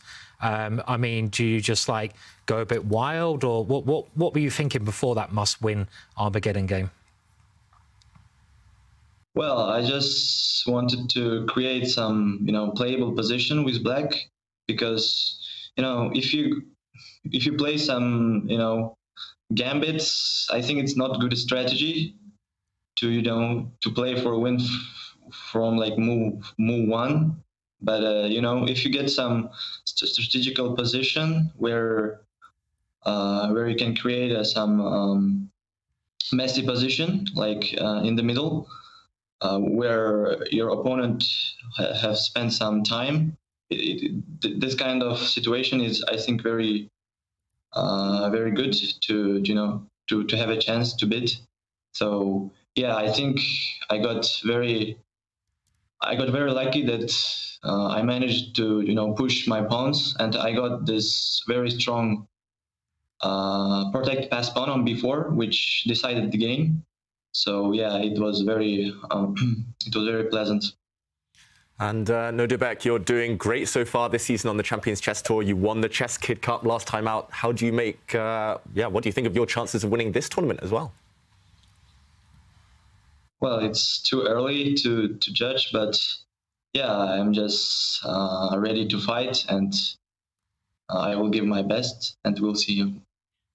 And Nodirbek, it was an awesome fight today. I want to get your thoughts on this bidding Armageddon, because it's a new thing in the chess world. Armageddons are always so exciting, and now it's with this twist where the players bid for time. Do you enjoy that? What are your thoughts on that? Yeah, I think it's very interesting for fans to watch how the players are approaching. So yeah, I think it's very very new and very exciting thing. And yeah, I'm just very excited to see that. Nodirbek, that's really cool to hear. And great match today. Congratulations once again, and we'll see you tomorrow. Thank you. Nodirbek Abdusattorov there, doing the unthinkable. He not only strikes back in his match, levels the score, but then takes the Armageddon in crushing style with the white pieces. And that means at the end of the day, this is our bracket, and the action that's coming up, we will have Nodirbek Abdusattorov taking on Levon Aronian. And take a look at that. We've got the 2018 World Championship rematch as Fabiano Caruana takes on Magnus Carlsen. It's going to be a fun day of chess, Simon. Yeah, that pairing, Caruana versus Carlsen, that is just mouth-watering. And I'm very much looking forward to seeing what openings they come up with and how they play. Yeah, and don't forget that Fabi just beat Magnus in Zagreb when they were in the rapid portion before Magnus woke up and went on a tear and blitz, right? So Fabiano should have some confidence, I think, heading into that matchup. Certainly knows that everyone and their cousin is going to be talking about the 2018 rapid affair, because you have to. But we could talk about every single one of these matchups. They're all going to be great, but there's no world where we don't circle that one for tomorrow. Yeah, and a bit of a bonus, we have the appetizer of the elimination bracket. Plenty of big games there with a lot more at stake tomorrow. It's going to be a big day of chess at the Aimchess Rapid as the players continue their fight to win that golden ticket to the Champions Chess Tour playoff. But of course, the fight is also on in our other two divisions. And we got some shocking update when Matlakov had just 3 minutes, chose 3 minutes for his Armageddon. Ketty, what happened today? Get us up to date with all the action from the other two divisions. Well, Tanya, in the second division, we said at the beginning that the Tabatabai was a big favorite. He lost the first game, and it was sort of wake-up call for him, because then he won all the 3 games and won the match as well. The biggest upset is Denis Lazovic beating Parham, who is so experienced grandmaster. At the beginning of the match, Parham was absolute favorite, but 16 years old grandmaster bet him and goes to the winners bracket. And in the Division 3, we had a clash of big names, Fresine versus Kramnik. That match I thought would continue longer, but it ended just in 2 games as Kramnik just blundered exchange and Fresine took it and won the game. So that was it in the third division. And I'm looking forward to see more blunders and sacrifices tomorrow. That sounds super fun, Ketty. Thanks for that update. I have to ask you, what did you think about this crazy Armageddon that we had, the big comeback that we had by Nodirbek against Wesley? That was a fun one as well. Sorry. It was indeed. It was a great day of chess, and as Ketty pointed out, some big upsets there in Division 2 and 3. What a day of chess it was. Simon, what was the big highlight for you? I think the comeback, right? I mean, who would expect Nodirbek to, first of all, beat Wesley with the black pieces in the last game and then destroy him in the Armageddon game. I mean, that was pretty shocking, actually. So, yeah, great play from the youngster.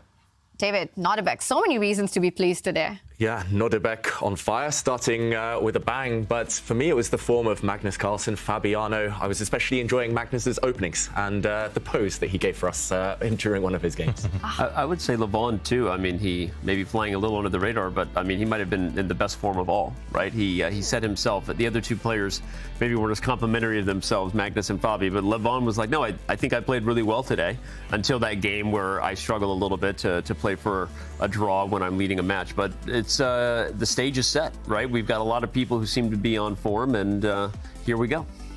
Here we go. It's exactly what we want. And we've got a big matchup coming up tomorrow with Magnus Carlsen taking on Fabiano Caruana and the very in-form Levon Aronian playing against Nodirbek. It's a day you don't want to miss, and we will see you here. We'll be back with all the action, same time, same place.